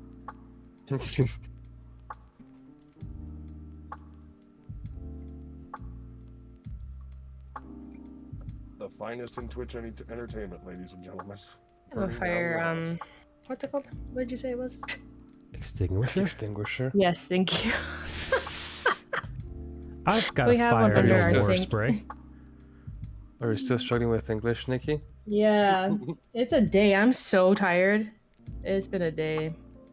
No hablo inglés. No, how about nothing? Eh? Cover and smother. I mean, yeah, that would have worked too. Yeah, she's literally wearing an apron that she could have taken off and used to smother the damn thing. She instead used the air, try to swing the pan back and forth. That's Yeah, the let me way to just- do it. Let me wave this around the Kids. kitchen.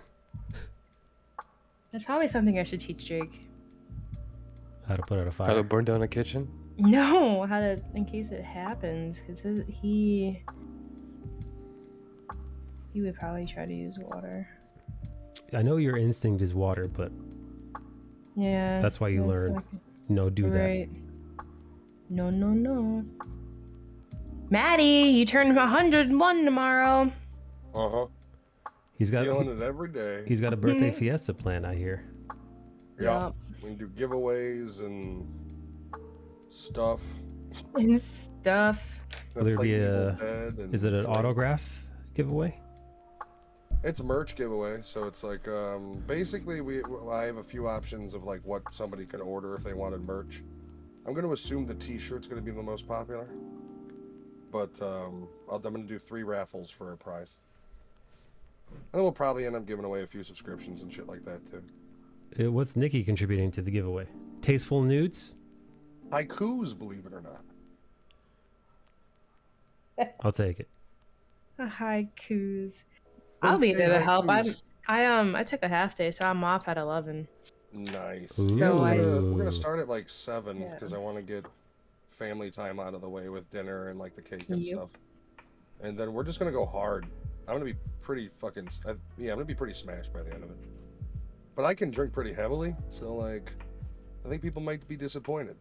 And I'm a good drunk. Nikki can contest to that. He's funny when he gets hammered though. Like when you've reached emotional mat, you're like, oh, there it is. There he is. It's literally like hidden deep inside, and once it unlocks, It's so fucking deep, dude. and then You're I just wake like, up and I go back to dead. that's how you know that he won't be awake for Nikki's Saturday morning streams. That's not entirely true because I gotta be up Saturday for. I don't even know what time Saturday we're doing our stuff. She hasn't even told me that.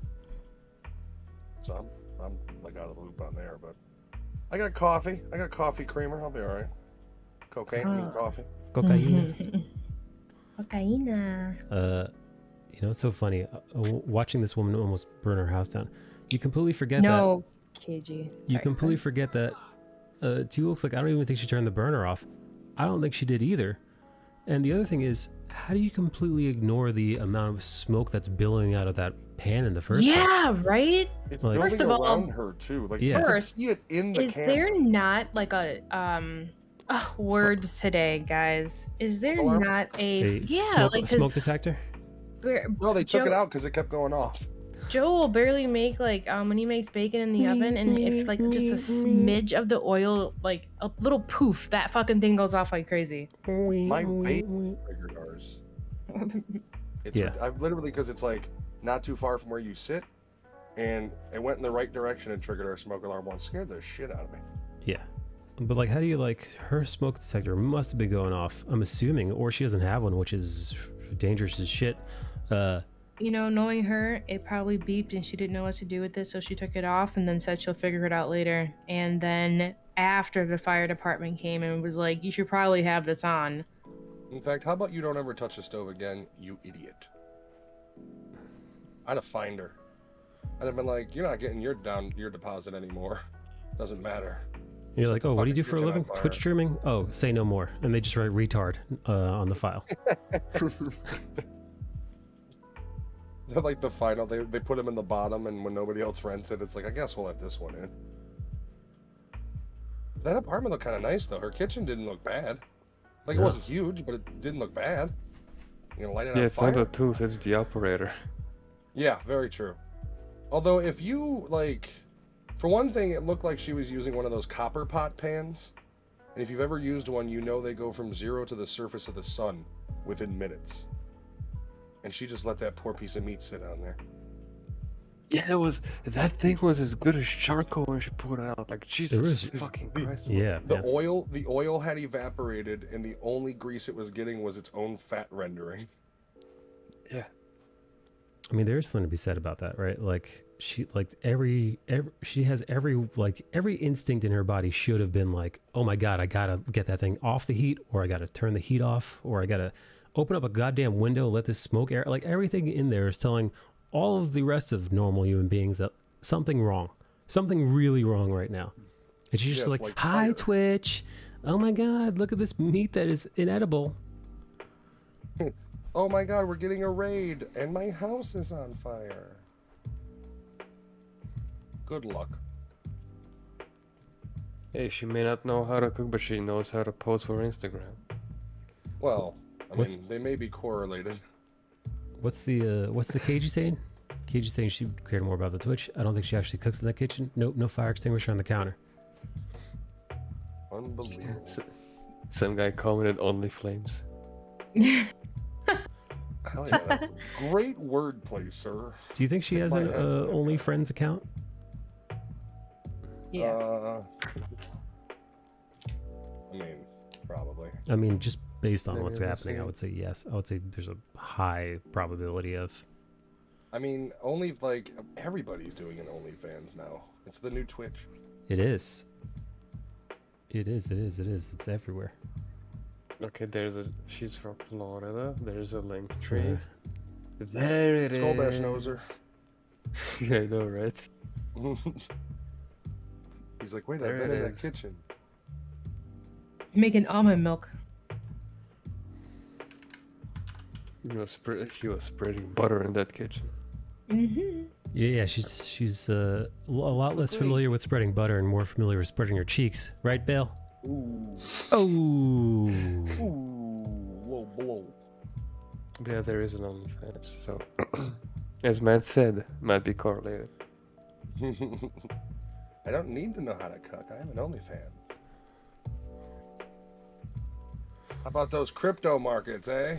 They're all crashing Jesus out here. Christ, People are I losing looked millions at and them millions of Fucking dollars. told everybody they would. People kept saying, "Hey, this is Beanie Babies," and they Hey kept man, saying, the fact that it's unregulated is a great thing. Wait, we need regulation because the value's dipping so quickly. "Yeah, no." It was people like, "Hey, we think NFTs we think this is a ridiculous bubble, and this is unwieldy and unmanageable." And it's I once saw an article, and the article was about NFTs, and it said that the percentage of trading that like 15% of the people who had NFTs were generating like 80% of the trades. So therefore it's the same small segment of people who are trading NFTs back and forth, falsely inflating their worth because they just keep trading and trading. Back to you, back to me, back to Bale, to Nikki, back to me, more or less in layman's terms. Not me? And Aw. no. Sucker. No, I'm you're the too smart. minority. Oh wait, thanks. Never mind. I don't want to be part of this scam. You get him to invest, and then you get another friend to invest, and another. Yeah, oy vey. KG and I are on the same wavelength, except when she taunts us in video games. KG taunts you? Dude, KG, we will be in like a part where we're all clearly gonna die, and you'll just hear, "No, you'll be fine." And she knows we're not gonna be fine. KG, that little pervert. Yes, I know. I was going that. That route little for rascal. sure. Little rascal. I heard KG sometimes plays games with her butt cheeks while you guys are playing, just to taunt you. You don't even know it. What a talent.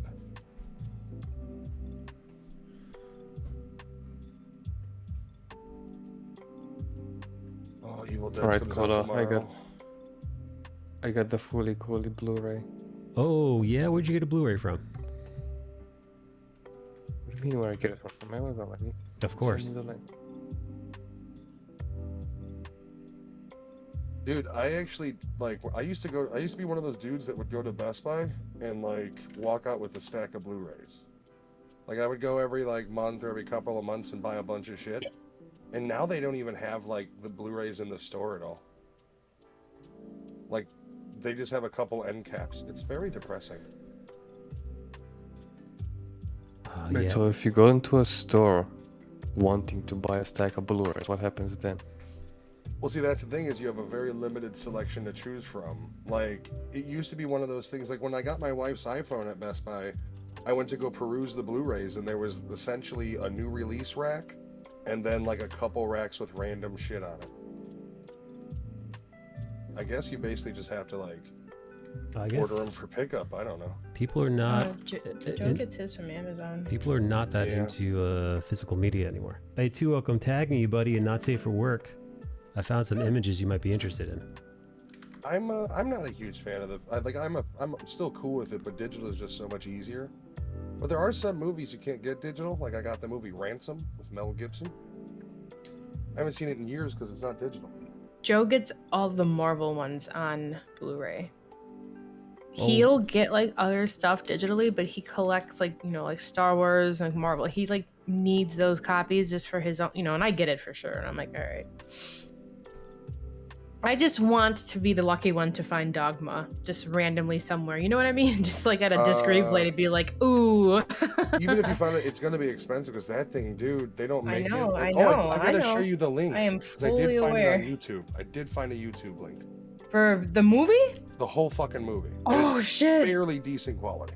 Yes, please. I'm like, It just sucks wanting to see a movie you haven't seen and you know why it's not there. La la la. You're just kind of like, this blows.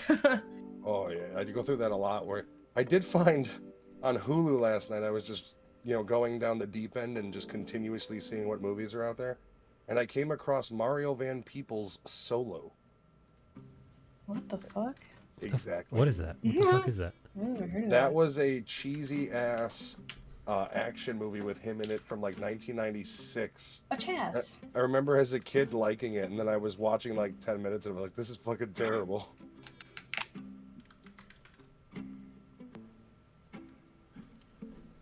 Hi, Jen, says Too Woke.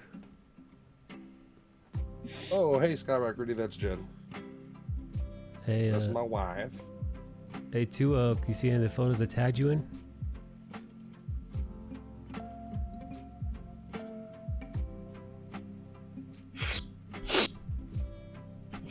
That was cagey.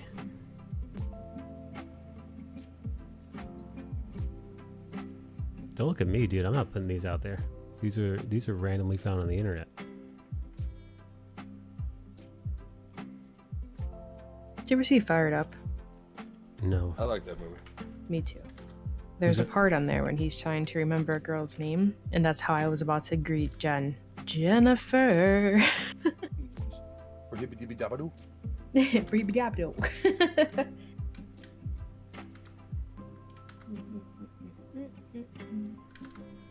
You gotta risk it to get the biscuit. Cooking is not do why find she's it famous, says Too Woke. That dude was like 35 when he made that movie. But... That the guy I just quoted? yeah. Oh shit! Wow, he's got good genes. He's at least in his 30s when it came out.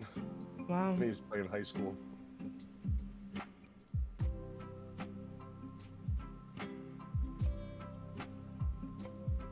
Oh, I see Rummy and Snow Rip have been dropping not safe for work art on the art channel. Maddie, I think I gotta stream on Monday instead of Tuesday. I gotta go in the office on Tuesday. Ooh, that sucks. I gotta go to the office on Monday too, but I'm leaving at lunch. Tuesday is when both my managers are gonna be in the office, so I probably will be home early. I just like don't know because it's my first couple days in the new role. So What you looking at streaming? same old, same old. I actually gotta start playing different games. I gotta get that other game. Are you sick of playing Phasmo? I just need like more maps or something. We do the same shit all the time. It's fun with the girls and stuff, like at the beginning, but like halfway through, I'm like, do I do Nightmare? Is there anything else we could play? Which girls do you play with? Anybody I know? Liz, KG, Chanel, Matt sometimes hops in, Earthbound sometimes hops in. EB and I are kind of on the same wavelength where our attention spans don't allow us to play a ton of it. Yeah. Chanel. There are 2 new ghosts and 2 new Really? maps, he says. Ooh. Hey, I wonder who that guy was that followed me and was asking about the game. I feel like that was some sort of mini spy. Somebody spying on you? Like he hopped in, or she, or they, or whatever, and they're like, "Ooh, that shit, that was low as fuck." I did verify he was 32 in that movie. Oh, and oh fuck, I just opened up the game instead of looking at Steam. What a dumbass. And he was like, because we were playing Phas, and he goes, "What's something you'd want to see in this game?" And everyone was like, "Oh, like we were hoping one of us can be like a ghost or something, or another map." Or Liz was like, "I'd like to see something else that the ghost does besides the same things, like different scares or whatever." And then that was it. Like he stopped talking in chat, and I'm like, okay. Yeah, I thought that was going to be another developer or something. Like that's what I thought. I was like, is he part of the team? I mean, that would be pretty fucking effective, if you actually did that. Yeah, it's smart product research. And it's Like, honestly, dude. Why use testers? Dude, I mean, the companies, they pay hundreds of thousands of dollars for marketing data like that. Mine doesn't have an update for these new maps and ghosts. Yeah, so if you could just like go right to people playing it on Twitch and just ask them outright without having them like fill out the survey. Yeah. And pay for it and have like to go through a third-party agency to do all that for you. If you just do it yourself, let me just ask them what they Right. want. Is it Yes. true the dude who plays Master Chief is related to Sabretooth? Liev Schreiber? Yeah, according to this, Pablo Schreiber and Liev Schreiber are related somehow. But I'm looking into it. Is Liev Schreiber? Is he Jewish? Is he a power Jew? I don't know what he is. I do like him as an actor, though. Damn, Pablo Schreiber's 6'5". He's a tall hunk of He's water. enormous. That's but Ambient is that dragon. wait? We talked about this before. Is that the same dude from American Gods, the Leprechaun? Is it the same guy from Orange Is the New Black? It is. Love that guy. Hilarious. I don't like him as Master Chief. I don't like the look of him for Master Chief, but a good actor. Good actor. I liked him in a lot of stuff. Oh, good, KG. Venom The Face was Asylum. awesome. I definitely brought that up. The Asylum's fucking huge. What's that, Matt?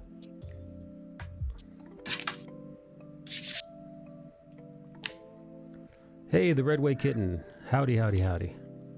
Liev How- Schreiber is his half-brother. Wait, is Liev Schreiber Jewish? I don't know. Let me Google that. FBI agent, you answer it for me. Hey, Alexa, is Liev Schreiber Jewish? I don't know that one. She don't know that one. No, his father. Okay, so his father was a Protestant. And his mother is Jewish. That's, His maternal grandfather emigrated from the Ukraine.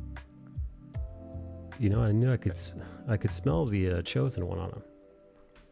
That just means that Daryl, my FBI agent, is now going to see that, and I'm on another list. I knew he wasn't Goyim. I could tell. No, yeah, he celebrates Passover. I knew it. He celebrated with a. Why is this news? People are writing articles about he celebrated with a Passover brisket. Ooh, I love a good brisket. I went to a kosher delicatessen a couple weeks ago. It got me a nice lean brisket sandwich.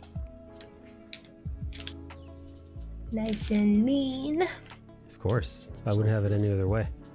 Mmm. Nikki, you ever make love to a Jewish man?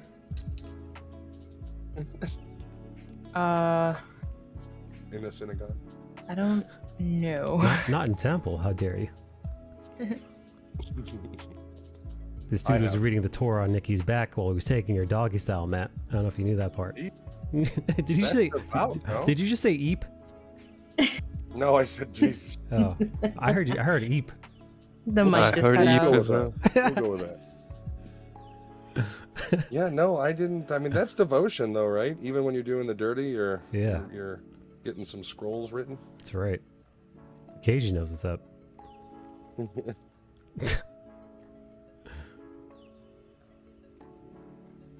AG is probably the most likely of us all to lead a cult of people. We do have to be honest with that. Yeah, dude, I agree. Oh, yep. Stay away from me. Do you think? Everybody got their white Nikes? Do you think KG would have multiple husbands? No. No, listen, you can't would, be a but cult then She'd leader. be have the them single chained one. Up, she'd have them No. chained up like dogs. She'd have a lot you of men to follow, can't but be she a, won't be in a relationship. You can't be a cult leader. You have to be having sex with everybody. That's how it goes. You have to have sex slaves as a cult leader. It's part Yeah. of the position. Well, nice knowing you. From my experience in the cult, at least. Yeah. Everybody's got to give God Emperor a taste, right, KG? You make more money as a leader, but you have more fun as a follower. I use Procreate too. Awesome, Redway Kitten. What kind of art do you do? Oh, and don't mind us. We're lunatics. I wonder if Redway Kitten is still here. They're just like, what the fuck is this? I've walked into the wrong room. How did I end up in this stream? This stream is horrible. I hope that's not like. I hope it's not like these pieces of shit. Just disgust. Not the Torah. My God. Oh, religion. Isn't it wacky? Fun stories in those. You ever read the Bible? No. It's a trippy book, especially if you read it from like outsider eyes. The devs hop in sometimes. They're redoing the asylum map to make it smaller and add more areas. Is it only women that play Phasmophobia? No, that one guy that raided me that night had like, I don't know if he's in talk with the game developers or what, but he does a lot of testing for them too. And I only know him because he followed me, and Liz was like, "Oh yeah, he plays a lot of this game." And then boom, I got raided by 1,000 people. Damn, 1,000 people. Damn, dude. I had no idea what to say. I was stuttering over words that night. You just fart into the mic as hard as you can, almost to where you poop your pants. Just let your inner trolla do the work. Yeah. You start off with a hard eye poppy, and then you move on from there. Whoop. Did you call him No. Papacito when he first raided you? No. No. I think he had over 1.5, but the raid I think caught 986 or something. Shit was high. I did tell him I liked his name. Psycho Hypnotic, that's what it is. A little edgelord, but I don't hate it. Not bad.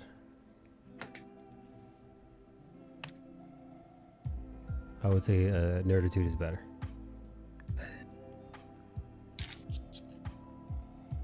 It's better than Balendor, though.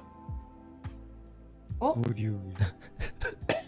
Where is this coming from? Yeah, are you okay? I just wanted to get a reaction out of you, is all. Dude, I'm still recovering from whatever throat infection I got last week. What happened, man? I don't know. I literally finished my comic, and on the day after, I got this super high fever that just wouldn't go down. It kept getting higher. Oh, fuck, that's scary. And it was both hard and painful for me to swallow literally anything. And you know how important swallowing is to a JoJo's fan. Yeah, KG knows best. So Did you just- get tested for AIDS. no, for I strep? have. Oh. For what? Strep throat? No, I just went to the emergency care and they gave me antibiotics for 3 days along with, ibuprofen and a whole bunch of other shit. Did it work? Did it cure you? And mostly I stopped taking the ibuprofen yesterday because I was like, I'm not gonna be taking this shit for like a whole week and more. Yeah, than that Yeah. shit will tear up your kidneys, man, and your liver. From prolonged Yeah, use. It's nasty.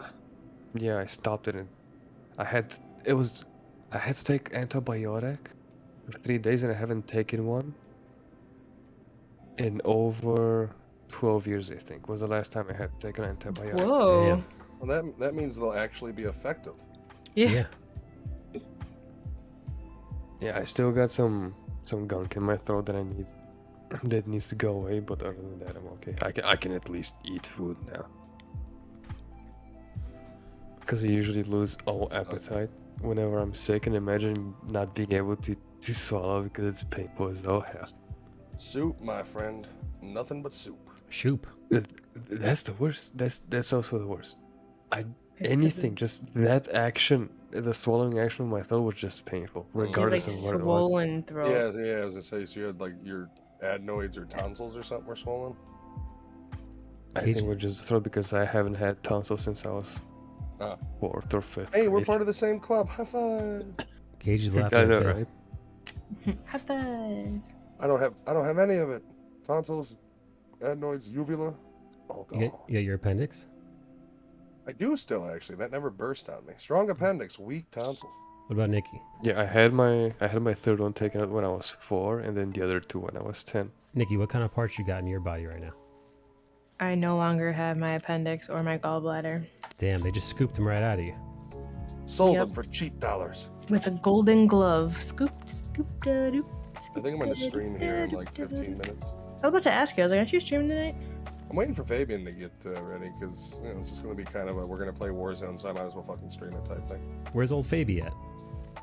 He is eating dinner right now because he just got home from work. I'm pretty Imagine sure you Jen didn't just do left to pick up my guitar. I haven't eaten yet. I'm not hungry though.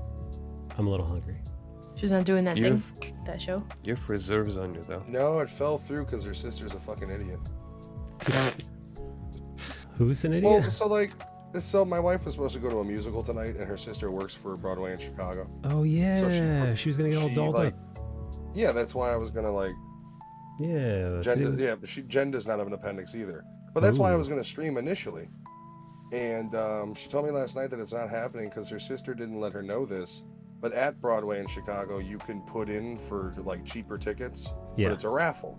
Yes. So her sister just assumed they were gonna win the raffle. Oh my god. And, they did not. So unfortunately, last night she was like, "Yeah, it's not gonna happen." And I was like, "No shit, really?" That's She's like, "Yeah." That's retarded, dude. So That's- fucking dumb. that's really Jen, stupid, you want to dude. have a cocktail and play golf? I feel so bad.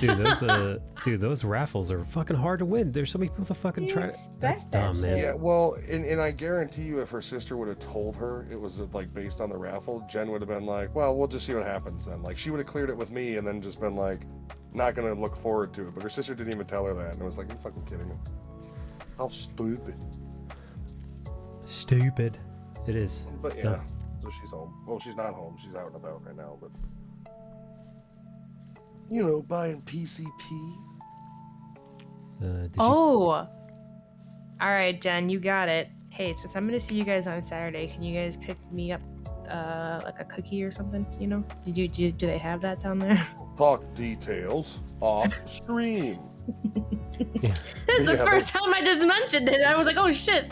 Speaking of, I've actually been getting looser with talking about that I partake in smoking on stream. I really don't give a fuck. I just don't legit smoke. thought that you guys were actually talking about actual cookies.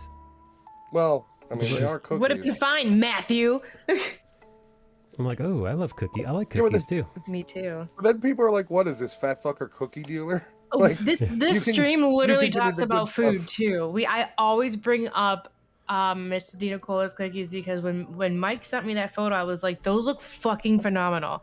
And I'm like, when I visit New York, I need to ask her for a half a dozen, please and thank you. I was Yeah. so jealous. And then Mike made it into a fucking ice cream sandwich, making me more jealous. Yeah, dude. I'll sh- What did I add to that? What? It wasn't just regular ice cream. I added Italian Oh, kind. cookie Fat oh, fuck. oh, gelato. Gelato. Ooh, Yeah, fancy ice cream. I took a look at the ice cream and said, this isn't Guinea enough for me. And then he didn't use a spoon. He ate the remainder with a cannoli. Yeah, I just had my gouma spit into my mouth. Dork. Nikki, I'll send you the website because you got to look at the menu because they got a bunch of different shit. Okay, thank you. It's so much nicer nowadays being able to do that instead of old school methods. Yeah, let me see Yeah. the bakery menu. Yeah, right. What Ooh. does your bakery section look like? Plays and things. Yeah, I just want to I gotta pay attention to my budget though. So yeah, let me see that menu. Yeah, let me. Because I'll I link just it had to right send up. I just had to send my cousin the money for the White Sox tickets for Sunday. So Ooh, White Sox. Oh, you guys are going to White Sox, huh? yeah, Sunday at 1 tailgating in Chicago. Ooh. Ooh. Will there be cookies? Ew. I don't know. I really want a hot dog though. I was talking to my friend and I was like, I could use a good old Chicago hot dog right now. Wait, didn't you guys put like stuff on that? Like unusual stuff? Everything except ketchup. Fuck ketchup. No. But Well, no, a Chicago dog is mustard, celery salt, dill spear, tomato Relish. slices, relish, and sport peppers. that's a lot. Onion as well, diced onion. I don't know, I'll be honest, I don't know how Oh. I feel about all that. That's a lot of stuff. Have you had it though? Have you had it? I have not had it.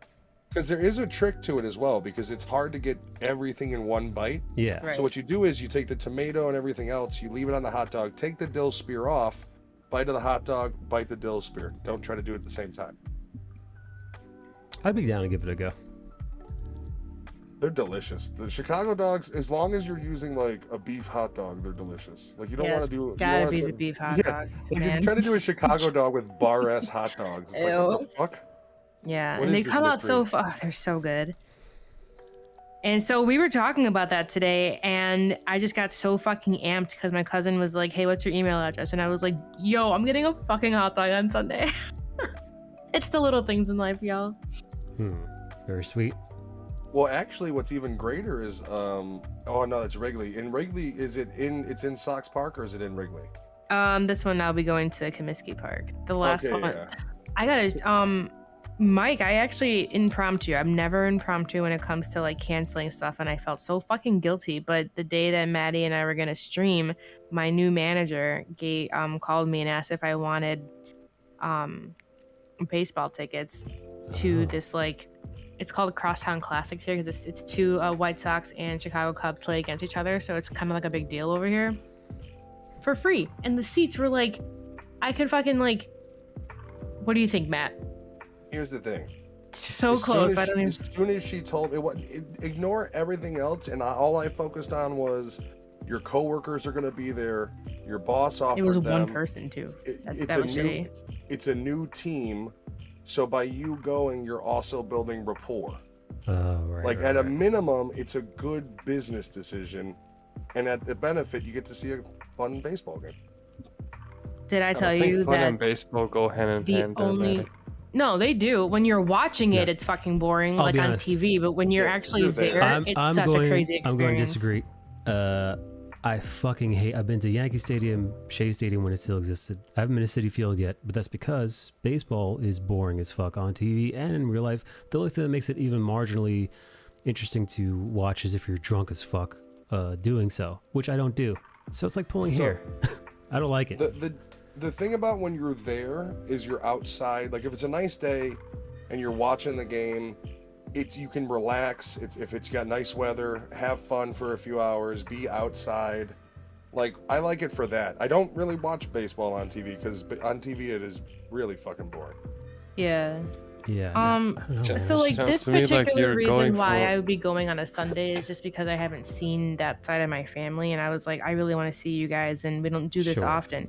But the free tickets, it's not like a regular Yankee versus White Sox. It's like you're sitting with people who either can, like, you don't know if the guy next to you is going to swing at the guy next to you, like the other guy. Like they're like the Cubs, and they're a rival, so it can be like they're just a bunch of like taunting half the stadium, saying let's go this team, and it's like South Side versus North Side at like to a T.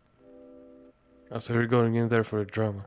I'm going in there to hear the roars of the stadium, and it's kind of like soccer hooligans, just like soccer hooligan light. Like there's no riots that happen at baseball stadiums. Yes. But same concept of like, no, fuck you, my team, even though we're technically in the same city, is better. Yeah. Like I was waiting. I went to grab one of the guys to get a drink, and this guy was just like, Southside sucks. It's all fucking loud, and you hear either people agreeing, and then you hear people going just like, you suck, blah blah, and it's just like the banter and stuff like that. That's just like, that's the experience we grew up with. So I would have given the seats. I'm gonna jump out. I'm gonna go in my Fabian's Discord, ready? and then we're gonna start streaming here. So it's been fun. Have a wonderful rest of your stream. I do like you going early too. The timing I don't think will work out always perfectly, but I do enjoy it. Well, thanks you, buddy. Appreciate you coming by and hanging out. Always. It's a lot of fun. You guys have a wonderful rest of your night, and I will hopefully see you guys, at some of you at least, tomorrow. Hey, Maddie's birthday. Be there, or else. Be there, be square. Or you're probably cooler than I am. So. Be there, or face the consequences. KG. Yes, KG. She's my enforcer. That's right. All right, guys. Have a good night. Bye. Bye. Catch you later. What a nice guy. Cola, watching your coloring book fill in those colors is painful. Yeah, I fucking hate coloring, dude. Doesn't your lines look solid enough so that you can just bucket fill? Nah, I can't. Or does Procreate not have bucket fill? The Procreate does have bucket fill, but my lines aren't that clean. Connected? So, here, I'll show you. I'll try to... Here's what happens when you try to grab. See? Cape looks solid enough. See, like, it's all like... It's wonky. Like, it's... like something's... It bleeds. It bleeds a lot. Now, I'm just spoiled by the lasso fill then. Now, I probably should have done lasso fill. It would have been less time consuming, but I don't know. I'm Not too worried about it. No. Last of Us was so ingrained in me by now that if I played it on a different software, I'd really miss it.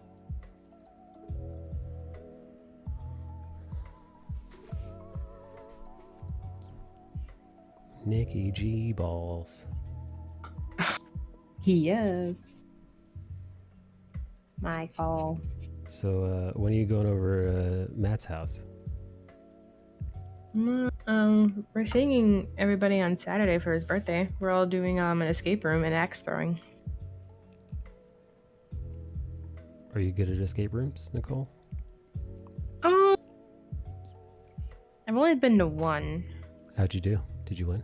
Same. Yeah. Well, that particular group had like 2 people who were trying to be a leader, so I didn't want to deal with that shit. I just like paid attention to how the room, like, fucking.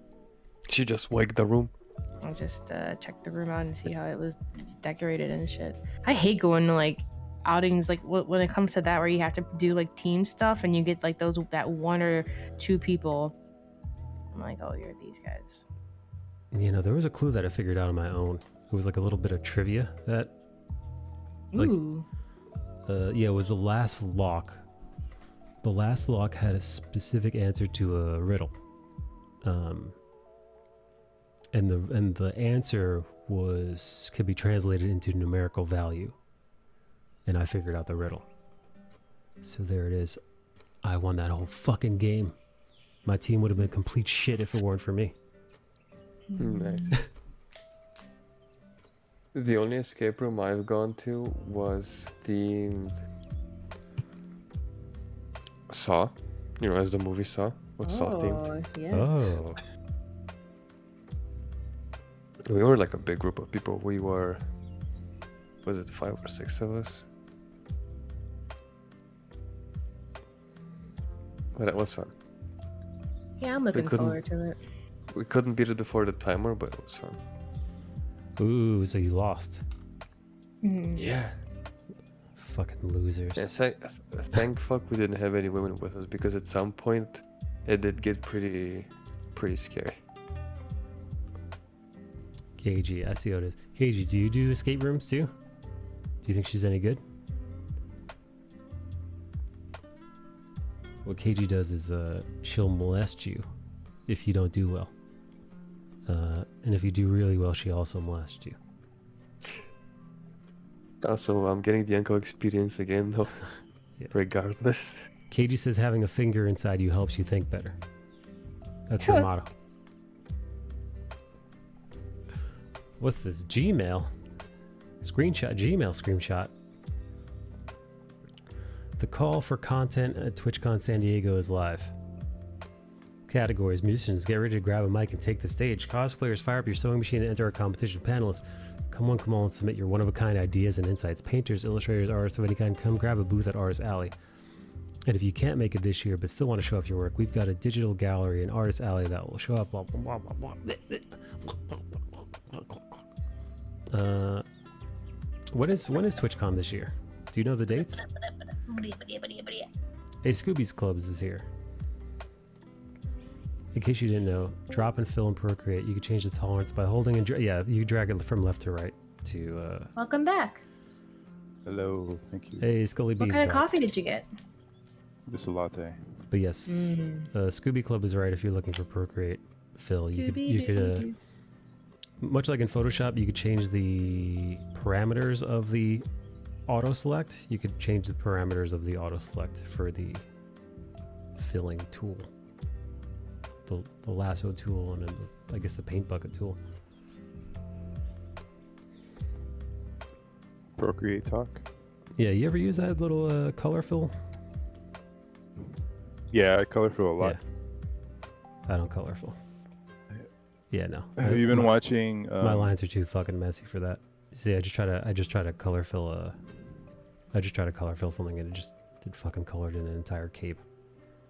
His whole fucking body got filled.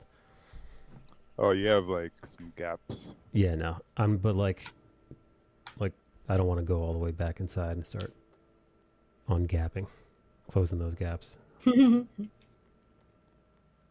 Yeah, it's tricky. Like when I now that I well, this is recently. Like since I've been coloring a lot more, I'm more mindful when filling in the ink.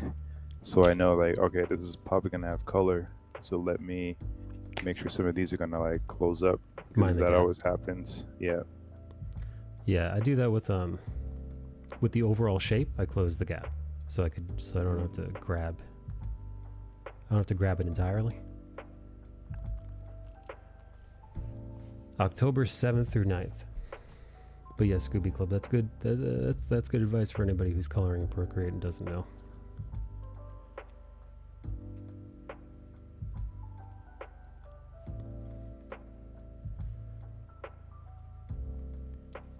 Bill uses Clip Studio to paint fill. Yeah, lasso fill is a lifesaver. I mean, you can still fuck around with your paint bucket, and the paint bucket can actually help you close gaps. But I'm just so accustomed to switching to the lasso fill, is that I often forget about that function. When I start using Clip Studio, it just looks so clunky. What do you mean clunky?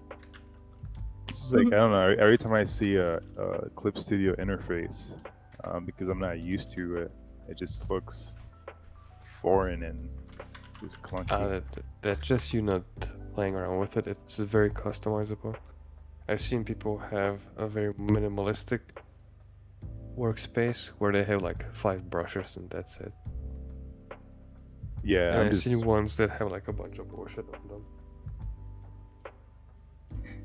Oh man. I would need to play with it more. I don't know. I'm a Photoshop whore. Poor. Yo. You Adobe little whore. whore. Adobe whore.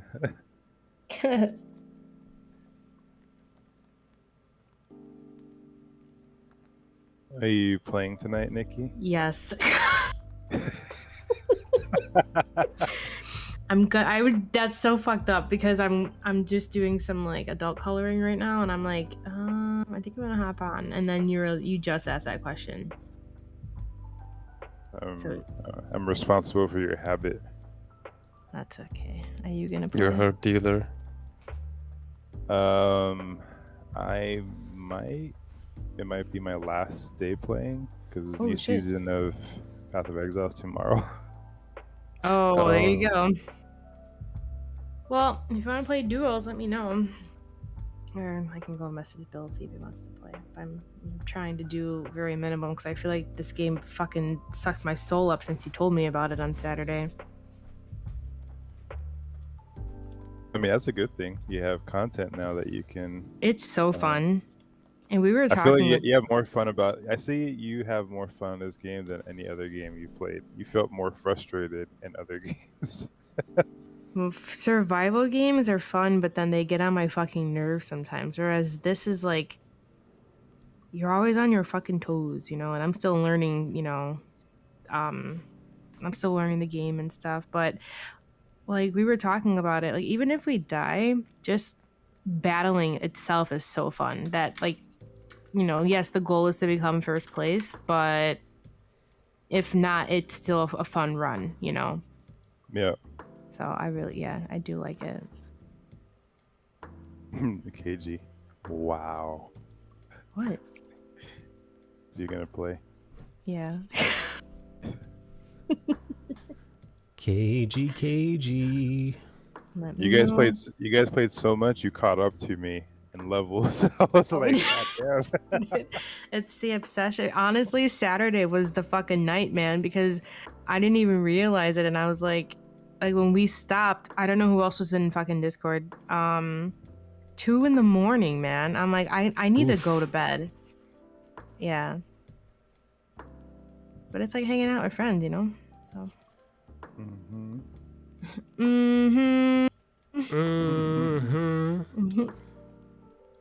Skullbush, I was told once you're not supposed to pull on a black woman's hair in bed. Generally. Yeah, you can get a surprise. Yeah, no, you might pull out some weave or a wig or something. Yeah. Has that ever happened to you, Eric, or you know better? No, I mean the black girls I've been with, they've had like froze, so it's just their hair. I never had to deal with. Do you grab the fro? Yeah. How do you just? It's still You just toss your hand in there like a bush? You just grab whatever you can. Yeah, I usually grab. I mean, I always grab hair by like the root. That's like Sure. where. Yeah. You don't want to. Well, yeah, you don't want to hurt them. Yeah. Yeah, the base. I mean, I'm like so happy hurt them I'm in a off bad camera way. today. In a bad way. Yeah. Don't do that. Don't Yeah, do it's that. like you grab it and then you twist their head just a little bit so they kind of look at you. I gotta Yeah. go. Nikki's so moist. Yeah. Oh, look, laundry day. Oh no. I've gone and caused a mess. You cost it every time. It's a gift. Oh. Look at you. Bringing joy. I didn't know how to finish that one. Hey. What? I Hey. heard you. Hey yourself. Hey. Hey. Hey, you. I thought you. At first, I thought this was Donald Trump as the American hero, How dare you? and then I forgot. I was like, "Oh shit, it's Homelander." Wow. Donald Trump. Could you imagine? Yeah, dude, somebody Donald Trump returning to Twitter, colorized 2022. Dude, I bet somebody's done Trump as Homelander. Oh yeah. Oh, you think people haven't drawn God Emperor Trump fan art? Yeah, there's the Imperium of Man Trump. I've seen those. Yeah. Trumplander. Trumplander. Well played, Yoji. Hi, Yoji. Yoji cakes. Cake. Ain't no party like a Yoji party because a Yoji party's got whores.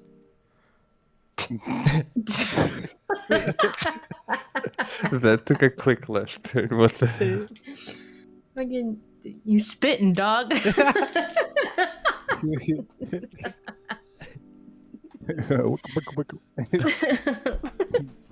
Hookers, not whores.